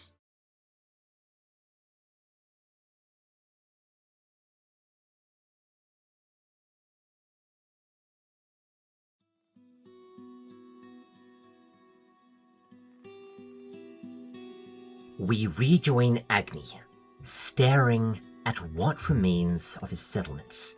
An absolutely stonking, enormous tree-like thing that, if this is bringing back Naruto flashbacks, you're actually not even slightly wrong. And keep that in mind for later because you're gonna see more. Once again, we will go into this at the end. And we see that it has indeed latched onto and is draining his followers dry in order to grow. This is clearly what Sulia was talking about. Oh yeah, we also see that Batman and Spear Lady were killed off-panel by the tree. Boy, those were totally necessary characters, right?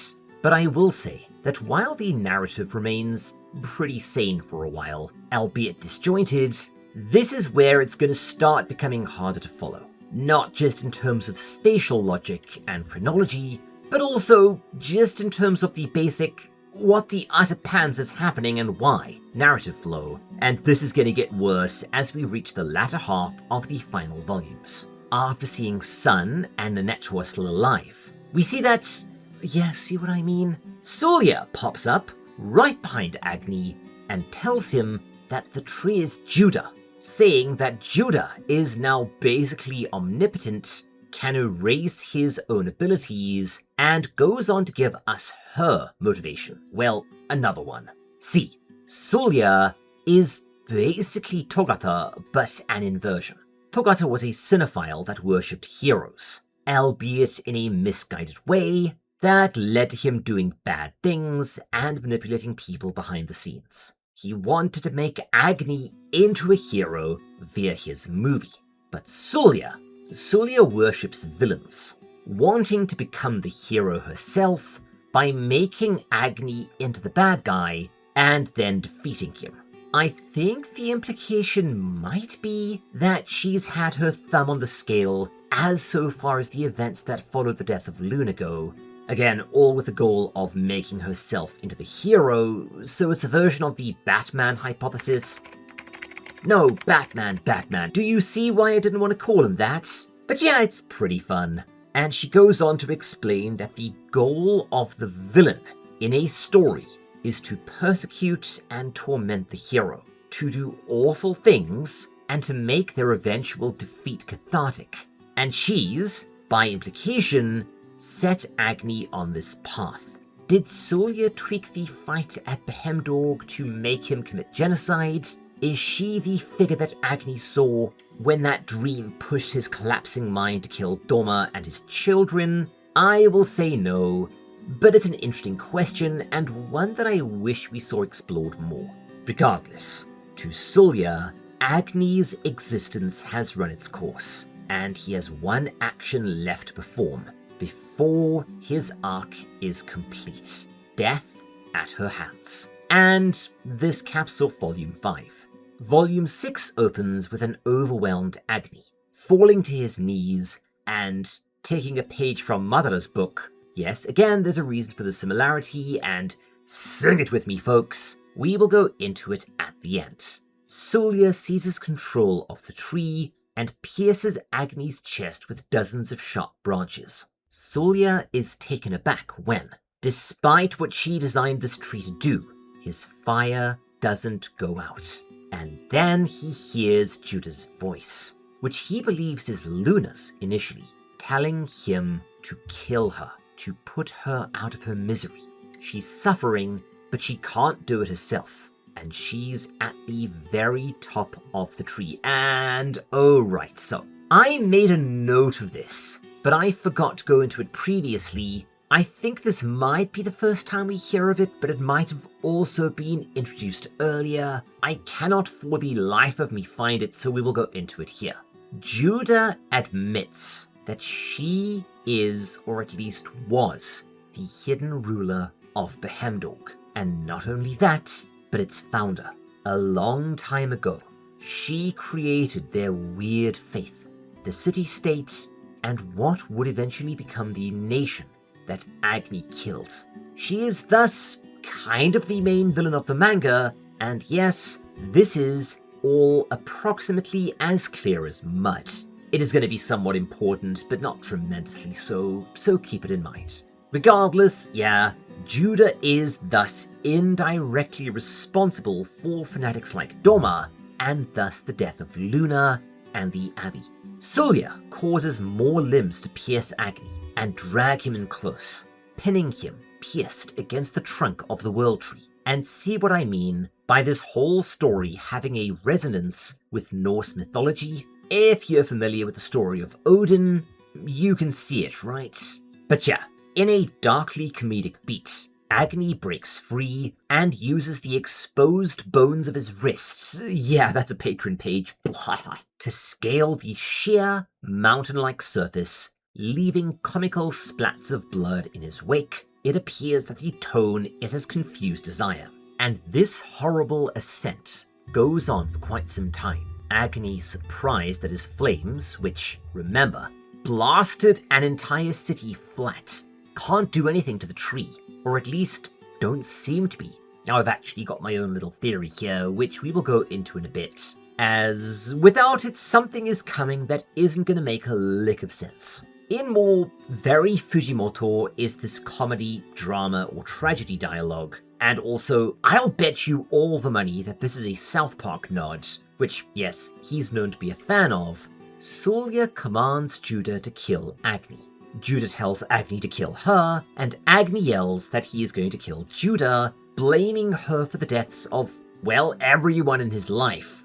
But as he climbs, we also see that once again, he is lapsing back into magical thinking and delusions.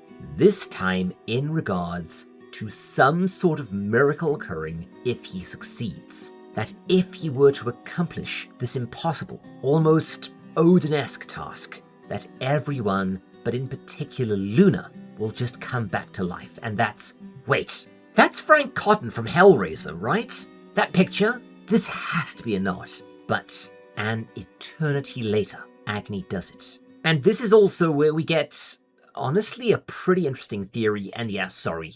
If there's this sort of thumpity thump sound in the background, our neighbors are either noisily rearranging their house, or attempting to fornicate with a hippopotamus. I will do my best to filter it out. Agni, now at the top of the tree, looks down onto the distant picturesque landscape below, and remarks that maybe this is all just a delusion. Ever since the death of his sister, he has done and seen impossible things, including being set on fire forever. So maybe this has all been some sort of dying dream, lighthouse style, and maybe he's still there, smoldering in the snow as the last of his life fades, and his brain feeds him hallucinations to keep his mind occupied. He asks Judah if she's sure that she's not really Luna, and when she confirms this, he calls her a liar, before setting about, absent any killing tools, and with his flames seeming ineffective, beating her to death with his bare... Wait, hang on, won't she just regenerate? I got no idea, and with how completely fucking bananas this manga's about to go, it's not important. We see that he hopes that when Judah dies, some kind of miracle occurs, and suddenly he looks down, reaches with a blood-stained hand, and holds up a photograph of him and Luna. And unsure what reality is anymore, that makes two of us, bro, punches her one last time, putting every single thing he has left into this tremendous blow, and this apparently kills her. The tree does something yeah, that's a really cool panel, but holy crap, I've got no idea what is going on right now, before it suddenly explodes in all directions, in a cloud of splinters, smoke, and blasting heat. with even Solia taken aback at this inexplicable cataclysm. And okay, so right, yeah. This is where I'm gonna have to start doing some Nihei level guesswork, and I would be extremely curious to know what you think the utter butted ass crumpets is going on in this manga, as things oscillate between mundane and completely inexplicable. What do I mean? Let's take a look.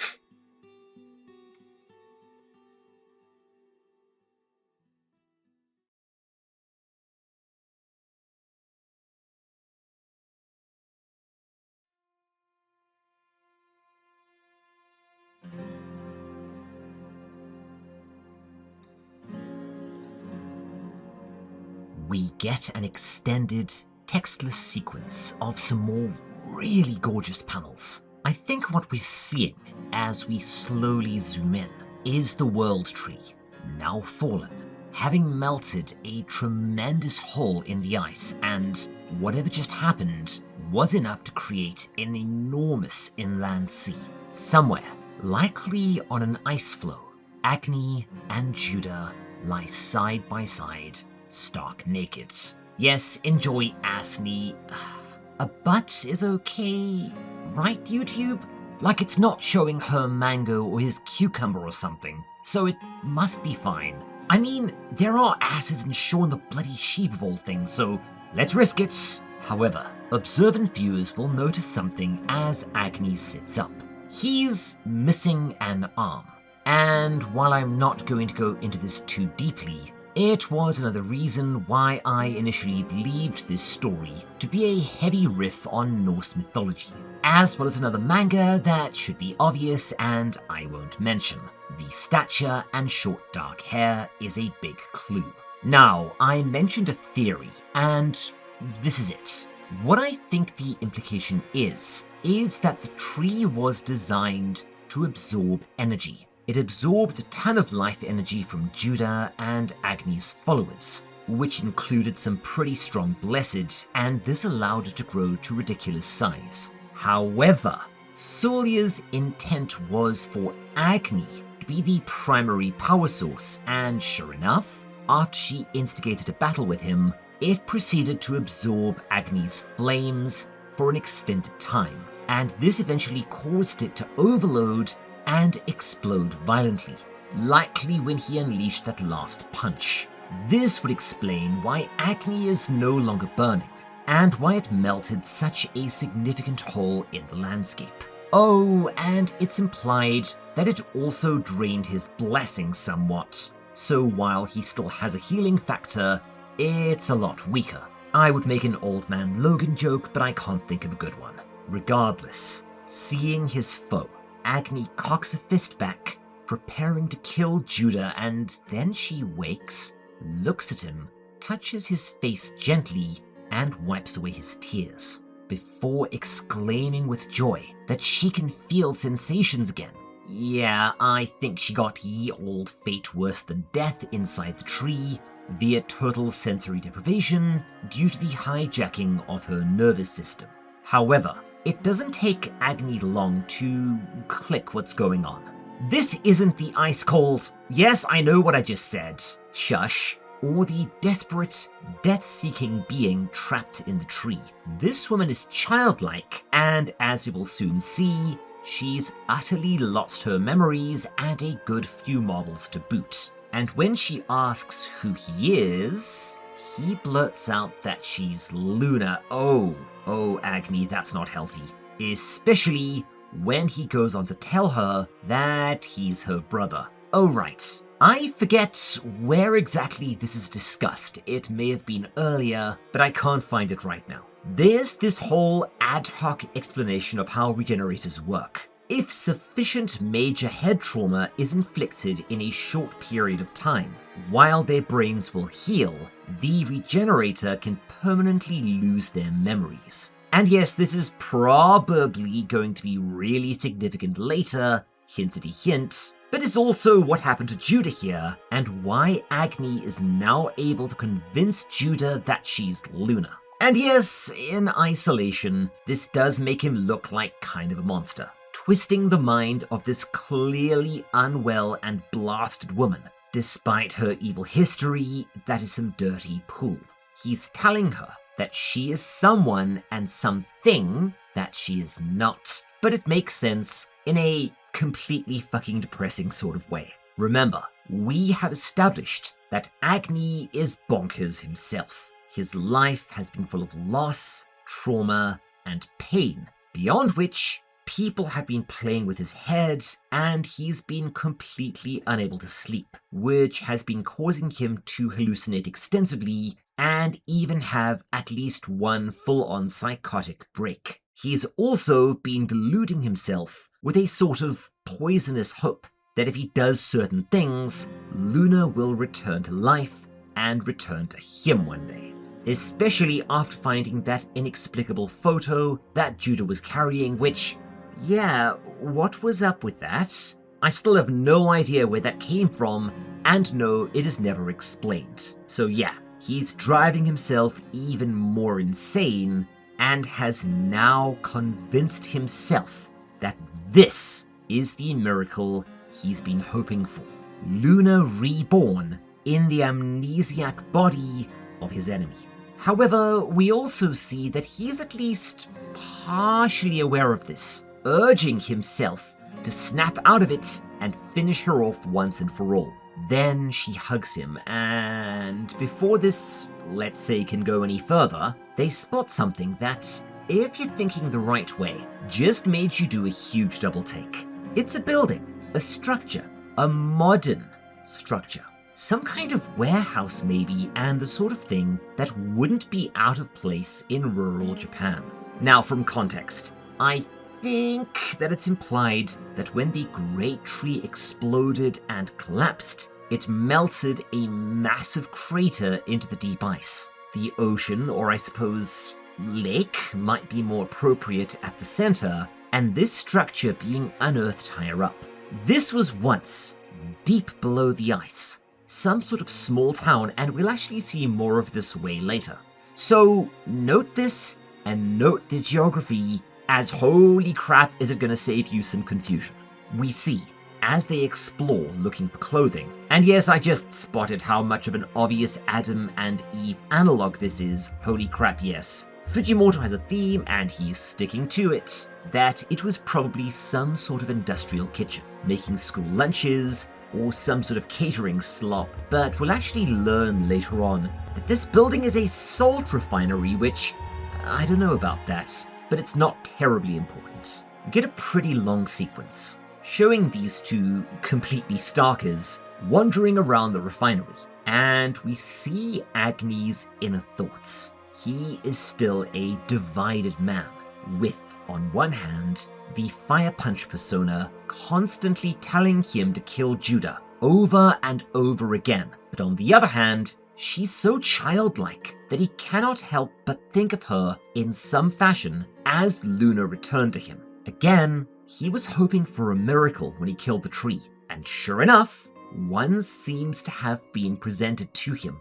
Water, warmth, shelter, and his sister. And yes, if you can hear noises, apologies, the neighbors have gone from attempted rhino fornication to running a generator at 4 sodding AM. Why? But yeah, Judah presented to him in this manner has allowed him to project this wish onto her, and again, yeah, this is so unhealthy. And this is further expanded on where Judah notices that he's crying and asks why. And Agni, in a moment of surprising honesty, says that it's because he has no idea what is real and what is not anymore.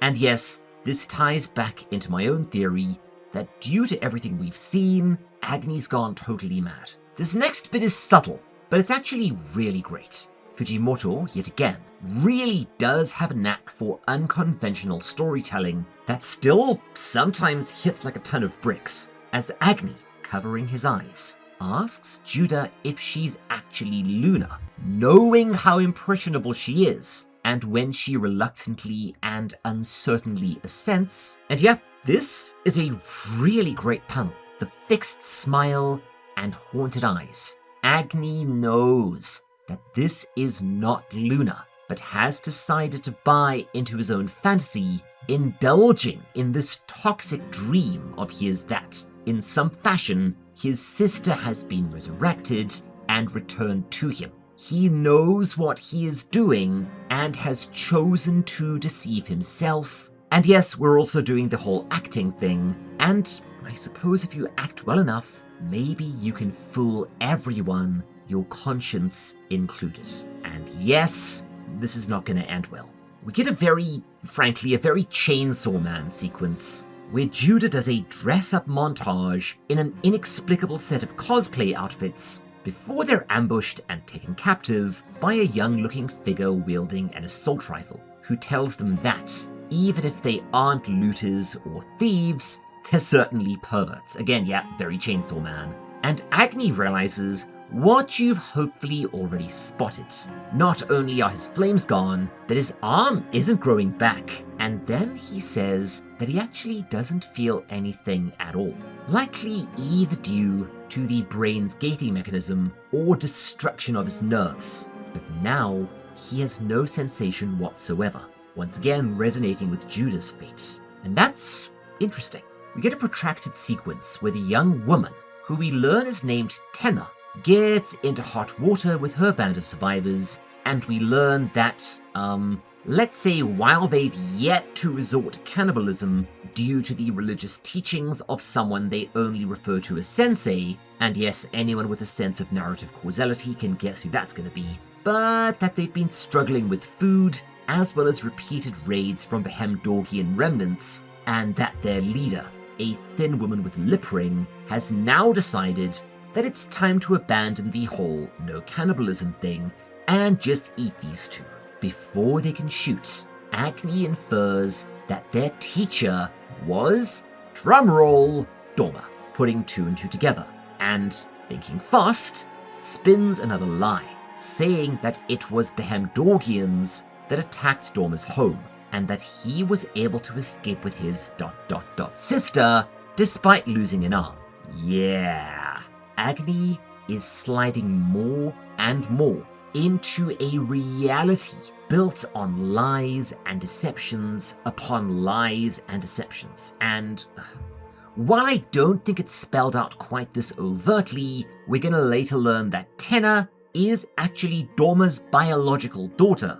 And we'll also learn that she has inherited his stupidly powerful fire, despite being unable to or unwilling to wield it to any great effect. Likely due to the fact that, well, the flames just don't go out. However, it turns out that these survivors are a clan of women that only take in women, so they leave him to die and take Luna. Yeah, insert Why the Last Man reference, as in, why is any of this happening?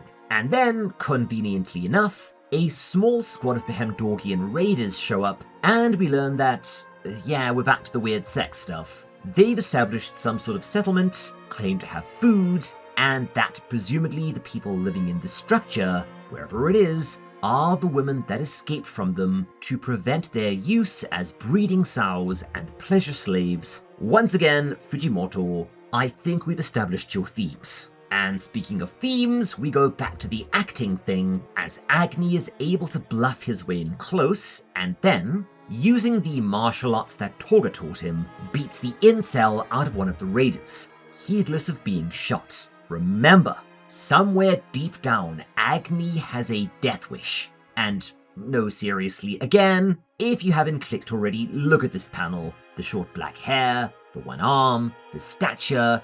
It's Berserk. We're doing Berserk here, right? And oh look, I spot what my neighbors are doing. It's a bloody U-Haul. They are moving at 4 a.m. Bloody hell, you lot. Climb to the top of the tallest tree in all the land and piss off.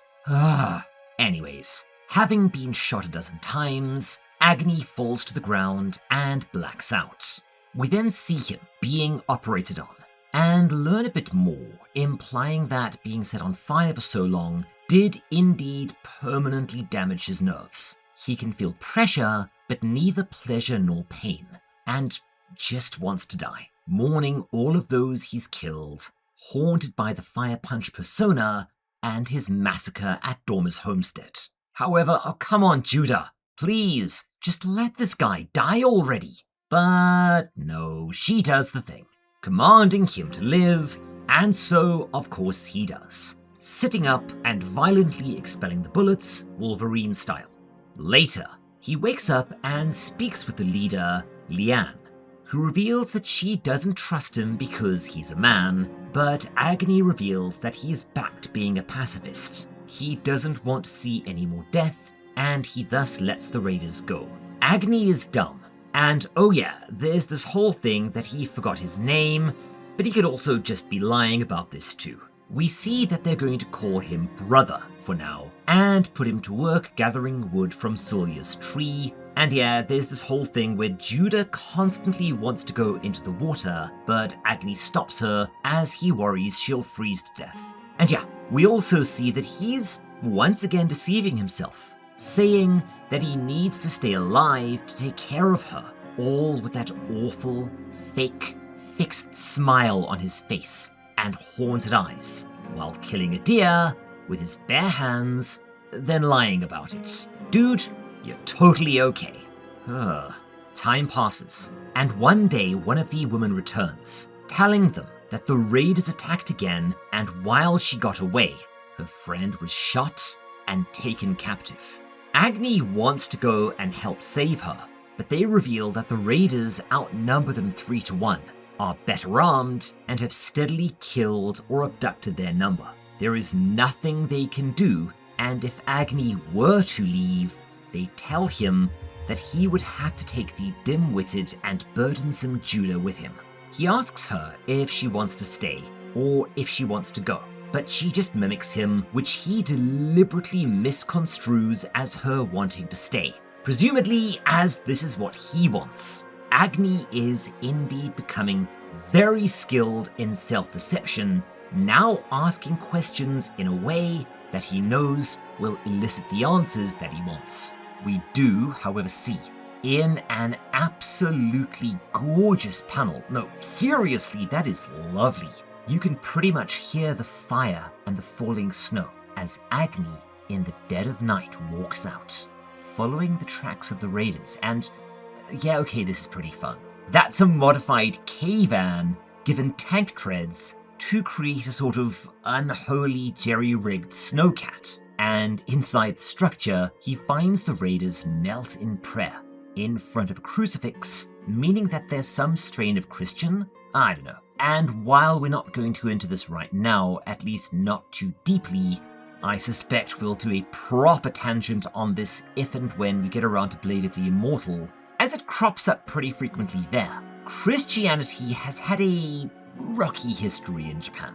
Missionaries, primarily Catholic, had a really good time of it initially, coming over from Portugal in the early to mid-1500s, and after they made an extremely positive impression on the locals, succeeded in converting a lot of them, and by the 1600s, the religion was beginning to spread quite rapidly, especially during the Sengoku period, with even a lot of higher-ups converting, especially in the Kyushu region. This was both due to the exemplary behavior of the missionaries and the protection of the legendary Oda Nobunaga, who was reportedly quite taken with the religion, in particular the conduct of its priests compared to the snooty, elitist, and sometimes obsequious Buddhist priests, try and say that 5 times fast, that opposed his efforts to unify Japan. However, once the Tokugawas came into power, they, as I've discussed many times before on this channel, instituted a number of sweeping policies aimed at solidifying their rule, enshrining them as divine, and ensuring that this would continue forever. Part of this was instituting Confucian Buddhism as the state religion and banning all others, but in particular Christianity, which offered the populace an individualistic, meritocratic, personal morality-based alternative to their caste-based collectivist, authority-worshipping faith. They feared that Christianity would offer modern ideas and would eventually result in a revolution, and thus made it a mission to completely eradicate the religion, particularly after the 1638 rebellion, which was led by Christians. They thus massacred any Christians, or even those suspected of being Christians, that they could find, driving the religion underground. Believers, even those of pretty high status, were thus forced to conceal their faith, and some would even include hidden Christian iconography in buildings and art, as a sort of shibboleth to other Christians, including the famous Himeji castle having a sneaky crucifix included in its design. Seriously, Google it, it's pretty cool. This would continue for over 200 years, with missionaries beginning to arrive yet again in the mid-1800s, coinciding with the opening of Japan. Anyways, this next bit is, patrons, you can enjoy, as this is gory as hell. Approaching the structure, Agni holds the blazing torch to his face, and then sets it on fire, holy crap, causing it to melt and blister, as he attempts to bring out Fire Punch again, to deal with the raiders. Dude, you can regenerate and also kick all the ass. Why is this needed? But I think that this is symbolic, based on something we will see later, as by removing his face, he's surrendering to the inhuman murder machine and, yes, also Ghost Rider. We see him sometime later, regenerating from the burns, and we zoom out, seeing that, well, despite his aspirations to pacifism, he's murdered all the raiders with his bare hands, but also, I think he killed the kidnapped woman? I don't know, it's ambiguous. I think it makes sense narratively, so sure. Rather than responding with horror, he's just resigned at this point. Now, there's this whole thing where he keeps cutting his arm off, and I don't understand it, but he does return with the kidnapped woman's corpse, with Agni justifying this by claiming that he must live on for his sister's sake. Later, Tenna tells him that a being known as Fire Punch is responsible for their plight, as he was the one that destroyed Behemdorg. Girly? Yeah, it sucks, but those people were even bigger assholes, and asks Agni, with all of his strength, can he kill Fire Punch for her? This revelation, as wrong-minded as it is, gives him something of an epiphany, cutting through his self-deception. He realizes that he has become every inch the monster Doma was when he killed Luna. He's killed thousands, guilty and innocent alike, including his friends. Judah is not Luna, and Agni is not a hero. He's not even Agni anymore. He's just Fire Punch, and Fire Punch needs to die. And this caps off Volume 6. Volume 7 and 8 sort of comprise the manga's climax, although in a manga with a structure this odd, it's really difficult to specify it as such. We see, oh holy crapola, nope, not a chance. Not even in the Patreon cut, as Agni attempts to, become a Muppet in an extremely realistic and graphic way that YouTube would not be a fan of, and honestly, neither am I. Seriously, Fujimoto, even in this sort of manga, maybe lay off this shit. Let's just not, shall we? But we see that no matter what he tries, he is haunted by wishes for him to live.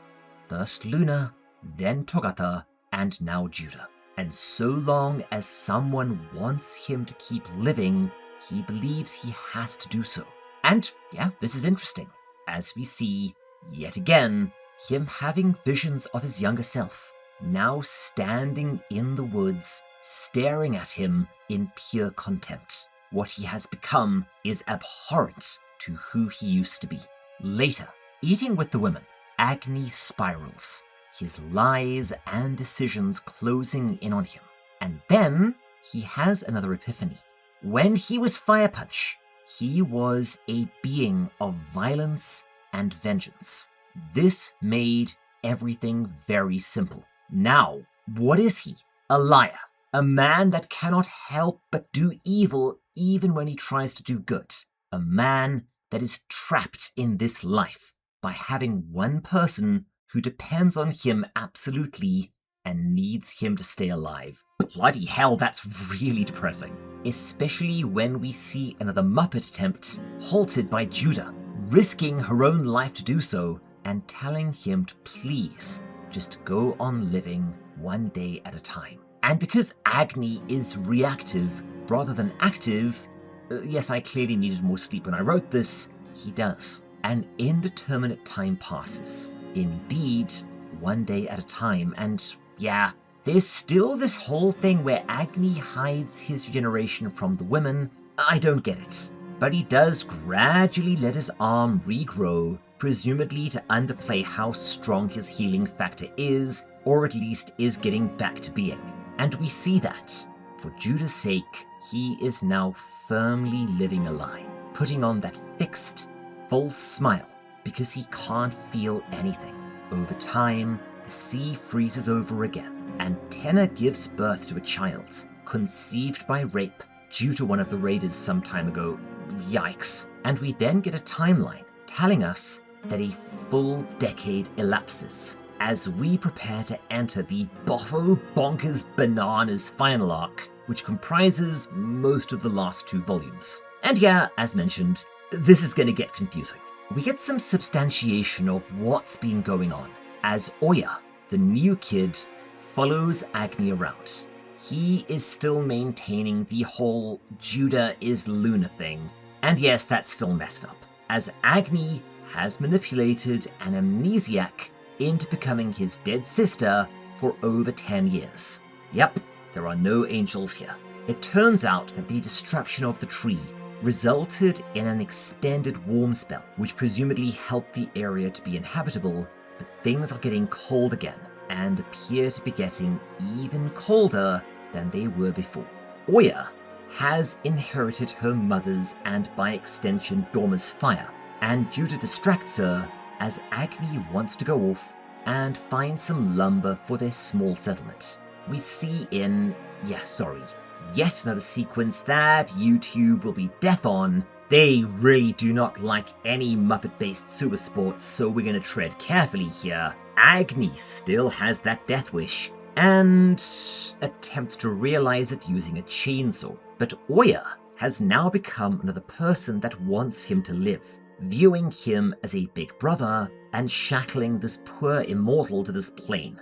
And we see part of the problem in another exchange with Judah. She wants him to kill Fire Punch, and this and his continued deceptions have put Agni into a legitimate catch-22.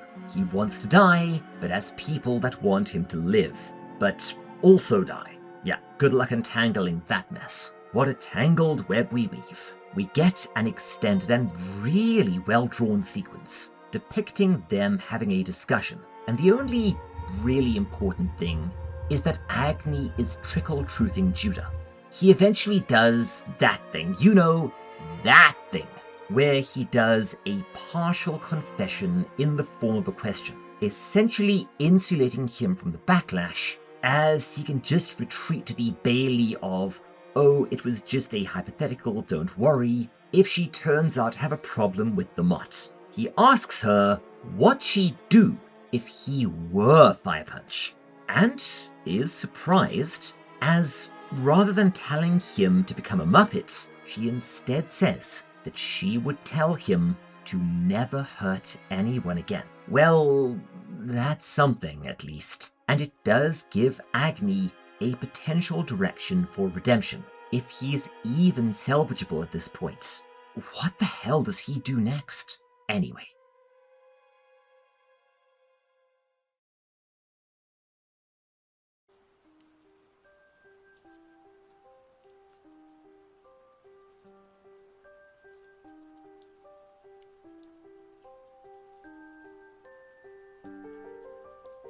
Elsewhere, We see a crowd, and looking at the background, this appears to be the old settlement where Agni was once worshipped as a deity, likely on the other side of the fallen world tree. It's actually grown considerably in the past decade, and we see a man, armed with an assault rifle, nervously facing off against someone. We soon see that the unarmed figure is a now fully grown son, shirtless, who we learn by interjection has taken up the mantle of Fire Punch for some reason. We're shown the reason for this confrontation. The man is accused of heresy, vis-a-vis saying that Agni committed the massacre of Behemdorg, that he didn't free anyone intentionally, that he's only a killer, and that this man is horrified that he is being worshipped as a god. However, we see that, Sun isn't just an adherent or a disciple. He is a full-on fanatic, or I suppose zealot, might be more apropos, saying that Agni's burning of the Behemdorgian civilians was actually a good thing, as it allowed them to ascend to heaven, a place of warmth and plenty where they can be at his right hand.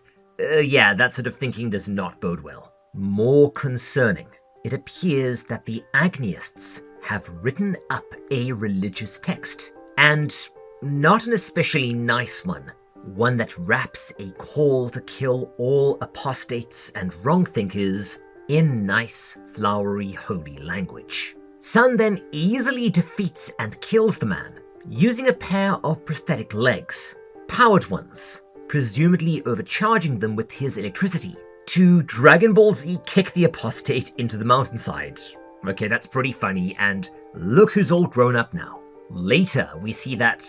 Okay, what the utter banana cream testicles is going on here? Sun, Jack, yes, the barnyard fan and file peddler, remember the guy with healing powers and the dogs, and fucking Surya are sitting around a table sharing a smoke in a nearly identical manner to the way Judah, Jack, and I think it was Simon, if I recall, used to. We get an extended dialogue/exposition sequence as we learn that these three thought up the Agneist religion as it holds now. And they're well on their way to creating a new Behemdorg, discouraging free thought and dissent, and just using religion to control and direct the populace, in a manner extremely reminiscent of the Tokugawa shogunate. Under Surya's guidance, they want to remake the tree to rewarm the world, likely not knowing Surya's endgame, which involves killing everyone to warm things up. As after the fall of the tree, despite a brief warm period, the ice apocalypse has returned to full power and is now getting worse. However, this would require retrieving Judah, and this in turn would necessitate a confrontation with Agni. Due to their history and his worship of Agni, Sun is not keen to take this route. We see him later, talking with a much older Nanetto, and we see that Sun is troubled. Despite being the figurehead of the religion and a sort of successor to the departed deity, it appears that he doesn't have that much sway. I think the implication is that at this point in the story, Surya is calling most of the shots, and Jack is playing Goebbels to her Hitler. Nanetto isn't especially concerned, and says she doesn't really care what they do, as long as they don't hurt the people here, the Agneists. Which makes sense, as a lot of these people are Behemdorgian refugees, and she's seen these people moved from what amounted to slavery/concentration camp conditions to here, being attacked and harried all the way, and likely experiencing reprisals from Behemdorgian remnants. So yeah, she would be concerned. Sun begins to agree and then tapers off. He clearly knows that, at the end of the day, it's not up to him. Jack's an evil little fucker at the best of times, and Surya's legitimately insane. Now we will see that there's more going on here, but I will keep it as a surprise for now. Sure enough, we later see that Surya and Jack are indeed discussing matters, without including Sun. They know where Agni is, and they agree that they need to send someone to take Judah from him in order to turn her back into the tree. You can't use Jack? Or, another regenerator? Now, what is interesting is that they somehow know that he's lost his fire powers extracted by the tree, and this is likely responsible for the warmer decade, once again showing us just how powerful Agni was. They decide to send, I think this is meant to be, a group of former Behemdorgians who want payback on Agni for the massacre, as we see a large group of masked and armed individuals, all looking pretty determined and ready for a scrap. Alrighty then. Now, this is where you might also want to keep an eye out for some parallels and resonances with earlier events, at least if you haven't already been, this is going to become relevant later. And as an example, we cut over sometime later to see Agni, Judah, and Oya ice fishing, much in the same manner Doma was. Like him, Agni committed an atrocity, and like him, Agni has turned his back on this, renouncing the path of violence and settling down with a sort of makeshift family. And you can see where this is going to go. Sure enough, the Nettor steps out, hands raised, as Judah raises her assault rifle and Agni shields Oya, again, very Doma. However, they recognize her, and to her credit, the Nettor immediately recognizes that Agni has done, let's say, a bad thing, convincing the amnesiac Judah that she's his sister. But she doesn't linger. The older Judah was an absolute monster and also wanted to die. We see that the Nettor has come to warn Agni about the squad coming to retrieve Judah, and that they have been authorized to kill everyone else, women, children, and all. So she has come to offer him an alternative.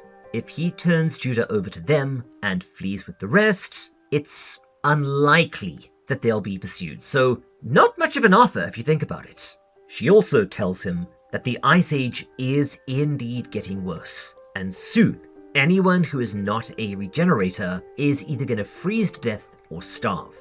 Thus, Sun sent the Nettor to give him this alternative, and then leaves, warning him that she can only give him a day to decide before the squad shows up, but also says that this shouldn't even have to be a choice. Either Judah, a monstrous person responsible for the death, torture, and enslavement of countless thousands, someone who outright wished for her own death, is turned over to Sulia who... Wait, hang on a second. How the hell would this work? Is Sulia just playing everyone? The tree's gonna gobble up all life, and then other planets. So surely, Sun... You know what? We will get there. This is kind of explained. But yes, the Nettor says one last time that this is not his sister. She is just someone that looks like her, and due to Agni, believes that she is. The Nettor then leaves, and Agni collapses. This is an impossible Hobson's choice. Judah dies, or everyone dies. Even if they can escape, the world is doomed without the tree. Later, he asks Judah, using a spectacularly bad metaphor, broadly speaking, if she had to pick, would she choose to save his life or the lives of all the other settlers here? He also, once again, trickled truth slightly, saying that, in this hypothetical, he's not her brother. And then we get a really strange wrinkle. Yes, as I've said, this manga gets kind of hard to follow later, and oh boy, just wait until volume 8, yo. This discussion goes on for a while. They go back and forth, kind of wrangling, and then she says that, well, weighing countless lives versus his own, well, she knows what the logical choice would be, but this has nothing to do with logic. She would always choose him, and when he asks why, she kisses him, oh dear, and says that she loves him. She might actually be Luna Reborn, before revealing that she's... Okay, so it is very ambiguous in terms of the what, the how, and the why here, so I'm going to interpret. Judah, to my understanding, has actually pieced together something of what must have happened here, as well as, to a fair degree, reconstructed her memories. She knows, first and foremost, that she's not his sister. Phew. However, she has come to love Agni, and so she's just kind of gone along with it for the past 10 years. They then, oh Agni, this is a bad idea, engage in some post-apocalyptic rumpy-pumpy, and shortly after, are interrupted by the other women who ask him what the hell he's doing railing his sister. Then they click that this must mean he lied about that, rapidly realizing that Agni is Fire Punch. And this is why we don't let our dick do the thinking. However, before they can continue this, we see that Nanette lied. She's here with the gun squad, and most of her purpose in coming earlier that day wasn't to try and reach a peaceful way forwards. That was her being sneaky. What she wanted to do was have a reason to get in close, and then, after their meeting, plant explosive charges, which she then detonates in, possibly the most gorgeous panel in this entire manga. Holy shit, that is beautiful. Just look at this.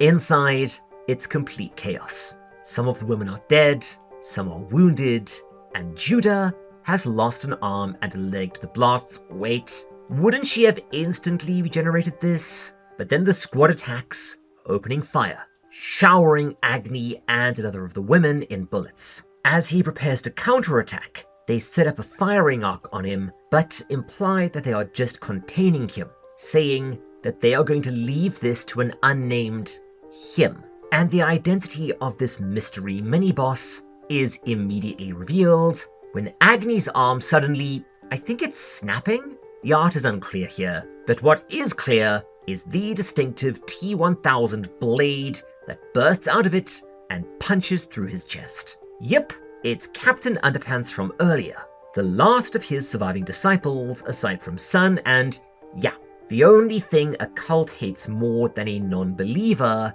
is the apostate. And he is here to do a full-on apostate check. Oh, come on, apostate check. Who wrote this?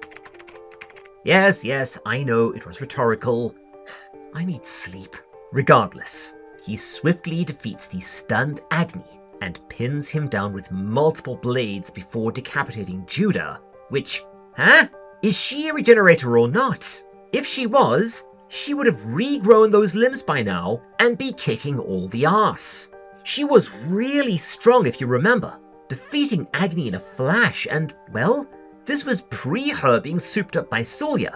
And if she can't regenerate anymore, then why decapitate her? Yes, I know I'm nitpicking a manga that doesn't really have this kind of consistency. Again, just you wait. But there are some things that just do not make any sense to me. Anyways, holy crap, this next bit.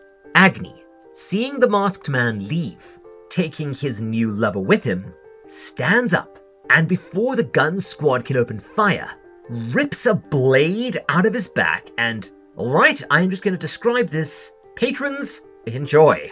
So, he jams the blade through his head and, wow, drags it downwards and through, slicing off all of his face meat. This is so gnarly. Probably the most gruesome thing in the manga, to be honest, as we see the severed face flop and slide down his chest, getting stuck on a spike. Then his eyes fall out of his sockets, leaving a bloody, fleshless skull remaining as Agni prepares to unleash the Fire Punch persona. Sweet Jiminy Christmas. The masked man, meanwhile, uses his powers to create a, let's say, a very Nihei-looking suit of spiky armor. It is interesting to note, however, that Agni unleashing his dark side involves him removing his mask, namely, his face, while the masked man prepares for battle by donning armor. Yes, there's a lot of themes here, too many for me to touch on in this silly little video. And if you thought you were going to get an absolutely epic, knockdown, drag-out slugfest of a boss fight between these two, well, you know what they said about thought. So, we do that thing. You know, that thing. Where we unfortunately skip the entire fight, and only see the aftermath. Did this inspire the zombie man fight in One Punch Man? Probably not, but it is interesting.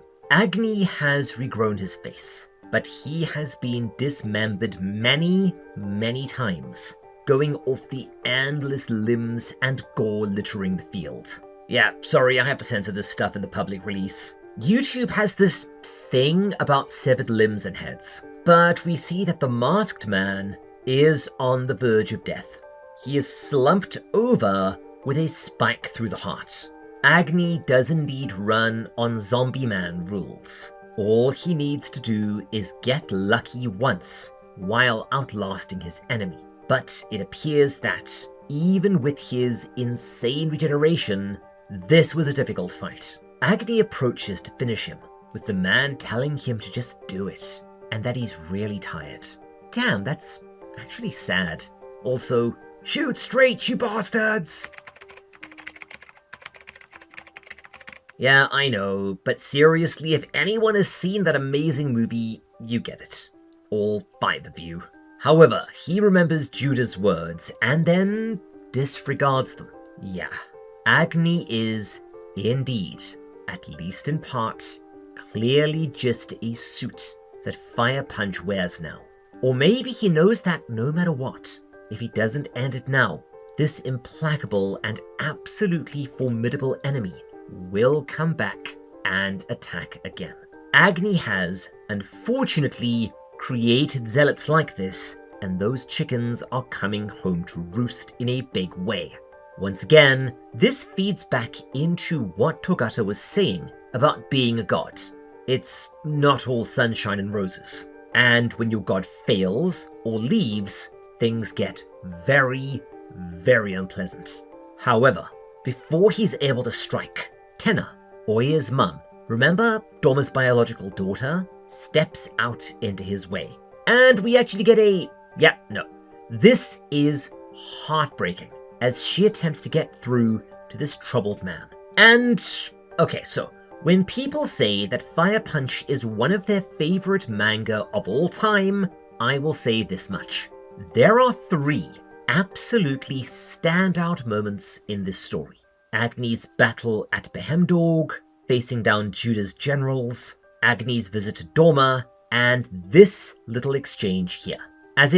So, I have mentioned this before, and it's something that I love in a story. When a manga, or I guess what have you, manages to have a sequence as hard-hitting and entertaining as any battle, but that sequence is simply a dialogue between characters, and this is Higurashi good. Tenna tells him that while she wanted Fire Punch dead, blaming him for her rape and her plight, she has come to care deeply about Agni, and live or die, she doesn't want to see him become that thing again. Agni tells her that she knows nothing about him, to which she demonstrates that actually she knows a fair bit. And this is so good. She tells him that, despite his claims, his exterior and his surly nature, that he is a man. He's not Fire Punch. He is actually human, as much as he seems to wish that he wasn't. He says that he can't taste food, but he always compliments the cook. He says that he can't sleep, but he pretends to, for Judah's sake. He says that he doesn't feel cold, but wears clothes, presumably for everyone else's sake. Being a monster is easy. Being a human is hard. And who knows, maybe humanity isn't something you get all at one go, like a card handed to you at birth. Maybe humanity is something you have to earn, to work at day by day. That's really bloody profound. Agni has no answer, only saying that he has to go and rescue Luna. And Tenna asks him why. She says that she knows who this Luna is. They all do. They've been playing along for his sake. And Judah, whatever she did or didn't do, she has lived a long life. Several lives, actually. And if he goes to get her back, he is going to have to kill a lot of people. And then what? What if he succeeds? Someone else will come for her in due time, either for revenge or for their own purposes. And then what? Just kill them? What'll he do after that? Burn down their city? No. And this is what I think Fujimoto is getting at, and we will get some confirmation on this soon. Agni is not saving Judah to save Judah. He's not doing it because it's the moral thing to do. He is not trying to do good. Agni is saving her because he wants her back, and because he was wronged. He told her that she was Luna for selfish reasons, and now he is going to commit another atrocity for those same reasons. And more than anything, he just wants to be Fire Punch again, because being Fire Punch is much easier than being Agni. Again, holy shit, this is good. She then goes on to suggest another option, or at least another alternative. Could it be that Agni is doing all of this because he, at core, hates himself and doesn't believe that Agni the man deserves to be happy? He couldn't protect his sister. He couldn't avenge her without committing genocide. He killed a helpless old man and his family due to something that happened a long time ago. Something that man had atoned for. Is this just him punishing himself? And yeah, this is where I have to say that I don't know, which makes sense because I don't think Agni knows either. Tenna gives him a fist bump, which causes Agni to remember everything all at one go. Luna, Behemdorg, Togata, Judah, all of these people who they want him to live. They want him to do stuff. And now he's had it. This is it. The final straw. If being Agni means all of that, then maybe Fire Punch isn't what needs to die. He slaps Tenna's hand away and says that no, he knows who he is. He isn't the man, he is the monster. He's Fire Punch, the thing that killed Doma, her father. And when she reaches out to him, he slaps her hand away and threatens to kill her. Now, there are two possibilities here. On one hand, Agni may be doing that old contrivance, trying to push everyone away for their own good, making them hate him so that they will be safe and won't be at risk anymore by associating with him. He wants to protect them both from him and the people who will always seek him out. Or maybe, and I think this is the truth, Agni has just given up. He's tired of living for someone or something else. He lived for Luna because she told him to. He lived for Sun because Sun needed him. He rescued Sun and killed a whole bunch of people. He rescued Sun again and then killed a city. He lived after killing Doma because Togata. He killed Doma because a hallucination told him to. He lived on after this because Togata told him to. And now Tenna is telling him to stay put. Maybe it's time for him to live for himself.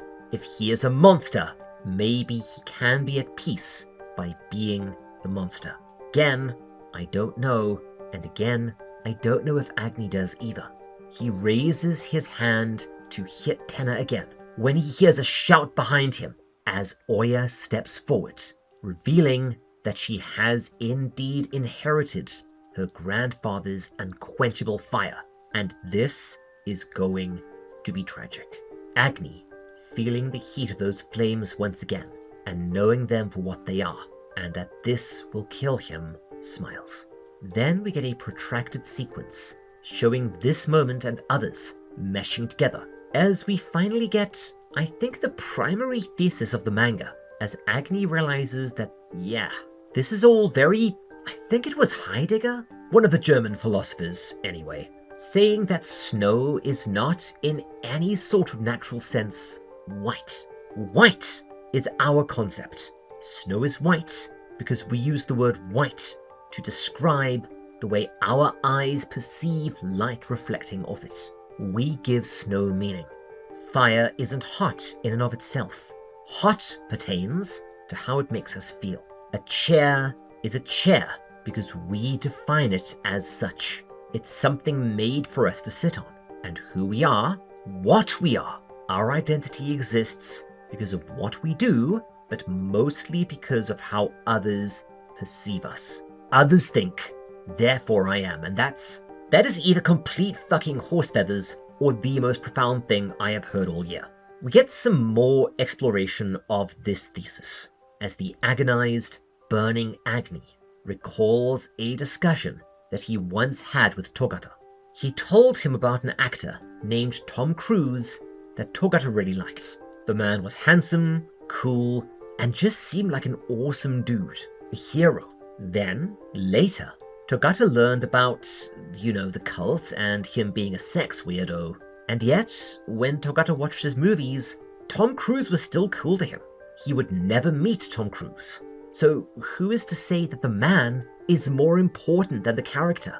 Can I still enjoy the Belgariad after learning that the author was a legitimately horrible person? Maybe who we are is also the roles we play, the things we do, the things we make, and that these roles have a separate existence to us. And as this goes through his head, Agni rises, wreathed in Doma's flames. Fire Punch is reborn.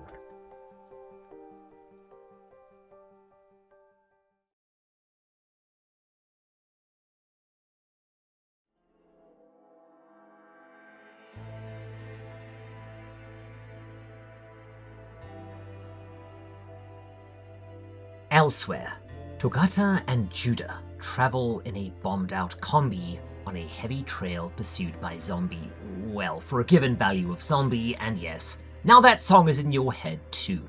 Minato reveals why she's been doing this, the horrors she and Son suffered in Behemdorg, and a desire to see Judah pay for her crimes, but then rapidly begins to understand that Judah has no direct memories of that. Which, yeah, that'd take some of the fun out of it, I think.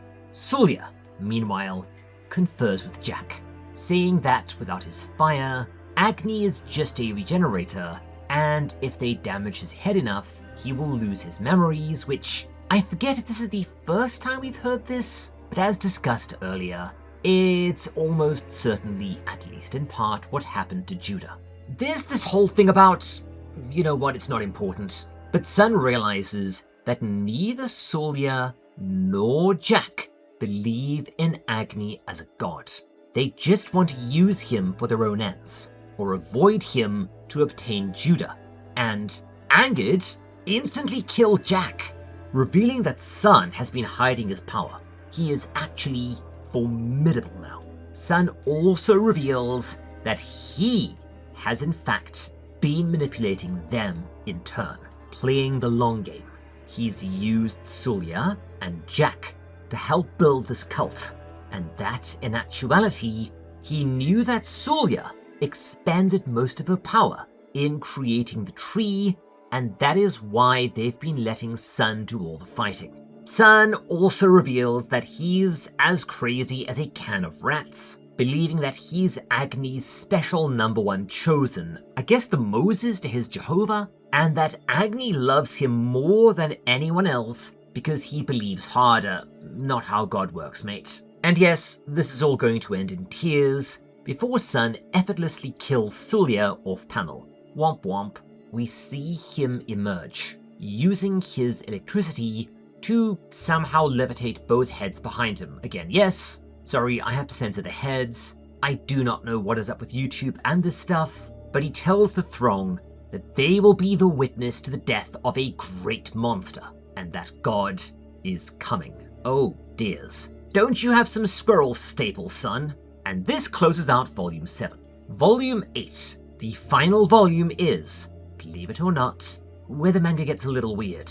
It's going to seem normal at first, but believe you me, about halfway through, we're going to start seeing stuff that is going to make your brain squeak. Insert Chainsaw Man ending joke here.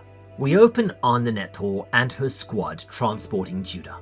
Only one of them turns and sees a wildfire approaching. Knowing what this means, they send her on ahead and promise that they will try and buy her time. Yes, in the same way that marshmallows can slow down a campfire. And the fight that follows isn't especially interesting. They shoot Agni, he wrecks their shit, repeat ad nauseum. Although it is interesting how familiar this scene is. Once again, Agni is following tracks in the snow to rescue someone. Yes, it's odd how things are lining up. And we see that more squads are sent, not to kill him, that'd be impossible, but to slow him down, and again, they shoot Agni, he burns them. They shoot Agni, he burns them. One, however, turns out to be faithful and prays to him, saying that he already killed his parents, please don't also go and kill his family too, only for Agni to kill him, saying that he's not Agni. This dark persona, this fire punch, is now all that he is. He has surrendered his humanity, because being a man brought him nothing but suffering. Neneto and Judah, meanwhile, arrive the next morning at the village. But Neneto quickly susses out that something is very off here. The villagers swarm around the combi, flinging snow at them and screaming. This is not good. Nobody was supposed to know about Judah for this precise reason. She was going to become the tree, not executed. Sun, however, says that plans have changed. A horrified Neneto pleads with him, only for him to say that if the world were to be fixed, there would be no need for Agniism.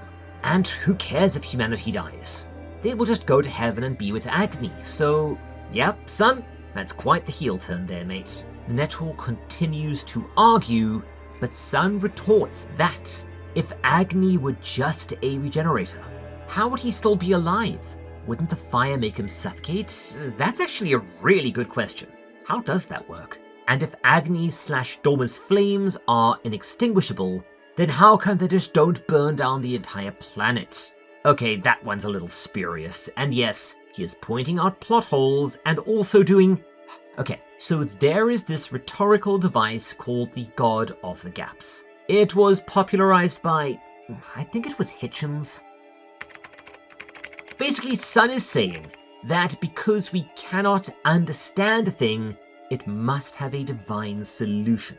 Now, as an aside, I've never been a fan of the God of the Gaps being viewed as some sort of universal fallacy, as it's a gross oversimplification of the whole watchmaker argument, but this is a topic for another day. However, smart readers, listeners, whatever it is that you're doing right now, have probably spotted the problem.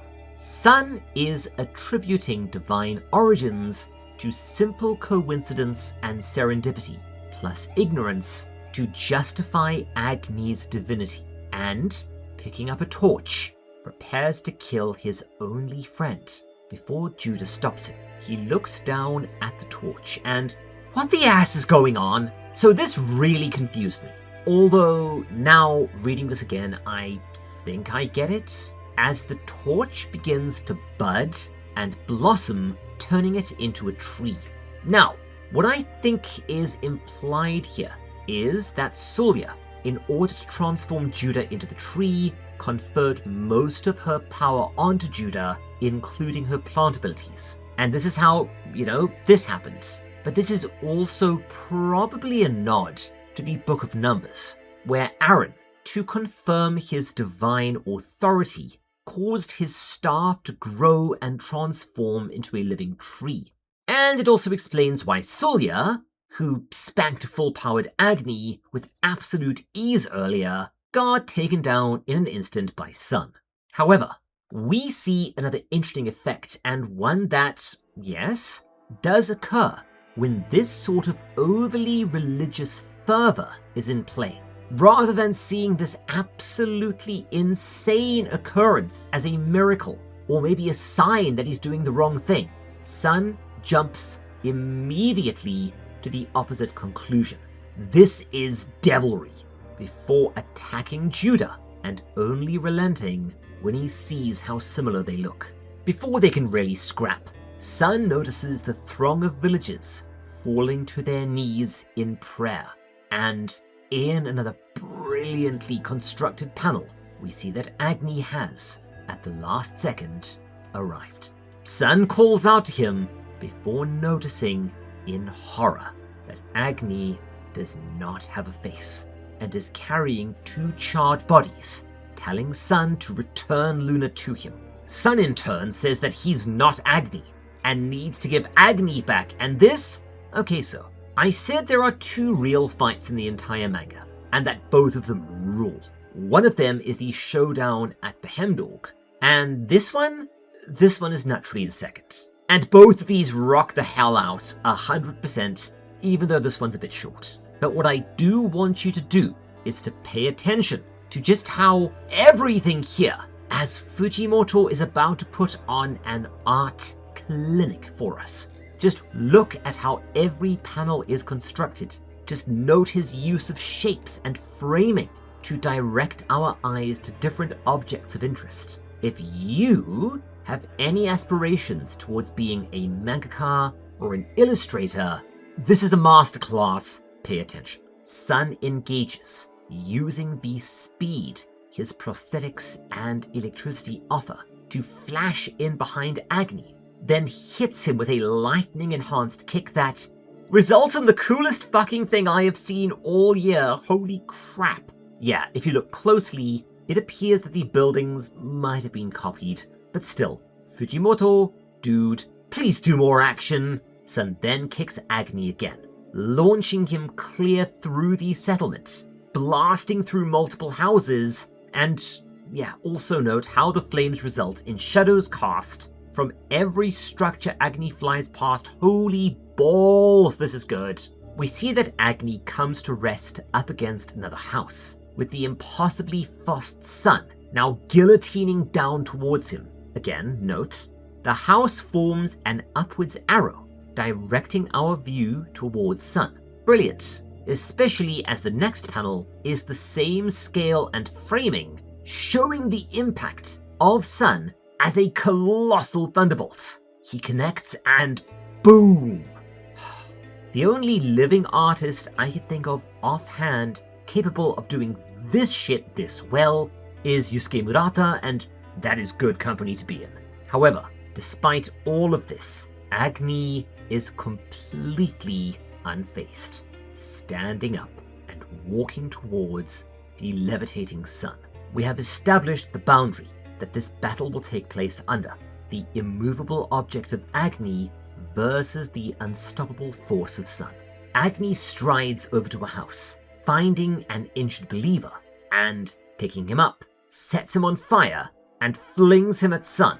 Yeah, remember, we saw these characters as a reluctant protector and a naive, good-hearted child, and now we're watching the pair clash like a destructive force of nature, heedless of the annihilation they are bringing down on bystanders nearby.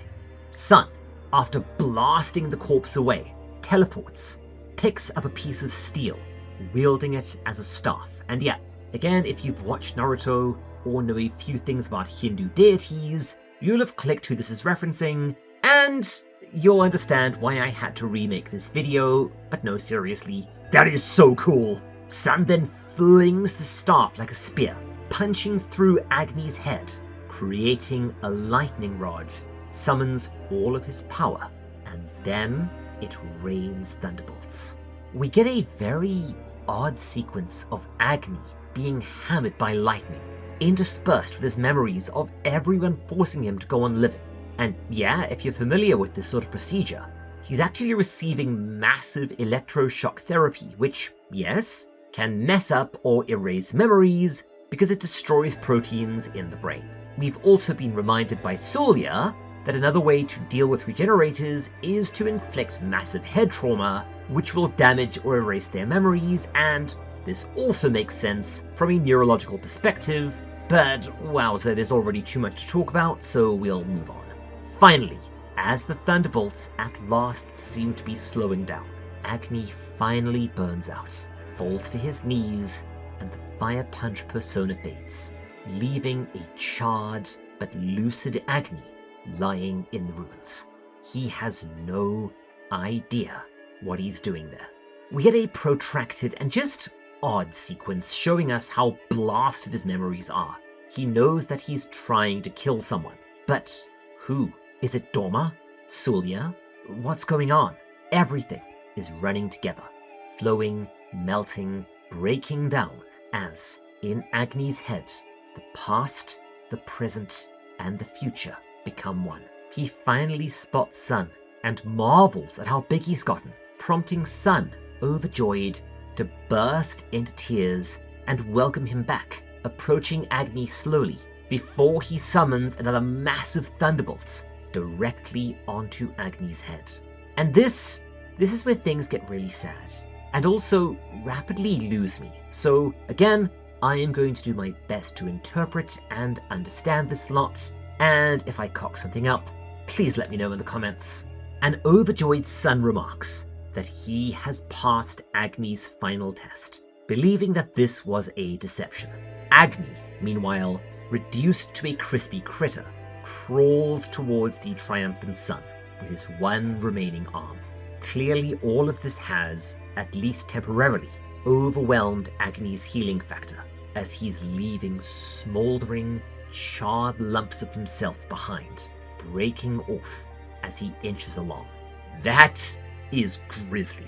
We get another brief glimpse into his head, memories flowing together, accreting and dispersing at random. Sun becomes Luna, Luna becomes Judah, and it's just a mess of confusion, happiness, and sadness. Agni nears Sun, and we see more of his thoughts. He says that he wants to live, but is this just a memory of everyone wanting him to live? Or has he finally, on the very edge of death, decided at last to choose life? Then he reaches out and fist bumps Sun, and this immediately causes Sun to ignite, falling to the ground screaming, begging Lord Agni for help. But it's of no avail, as Agni, now regenerating, stands up but still has no idea what's happening. Sun, his flesh bubbling and running. Do I need to censor this? You know what? I'll take a risk. Enjoy all of you. And Sun finally collapses dead and is consumed by the fire. Judah, free, now whole and fully clothed, appears before him, and she embraces him, smiling beautifully, igniting herself. And then, yeah, here we go, this shit. The dying Judah apologizes to Agni, saying that she's sorry she made him feel so indebted to her, and tells him that he's not God, he's not a monster, he's not the devil, he's not a hero or a villain. These are labels that other people have forced onto him.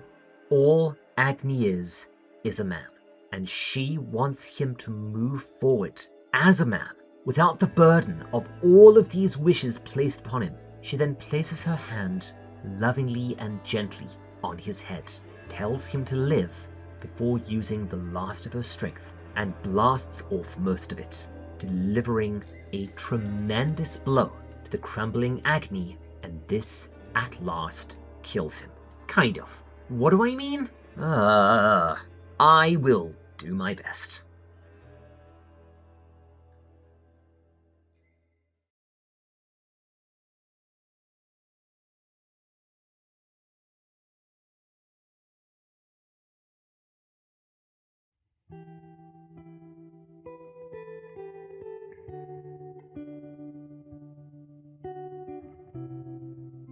Okay, and apologies if my voice sounds a little bit scratchy. I am battling another dose of baby owl flu. I swear, anyone that has kids knows the superpower that children have to pick up a minor bug from somewhere and then mutate it into the T virus.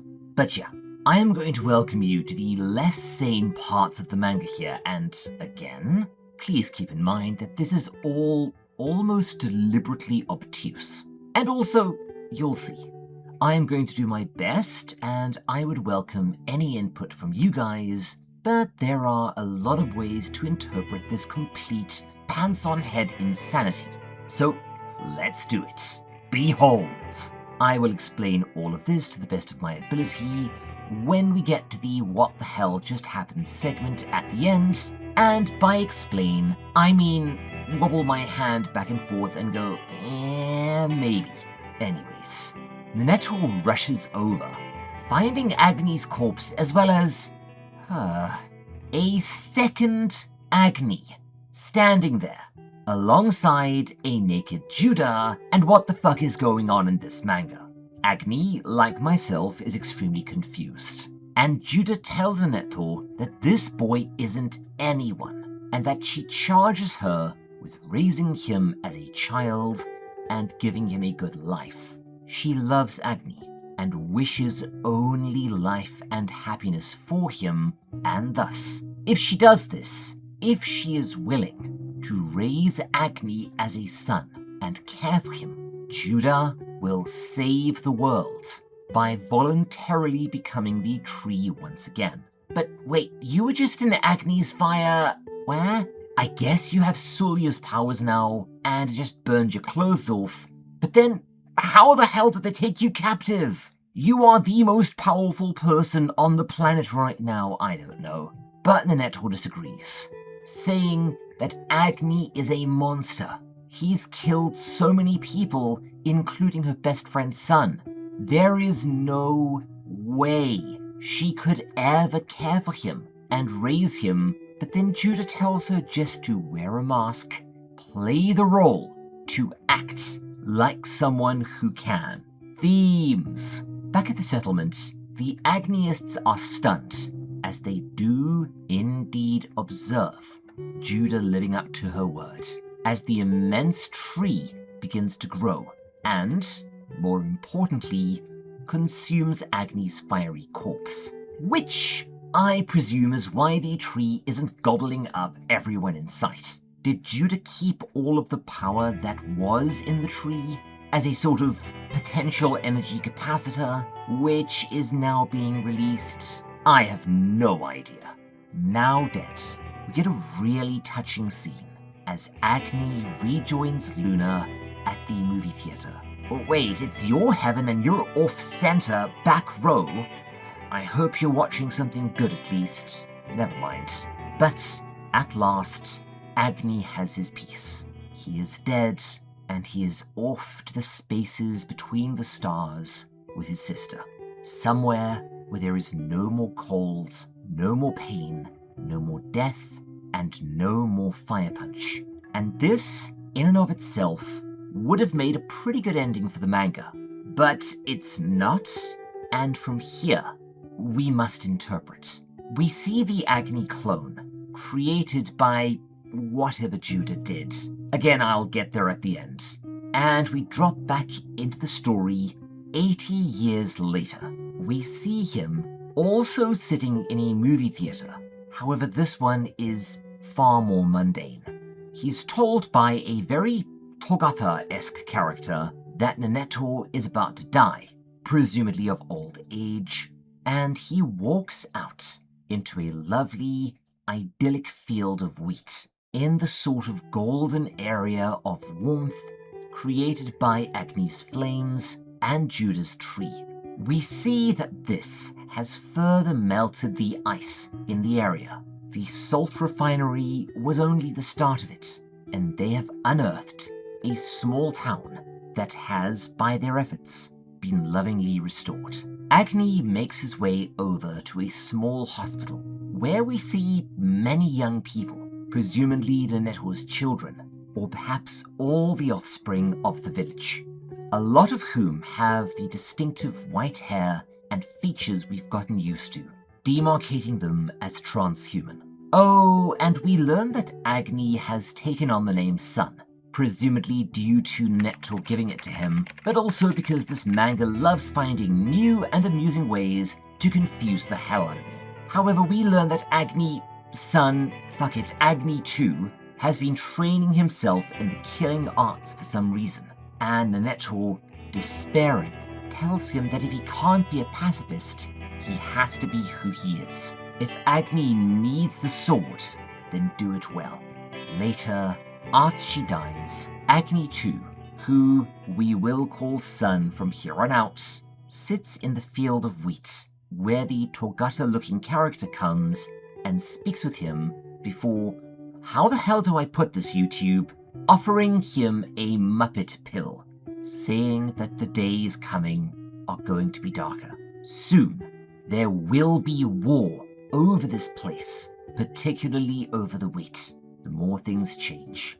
We also learn, worse yet, that biological weapons have been discovered, apocalypse weapons from the previous era. Those in the village have them, as do those who will attack them, and that this 80-year run of peace will soon be at an end, as will the rest of humanity once these weapons come into play, and everyone aside from Sun, and presumably the other extremely powerful regenerators, will die. Or perhaps, with the soil turning bad, and this little slice of heaven doomed, the Fimble winter happening beyond its boundaries, those that don't die in the coming war will simply starve or freeze. We do get some interesting information. People of that era had regeneration and used these Muppet pills, presumably when it all became too much. However, we also learn that even their area won't last for long. As hinted, the soil is going bad. This world is determined to die, and all Judah's sacrifice bought them was a few generations of happiness. Togata-esque before leaving. It's implied that they're about to go and become a Muppet too, because we're doing that sort of ending, gives him something else. A strange artifact that has been discovered. And, of course, it's Togata's camera. Agni, by some wizardry, is able to play it at the cinema. And, of course, it's the raw footage from Togata's attempts at filmmaking. Sun watches, rapt. He's not sure what he's seeing, but as he watches Agni once fight against the trio at Behemdorg, he finds it all weirdly inspiring. We then leave this portion of the story, and it's implied that this was also the end of humanity, leaving Sun and presumably any other sufficiently strong immortals to wander the deserted, frozen planet until it came to an end. We zoom out as time passes, and centuries later, we see that the tree and Judah contained near the top, in a sort of chrysalis, has expanded out into space. And we see that she is doing a modified version of Sulya's plan, expanding ever outwards to try and warm the Earth, stealing light and heat from other worlds, and also going utterly mad. As the years have passed, she has forgotten everything but her mission. Take heat, take warmth, exude it out into the Earth. The only reason Sun, or I suppose Agni, who she wants to be as warm and as happy as possible wherever he is. Time passes as we zoom out more and fast forward thousands of years. The tree has expanded further, and if those limbs look like roots, well, they are, and we will get into this. Judah keeps her consciousness from fading completely by praying to Agni. Many thousands of years later, we see that the Earth is finally destroyed by some sort of cosmic impact. Her mission now futile. Wherever Sun Agni is, there is no way for him to survive that. It's all pointless, and she considers using her powers to become a Muppet too. But for some reason, finds she can't. She knows that she has to stay alive, and for whatever reason, even though the Earth is destroyed, she must keep the tree alive.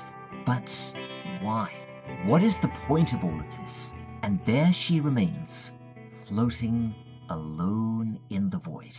Decades become centuries, centuries become millennia, and then millions upon millions of years pass as Judah floats in the void and the stars wink out one by one. Finally, on the verge of calling it a day at last, she sees that something is happening outside. Something is pulling aside the branches of her chrysalis and enters to join her. It's Agni, who must have been climbing forever. Astonished, they talk, neither of whom knowing who the other one is, and they give their names as Sun and Luna. Then the two immortals share a laugh, a kiss, and finally, as reality fades around them, as everything comes to an end, they close their eyes for one last time. And the last we see of them, and the last we see of the manga, is of Sun and Luna as a happy pair of young people, clearly in love, meeting up together in the movie house at the end of time. The end. Holy crap, that was a manga! And yeah, I guess I can see why people have come to like it. Despite it being just odd, having a bizarro structure, and not starting strong. Now, this next segment is typically a patron-only segment, but as I promised in part 1, which predates our new arrangement, this is going to be free for everyone, so enjoy. Here we typically go through themes, and also try to piece together exactly what happened in a sort of loose chronology. Very loose in this case. So yep, enjoy the freebie. And if you fancy this, feel free to stick around. Otherwise, cheers, take care, and I will see you in the midsummer for some abyssal fun.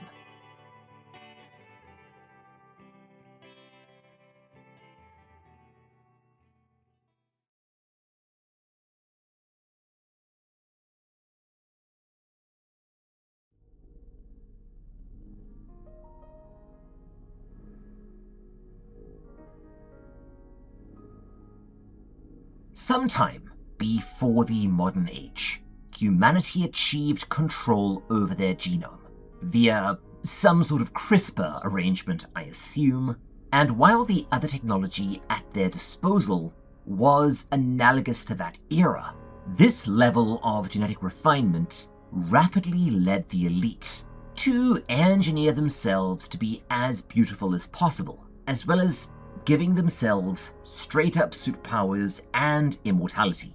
These evolved or transhumans could do just about anything and were distinguishable by their white hair, blue eyes, fair skin, and astonishing beauty. They would further enhance themselves with cybernetics. The most notable of these superpowers was regeneration, which, along with these technological advancements, again, led to a corresponding immortality.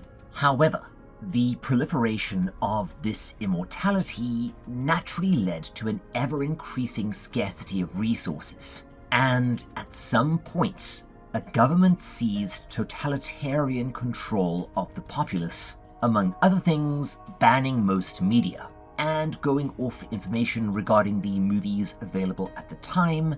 As mentioned in the story, this would probably have been around 2017, although this, as with so much of the manga, is difficult to pin down. As things got dicey, another route explored was a mass exodus of these immortals, with some setting out to colonize the stars.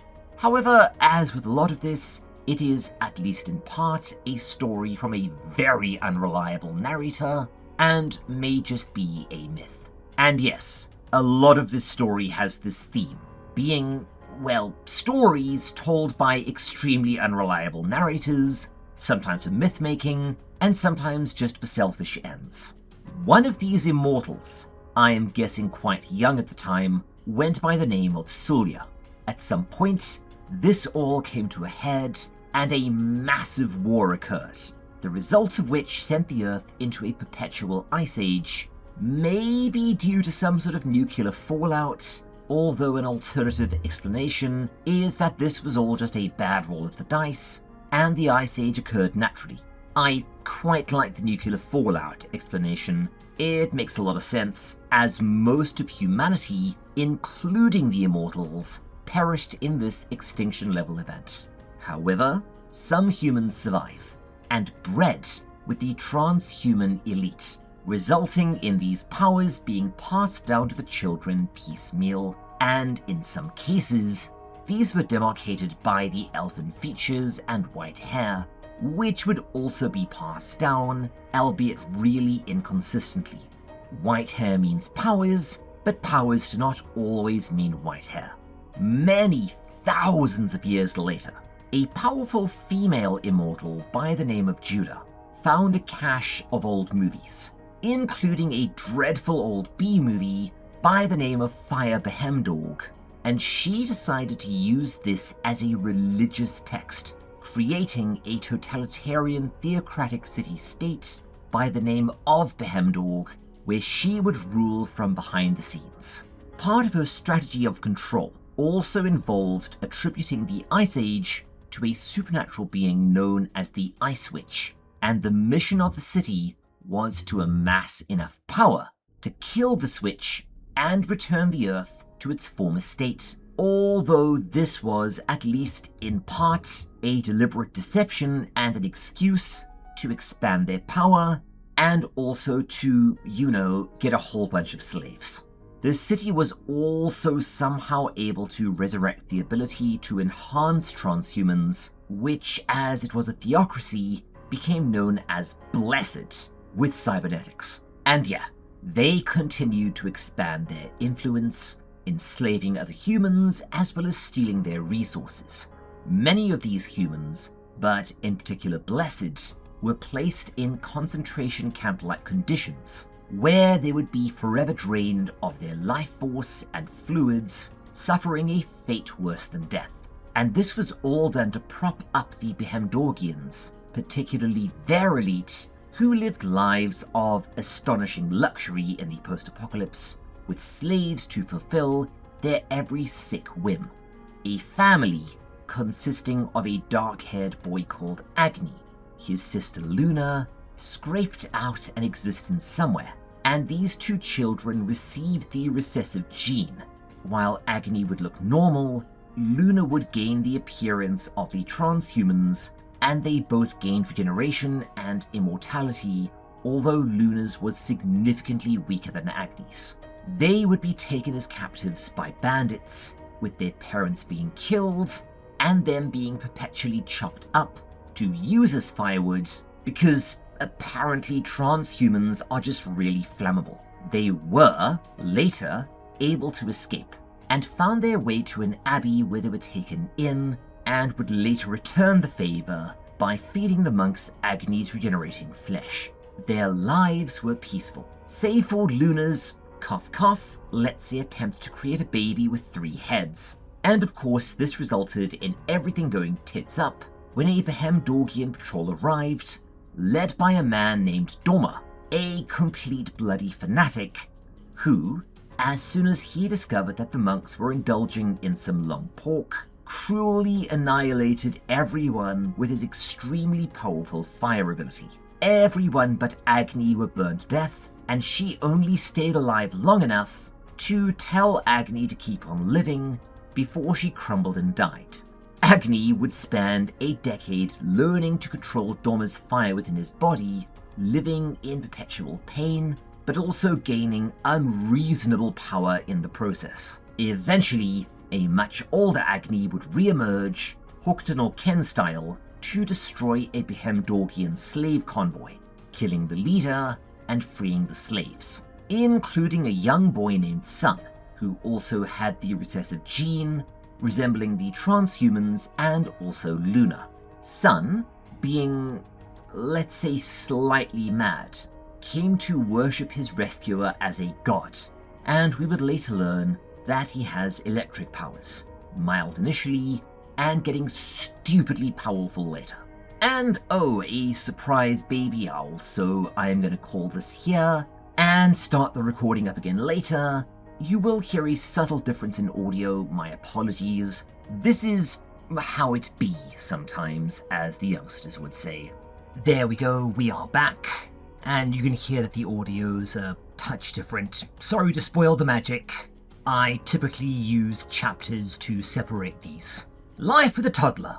Anyways, reluctantly, Agni befriended Sun after they were attacked by more slavers, but soon they encountered Judah herself, who had come out personally for some reason, easily defeats and beheads Agni, and takes Sun into slavery, transporting both of them back to Behemdorg.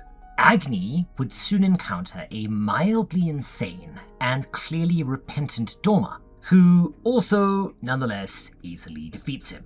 Sun is informed that he and a girl called Neneto would be, okay, I'm just gonna blurt this out, sex slaves to service the dogs of a truly putrid individual called Jack. And while they were able to survive the encounter, Sun would lose both of his legs. Sun would find himself hooked up to a machine to produce electricity for the city and would keep him and the other slaves sane by telling stories of Agni as a liberating god that would one day return for them. This, in time, among the hopeless and abused slave legions of Behemdorg, create a sort of proto-religion. Agni, in turn, was transported by train to the ocean, where Judah planned to get rid of him by throwing his head into the ocean. He was saved by a mysterious man known as Togata, another very powerful blessed, with an indeterminate power set that includes regeneration of some capacity. Togata was revealed to be a cinephile who had his films burned in secret by Doma. For some time, the reader is led to believe Togata to be the one that controls Behemdorg, when it's actually Judah. Togata agrees to train Agni, provided Agni agrees to let Togata film him and make a movie about his quest of vengeance, then easily defeats everyone on the train, beheading Judah, who does regenerate, and finds them at the ocean, warning Agni that he spells doom for her nation. Although seeing her again and not knowing about the transhumans, he believes Judah to be some sort of resurrection of Luna. Togata easily defeats her again, and she returns to the city to prepare for Agni's coming. Togata, after training Agni to make his movie more compelling, decides to play both sides against the middle and gets Judah to recruit 3 powerful blessed prisoners, the powerhouse Daida and Fugaitai, who is basically just Magneto. Agni does eventually reach the city, and after a strange hallucination that results in him freeing all the slaves, faces off against the Blessed, and while he does emerge triumphant, the sheer power he's forced to put out burns the entire city to the ground, along with killing most of its inhabitants. Agni inadvertently commits genocide, or I guess reenacts that bit from Spec Ops: The Line, you know that bit, bloody hell, albeit on a much bigger scale. The freed slaves flee, along with Togata, cementing Agni not only as their liberator, but as their god. Sun's prophecy has, with some serendipity, come true, and is joined by 3 Ursat's wise men. The only important one is a mysterious man wearing a mask, typically referred to as the man with the mask. Agni, meanwhile, is confronted by the agonized and now suicidal Judah, who has lost everything, and she uses his flames to become a Muppet, before Sulia appears, saving her, having taken up the mantle of the Ice Witch, and despite his now absolutely ridiculous power, she easily defeats Agni, but leaves him alive as she has some sort of plan for him. Agni returns and finds that Togata and the freed slaves have set up a pretty elegant little settlement, and reluctantly, he takes his place among them as their god, solving their food problems by feeding them all on his flesh. Togata is soon revealed to be a trans man. I don't know the correct terminology here, I think that's right. Born a woman, but tormented by his healing factor that prevents him from any kind of medical transition. And Sulia, meanwhile, takes control of Judah's body by means of some insane Evil Dead-based plant powers, and passes nearly all of her considerable abilities to Judah to carry out a strange plan involving artificially ending the Ice Age by turning her into, get this, a massive tree, Madara style, and having her consume everyone to reboot the worlds. Agni finally goes with Togata to take his vengeance upon Doma, but when he finds Doma, he's now an old man, having renounced his path after what he did to Agni, and has settled down and started a sizable family as well as presumably taking in Behemdorgian orphans. If it's not that, then we can call him Dorma Lots-a-Spunk. After a protracted and absolutely bloody brilliant sequence, Dorma persuades Agni to leave him in peace. However, Agni, his mind now breaking, experiences a full-on fugue state, a psychotic break in which he tears off his own face, and, under the influence of, how would I put this, a pitiless, vengeance-fueled alter ego by the name of Fire Punch, returns to Dorma's house, where he proceeds in the most notorious part of the manga, in killing him and everyone there, including Dorma's wife and children, before realizing what he's done, attempting to become a Muppet again by means of a frozen lake. He is saved by Togata, who sacrifices himself, taking Agni's place in a bizarre heaven, represented by a movie theater due to a tongue-in-cheek story told by Togata earlier. Agni returns to the settlement and discovers the Judah tree, which has killed and absorbed most of his followers. He is actually able to gradually climb the tree over a long period of time, which absorbs his flames, and he then pummels Judah in an attempt to kill her, finally causing the tree to be destroyed, likely by overloading it with his power. And this creates a large, albeit temporary warm zone. Judah falls and loses her memories, a potential byproduct of extensive head trauma even to a regenerator, and Agni returns to his human form with a weaker version of his healing factor, presumably having had his power significantly drained by the tree. This would return over time.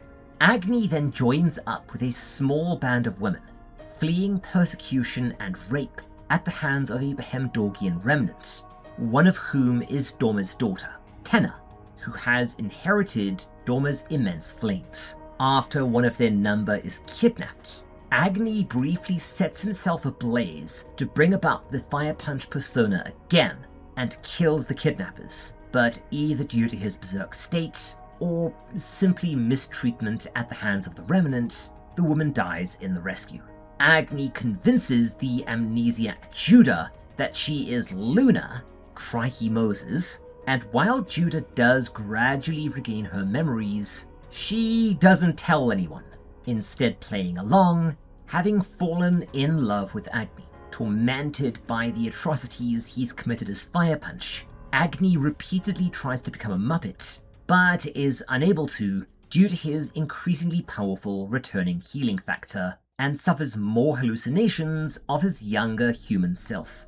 Guilt-stricken and miserable, he begins to miss being Fire Punch, as then he was unconcerned with the havoc he brought and the horror he inflicted.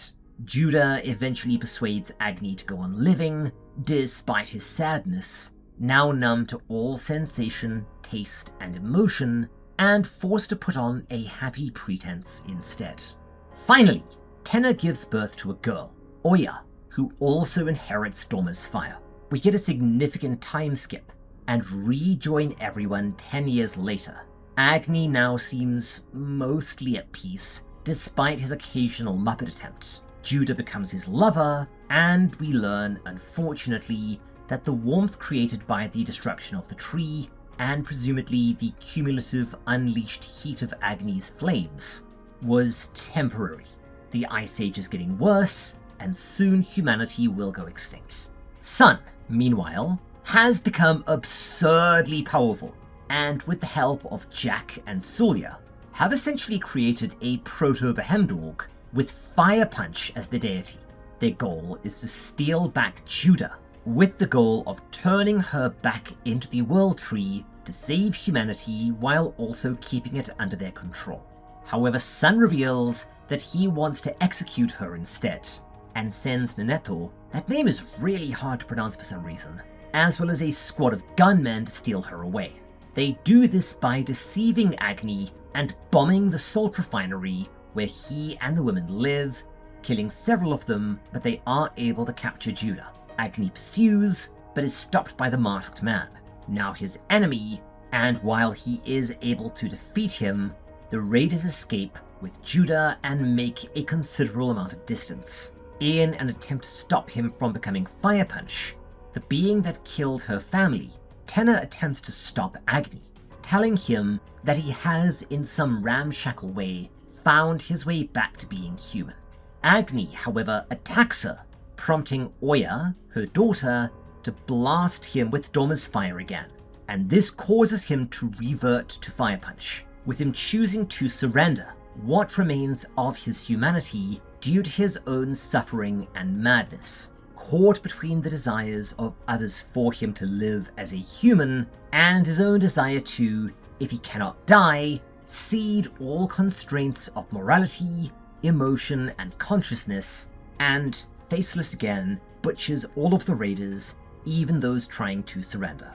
The fanatical son, meanwhile, springs his plan, revealing that he wants Judah to die and for humanity to cling to their faith and then to go extinct, headed to heaven to live at Agni's right hand. Sun kills the now weakened Sulya and Jack without any difficulty, and, now completely insane, he prepares to kill Nenetto and Judah, but Agni arrives in full Fire Punch mode and proceeds to battle Sun, killing several civilians in the process. Sun, with his new, overwhelming power, is able to defeat Agni by impaling him with a metal pole through the head and striking this lightning rod repeatedly with lightning, damaging Agni's mind, but he, due to a hallucination, touches Sun's leg from behind, setting him on fire and killing him. Judah uses some sort of telekinetic ability, likely also from Sulya, to do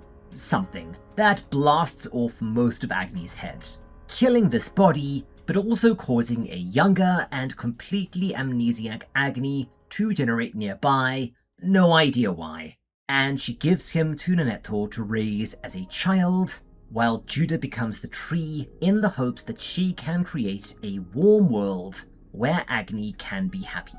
The original Agni goes to the movie theater heaven to be with Luna, while 80 years pass on Earth, and thanks to the warm zone created by Judah's new tree, Nenetto and the other Agniists are able to restore some old buildings and live in peace, before the ground sours and humanity wipes itself out in a final war over this warm zone.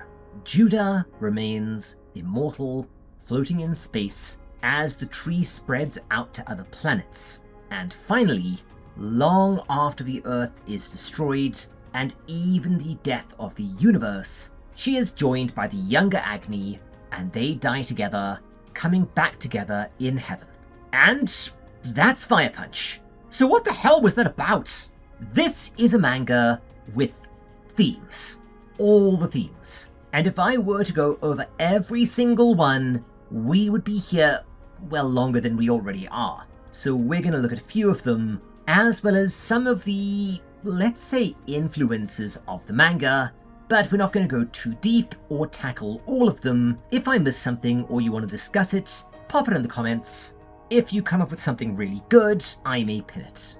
So, to my mind, there are three core themes being explored. The first is obvious, that of identity. We see this referred to by a dissonance between how characters view themselves internally versus how they are perceived by others. And this is probably exemplified by all the talk of acting in the manga. Seriously, it's everywhere. Is Tom Cruise the raving cult member and sex weirdo we know him as from his bizarre personal life? Or is he the awesome characters he portrays on screen? Togata presents and plays out a male persona due to being trans, but has a female body. Agni, deep down, knows that he's a monster and also inhuman, but feigns happiness and morality for the sake of those around him, going so far as to live on nearly indefinitely when all he really wants is death. And people view him as either a monster or as a god, but only Judah sees the man.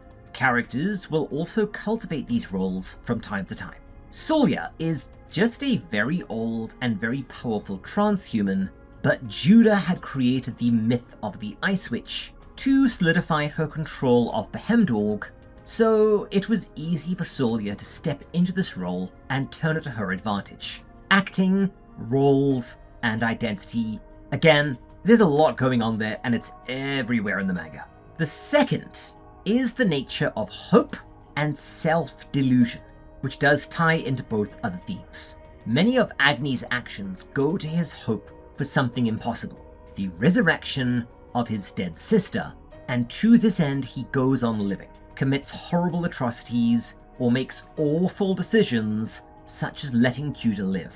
These hopes are always personal and always selfish. We see similar examples in Solia's and Togata's behavior. Solia, for instance, wants to restart the world so she can watch a certain movie.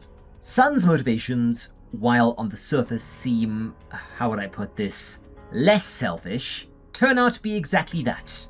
He wants Agni to return and acknowledge him as the #1 disciple, and all of this had catastrophic outcomes for those who deluded themselves and those around them, typically resulting in that character's death. And this ties heavily into theme 3, the Japanese rail system. I mean fucking religion, of course. Now, again, I am not going to go too deep into this as...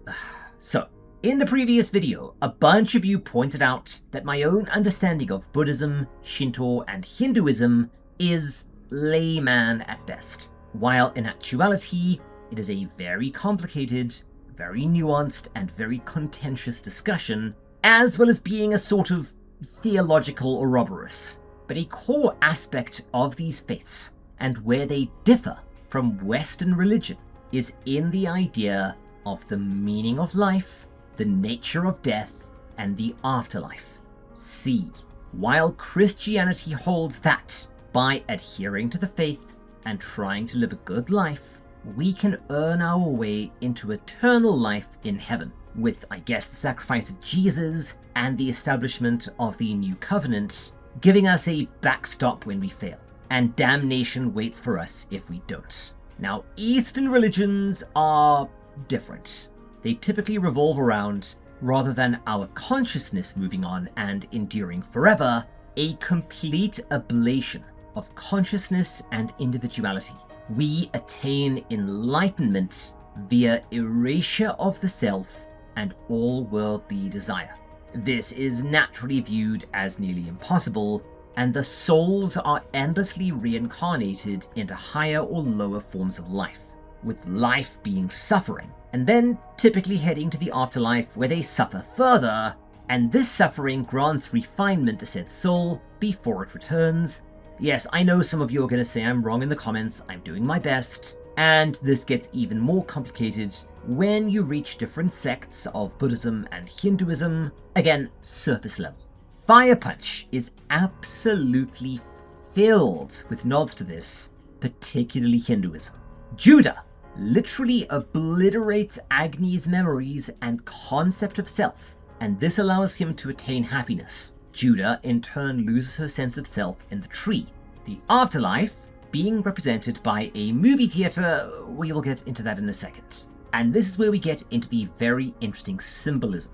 See, as discussed in the introduction, Agni is one of the primary Hindu deities, as well as, yes, a homonym in katakana with agony for obvious reasons. Agni is the Hindu god of fire, but he's also a sun god, which is kind of fun, as he does eventually take on the name Sun. He is also associated with immortality and a bunch of other things, including life and humanity. Oh, and he's known for dying and new versions of him being born. But what is especially cool about Agni in Hinduism is that he is depicted with two faces, representing dual natures. His other nature is one of malice or destruction. Much like fire, it can warm or cook, but it can also kill and cause devastation. And yes, this is all very on the nose in the context of the story. But we will move on from Agni as, well, this is where it gets even more interesting. See, Agni has brothers. One of these brothers is Indra, and the other is Surya. Surya is the primary sun god, as well as a god of light, enlightenment, and knowledge, but otherwise, aside from sharing a name with one of the primary antagonists of the manga, it's not that important. But Indra, wowza is Indra perfect. See, Indra is the god of storms, the god of weather, as well as the god of war, and yes, sun is very obviously Indra. Sometimes Indra is depicted with a staff or a scepter, and is often in conflict with Agni in a sort of fire and water rivalry. So yeah, this is all very interesting, and while there's a good bit more I could discuss, we should start wrapping this up. So yes, the movie theatre at the end of time. I think what they're saying is that movies are, in some respects, the modern religion. We go to church, in this case a theatre, we sit, we watch, we listen, we learn things. But religion, much like movies, and much like Agni, has two faces. Religion can be uplifting, it can be entertaining, it can give us a compass, it can give us an anchor for our choices. However, religion can also create fanatics, or be used to control or manipulate the population. Movies are the same. They can entertain, they can uplift, they can teach. But, well, Judah, for instance, used a movie to create a poisonous, genocidal, totalitarian religion.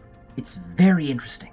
And yeah, again, there's a lot more I could discuss, but the last two are the nature of the story, particularly the Ice Age and the World Tree. See, the World Tree is fascinating, and it could represent, I think there are a few similar trees in Hindu mythology, but I'd guess that the World Tree in the manga is a pastiche of two. And let me go on and mangle some Sanskrit here.